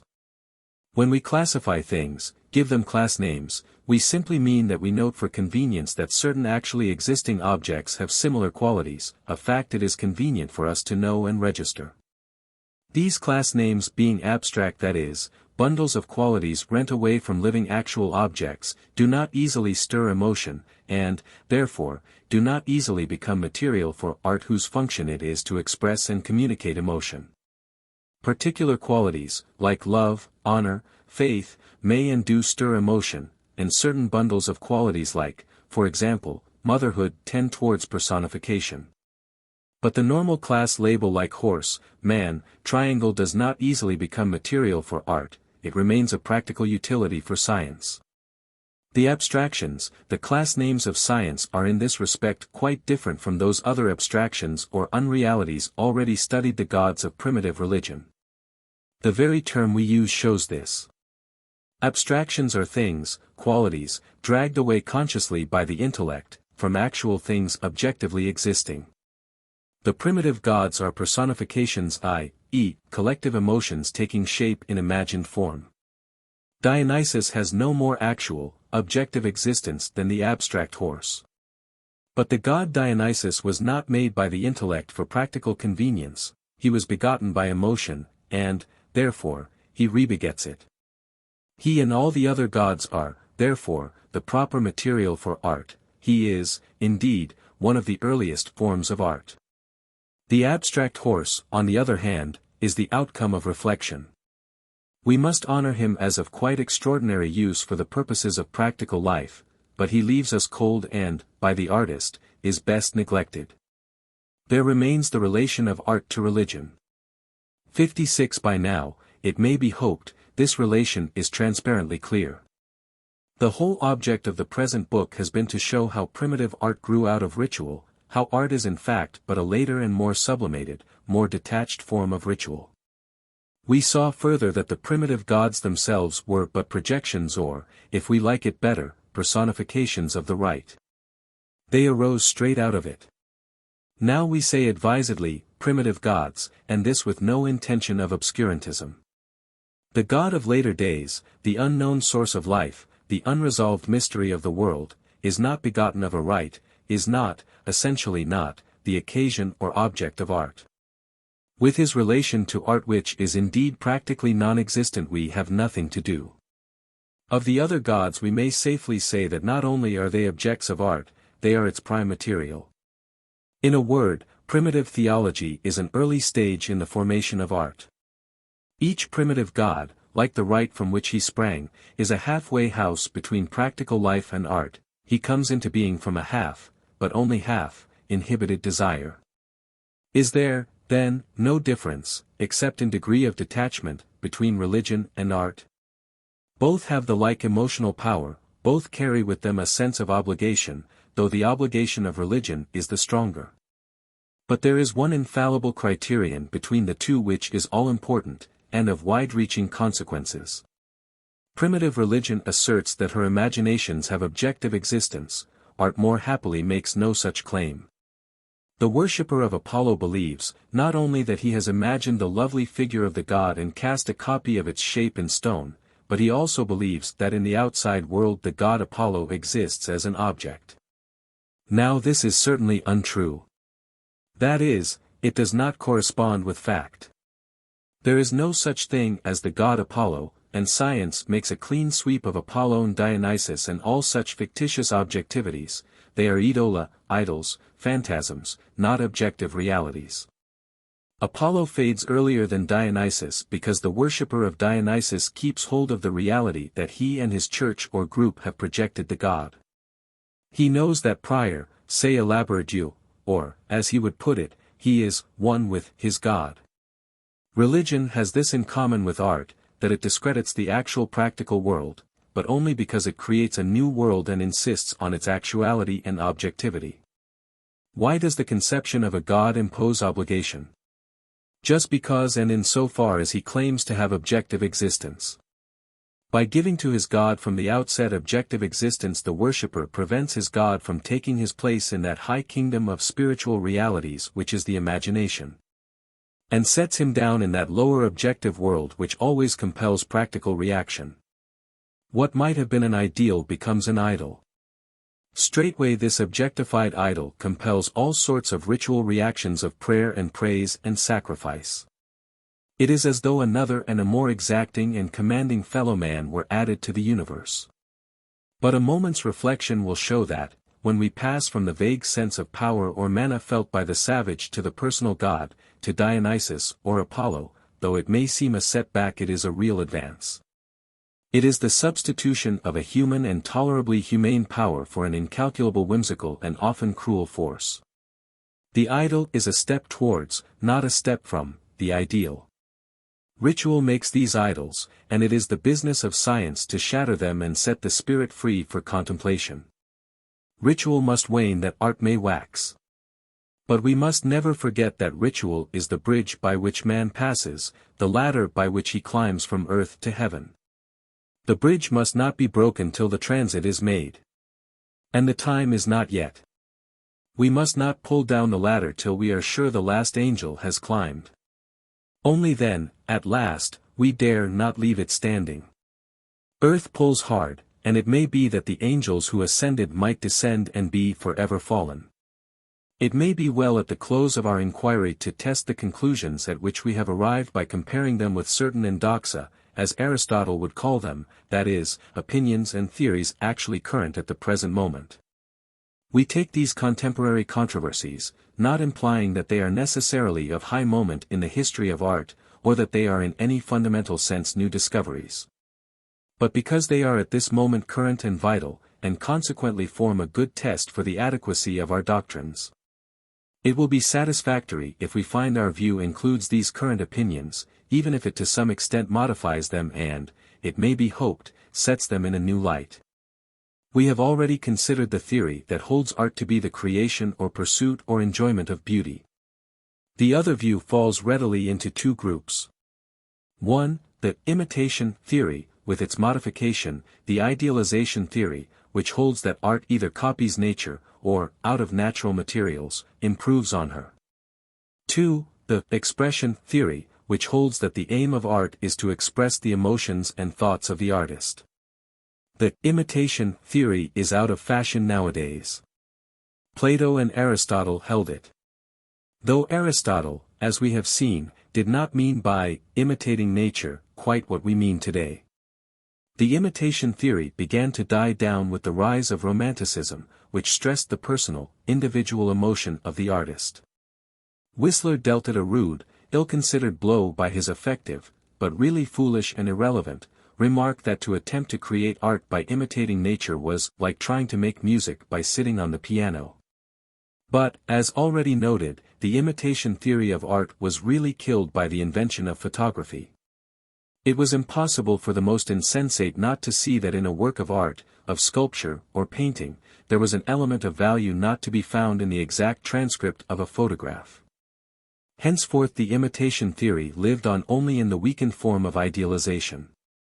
The reaction against the imitation theory has naturally and inevitably gone much too far. We have thrown out the child with the bathwater. All through the present book we have tried to show that art arises from ritual, and ritual is in its essence a fated action, an imitation. Moreover, every work of art is a copy of something, only not a copy of anything having actual existence in the outside world. Rather it is a copy of that inner and highly emotionalized vision of the artist which it is granted to him to see and recreate when he is released from certain practical reactions. The Impressionism that dominated the pictorial art of the later years of the 19th century was largely a modified and very delicate imitation. Breaking with conventions as to how things are supposed to be, conventions mainly based not on seeing but on knowing or imagining. The Impressionist insists on purging his vision from knowledge and representing things not as they are but as they really look. He imitates nature not as a whole, but as she presents herself to his eyes. It was a most needful and valuable purgation, since painting is the art proper of the eye. But, when the new effects of the world as simply seen, the new material of light and shadow and tone, had been to some extent never completely mastered, there was inevitable reaction. Up sprang post-impressionists and futurists. They will not gladly be classed together, but both have this in common: they are expressionists, not impressionists, not imitators. The expressionists, no matter by what name they call themselves, have one criterion. They believe that art is not the copying or idealizing of nature, or of any aspect of nature, but the expression and communication of the artist's emotion. We can see that, between them and the imitationists, the impressionists form a delicate bridge. They, too, focus their attention on the artist rather than the object, only it is on the artist's particular vision, his impression, what he actually sees, not on his emotion, what he feels. Modern life is not simple, cannot be simple, ought not to be. It is not for nothing that we are heirs to the ages. Therefore the art that utters and expresses our emotion towards modern life cannot be simple. And, moreover, it must before all things embody not only that living tangle which is felt by the futurists as so real, but it must purge and order it, by complexities of tone and rhythm hitherto unattempted. One art, beyond all others, has blossomed into real, spontaneous, unconscious life today, and that is music. The other arts stand round arrayed, half paralyzed, with drooping, empty hands. The 19th century saw vast developments in an art that could express abstract, unlocalized, unpersonified feelings more completely than painting or poetry, the art of music. As a modern critic 57 has well observed, in tone and rhythm music has a notation for every kind and degree of action and passion, presenting abstract molds of its excitement, fluctuation, suspense, crisis, appeasement. And all this anonymously, without place, actors, circumstances, named or described, without a word spoken. Poetry has to supply definite thought, arguments driving at a conclusion, ideas mortgaged to this or that creed or system. And to give force to these can command only a few rhythms limited by the duration of a human breath and the pitch of an octave. The little effects worked out in this small compass music sweeps up and builds into vast fabrics of emotion with a dissolute freedom undreamed of in any other art. It may be that music provides for a century too stagnant and listless to act out its own emotions, too reflective to be frankly sensuous, a shadowy pageant of sense and emotion, that serves as a catharsis or purgation. Anyhow, an art that came out of the old world 2 centuries ago, with a few chants, love songs, and dances, that a century ago was still tied to the words of a mass or an opera. Or threading little dance movements together in a suite, became in the last century this extraordinary debauch, in which the man who has never seen a battle, loved a woman, or worshipped a god, may not only ideally, but through the response of his nerves and pulses to immediate rhythmical attack, enjoy the ghosts of struggle, rapture, and exaltation with a volume and intricacy, an anguish, a triumph, an irresponsibility, unheard of. An amplified pattern of action and emotion is given, each man may fit to it what images he will. 58. If our contention throughout this book be correct, the expressionists are in one matter abundantly right. Art, we have seen, again and again rises by way of ritual out of emotion, out of life keenly and vividly livid. The younger generation are always talking of life, they have a sort of cult of life. Some of the more valorous spirits among them even tend to disparage art that life may be the more exalted. Stop painting and sculpting, they cry, and go and see a football match. There you have life. Life is, undoubtedly, essential to art because life is the stuff of emotion, but some thinkers and artists have an oddly limited notion of what life is. It must, it seems, in the first place, be essentially physical. To sit and dream in your study is not to live. The reason of this odd limitation is easy to see. We all think life is especially the sort of life we are not living ourselves. The hard-worked university professor thinks that life is to be found in a French café. The polished London journalist looks for life among the naked Polynesians.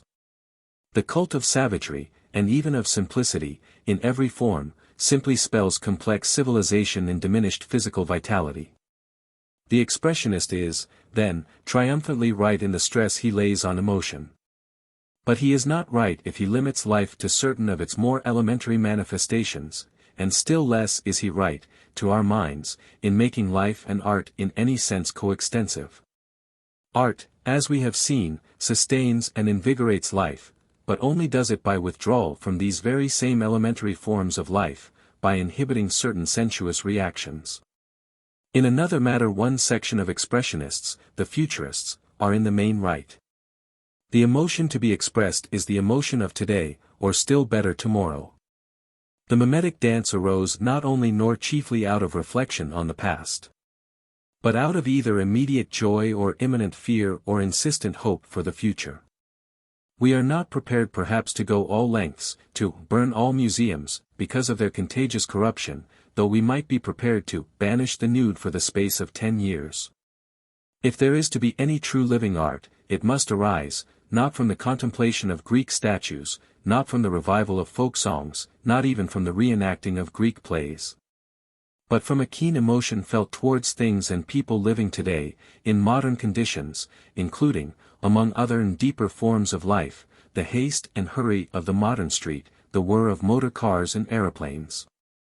There are artists alive today, strayed revelers, who wish themselves back in the Middle Ages, who long for the time when each man would have his house carved with a bit of lovely ornament, when every village church had its Madonna and Child. When, in a word, art and life and religion went hand in hand, not sharply sundered by castes and professions. But we may not put back the clock, and, if by differentiation we lose something, we gain much. The old choral dance on the orchestral floor was an undifferentiated thing, it had a beauty of its own. But by its differentiation, by the severance of artist and actors and spectators, we have gained the drama. We may not cast reluctant eyes backwards. The world goes forward to new forms of life, and the churches of today must and should become the museums of tomorrow. It is curious and instructive to note that Tolstoy's theory of art, though not his practice, is essentially expressive and even approaches the dogmas of the futurist.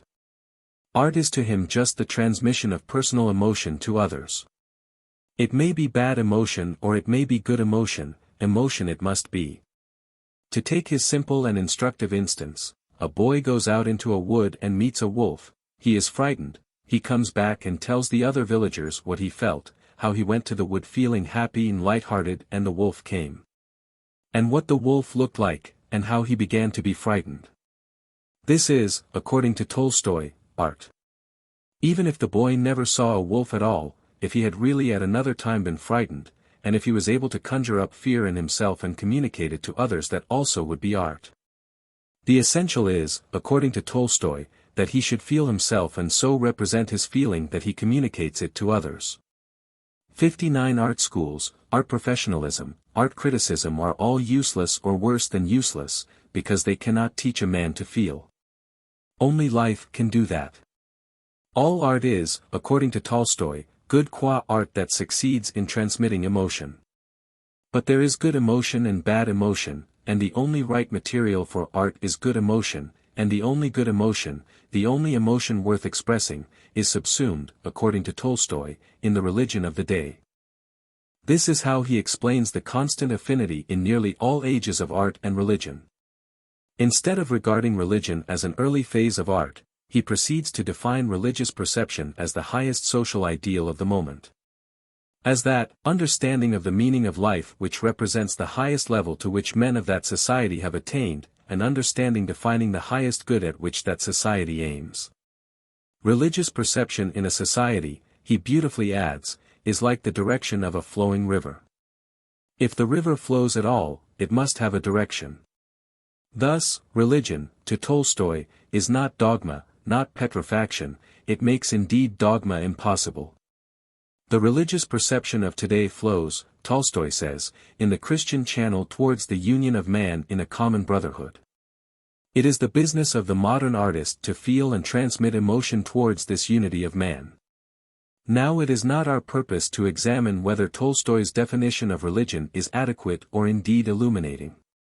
What we wish to note is that he grasps the truth that in art we must look and feel forward, not backward, if we would live.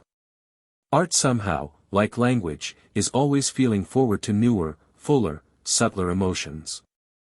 She seems indeed in a way to feel ahead even of science. A poet will forecast dimly what a later discovery will confirm. Whether and how long old channels, old forms will suffice for the new spirit can never be foreseen. We end with a point of great importance, though the doctrine we would emphasize may be to some a hard saying, even a stumbling block. Art, as Tolstoy divined, is social, not individual. Art is, as we have seen, social in origin, it remains and must remain social in function. The dance from which the drama rose was a choral dance, the dance of a band, a group, a church, a community, what the Greeks called a thyasos. The word means a band and a thing of demotion, and reverence, devotion, collective emotion, is social in its very being. That band was, to begin with, as we saw, the whole collection of initiated tribesmen, linked by a common name, rallying round a common symbol. Even today, when individualism is rampant, art bears traces of its collective, social origin. We feel about it, as noted before, a certain ought which always spells social obligation. Moreover, whenever we have a new movement in art, it issues from a group, usually from a small professional coterie, but marked by strong social instincts, by a missionary spirit, by intemperate zeal in propaganda, by a tendency, always social, to crystallize conviction into dogma. We can scarcely, unless we are as high-hearted as Tolstoy, hope nowadays for an art that shall be worldwide.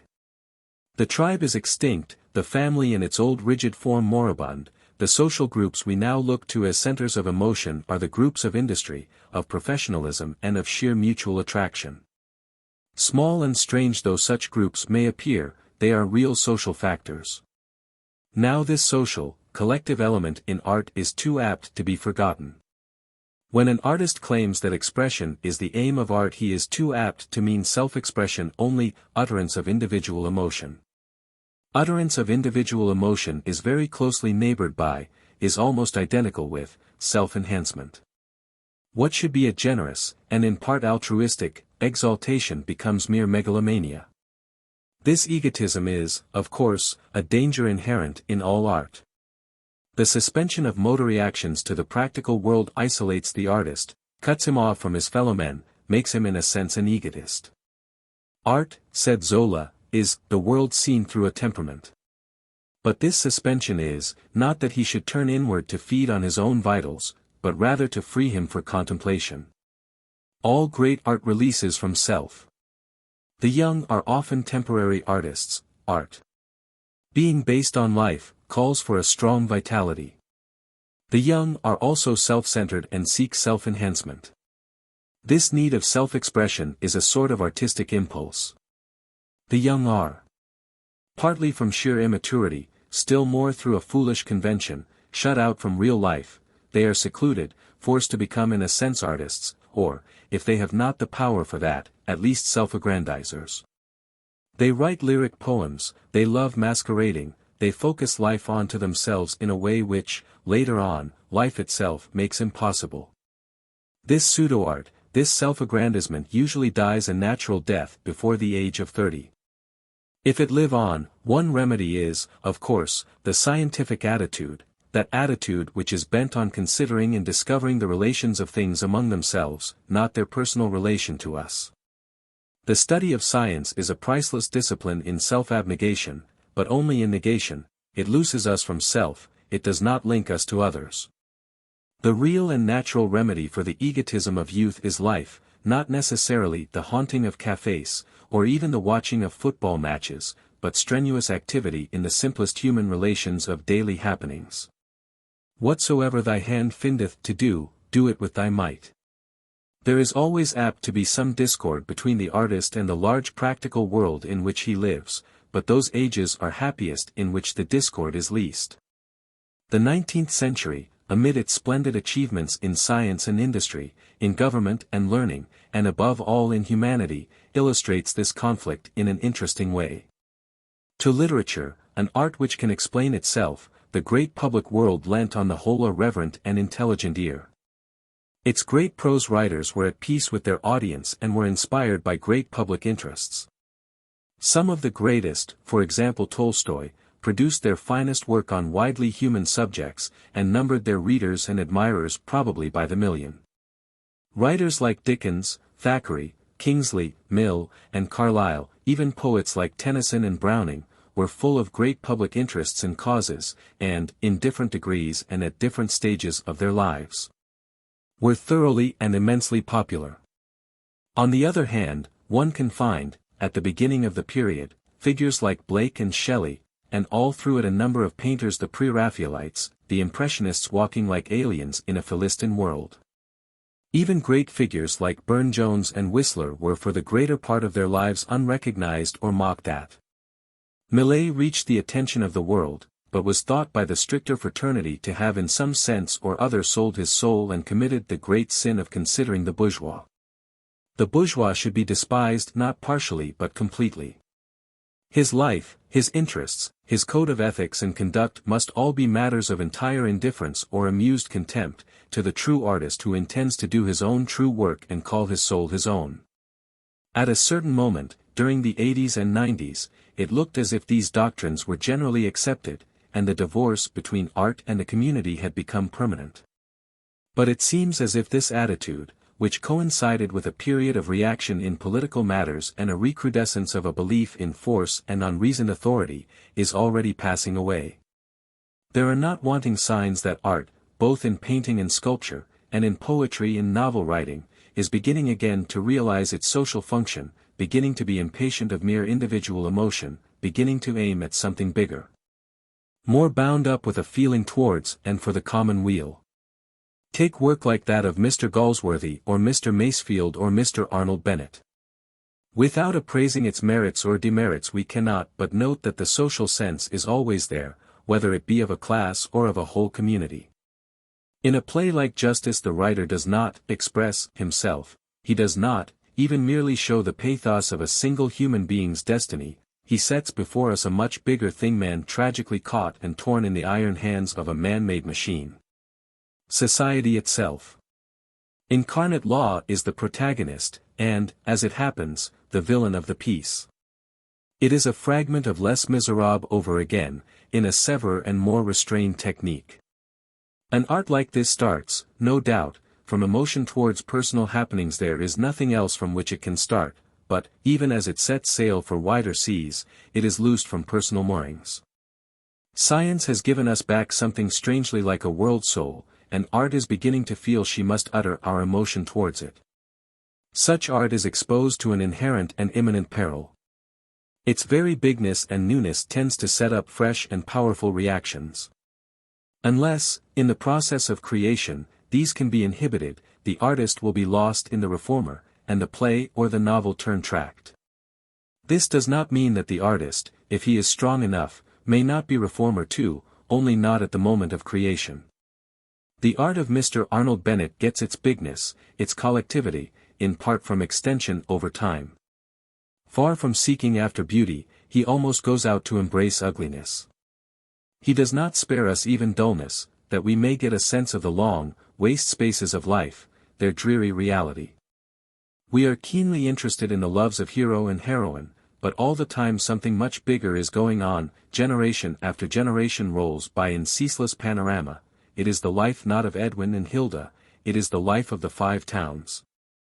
After a vision so big, to come back to the ordinary individualistic love story is like looking through the wrong end of a telescope. Art of high quality and caliber is seldom obscure. The great popular writers of the 19th century, Dickens, Thackeray, Tennyson, Tolstoy, wrote so that all could understand. A really big artist has something important to say, something vast to show, something that moves him and presses on him. And he will say it simply because he must get it said. He will trick it out with no devices, most of all with no obscurities. It has vexed and torn him enough while it was pushing its way to be born. He has no peace till it is said, and said as clearly as he may. He says it, not consciously for the sake of others, but for himself, to ease him from the burden of big thought. Moreover, art, whose business is to transmit emotion, should need no commentary. Art comes out of theoria, contemplation, steady looking at, but never out of theory. Theory can neither engender nor finally support it. An exhibition of pictures with an explanatory catalogue, scientifically interesting though it may be, stands, in a sense, self-condemned. We must, however, remember that all art is not of the whole community. There are small groups feeling their own small but still collective emotion, fashioning their own language, obscure sometimes to all but themselves. They are right so to fashion it, but, if they appeal to a wider world, they must strive to speak in the vulgar tongue, understand it of the people. It is, indeed, a hopeful sign of the times, a mark of the revival of social as contrasted with merely individualistic instincts that a younger generation of poets, at least in France, tend to form themselves into small groups. Held together not merely by eccentricities of language or garb, but by some deep inner conviction strongly held in common. Such a unity of spirit is seen in the works of the latter group of thinkers and writers known as unanimists. They tried and failed to found a community. Their doctrine, if doctrine convictions so fluid can be called, is strangely like the old group religion of the common dance, only more articulate. Of the unanimist it might truly be said, il buvait l'indistinction. To him the harsh old Roman mandate divide et impera, divide men that you may rule them, spells death. His dream is not of empire and personal property but of the realization of life, common to all. To this school the great reality is the social group, whatever form it take, family, village or town. Their only dogma is the unity and immeasurable sanctity of life. In practice they are Christian, yet wholly free from the asceticism of modern Christianity. Their attitude in art is as remote as possible from, it is indeed the very antithesis to, the aesthetic exclusiveness of the close of last century. Like St. Peter, the unanimists have seen a sheet let down and heard a voice from heaven saying, "Call thou nothing common nor unclean." Above all, the unanimist remembers and realizes afresh the old truth that, no man liveth unto himself. According to the expressionist's creed, as we have seen, the end of art is to utter and communicate emotion. The fullest and finest emotions are those one human being feels towards another. Every sympathy is an enrichment of life, every antipathy a negation. It follows then, that, for the unanimist, love is the fulfilling of his law. It is a beautiful and life-giving faith, felt and with a perfect sincerity expressed towards all nature by the Indian poet Tagore, and towards humanity especially by M. Vildrac in his book of love, Livre d'amour. He tells us in his commentary how today the poet, sitting at home with pen and paper before him, feels that he is pent in, stifled by himself. He had been about to retell the old story of himself, to set himself once more on the stage of his poem, the same old dusty self tricked out, costumed anew. Suddenly he knows the figure to be tawdry and shameful. He is hot all over when he looks at it, he must out into the air, into the street, out of the stuffy museum where so long he has stirred the dead egotist ashes, out into the bigger life, the life of his fellows. He must live, with them, by them, in them. I am weary of deeds done inside myself. I am weary of voyages inside myself. And of heroism wrought by strokes of the pen. And of a beauty made up of formulae. I am ashamed of lying to my work. Of my work lying to my life. And of being able to content myself. By burning sweet spices. With the mouldering smell that is master here. Again, in The Conquerors, the poet dreams of the victorious one who has no army, the knight who rides afoot, the crusader without breviary or scrip, the pilgrim of love who, by the shining in his eyes, draws all men to him. And they in turn draw other men until, at last, the time came in the land. The time of the great conquest. When the people with this desire left the threshold of their door to go forth towards one another. And the time came in the land when to fill all its story. There was nothing but songs in unison. One round danced about the houses. One battle and one victory. And so our tale ends where it began, with the choral dance. The end.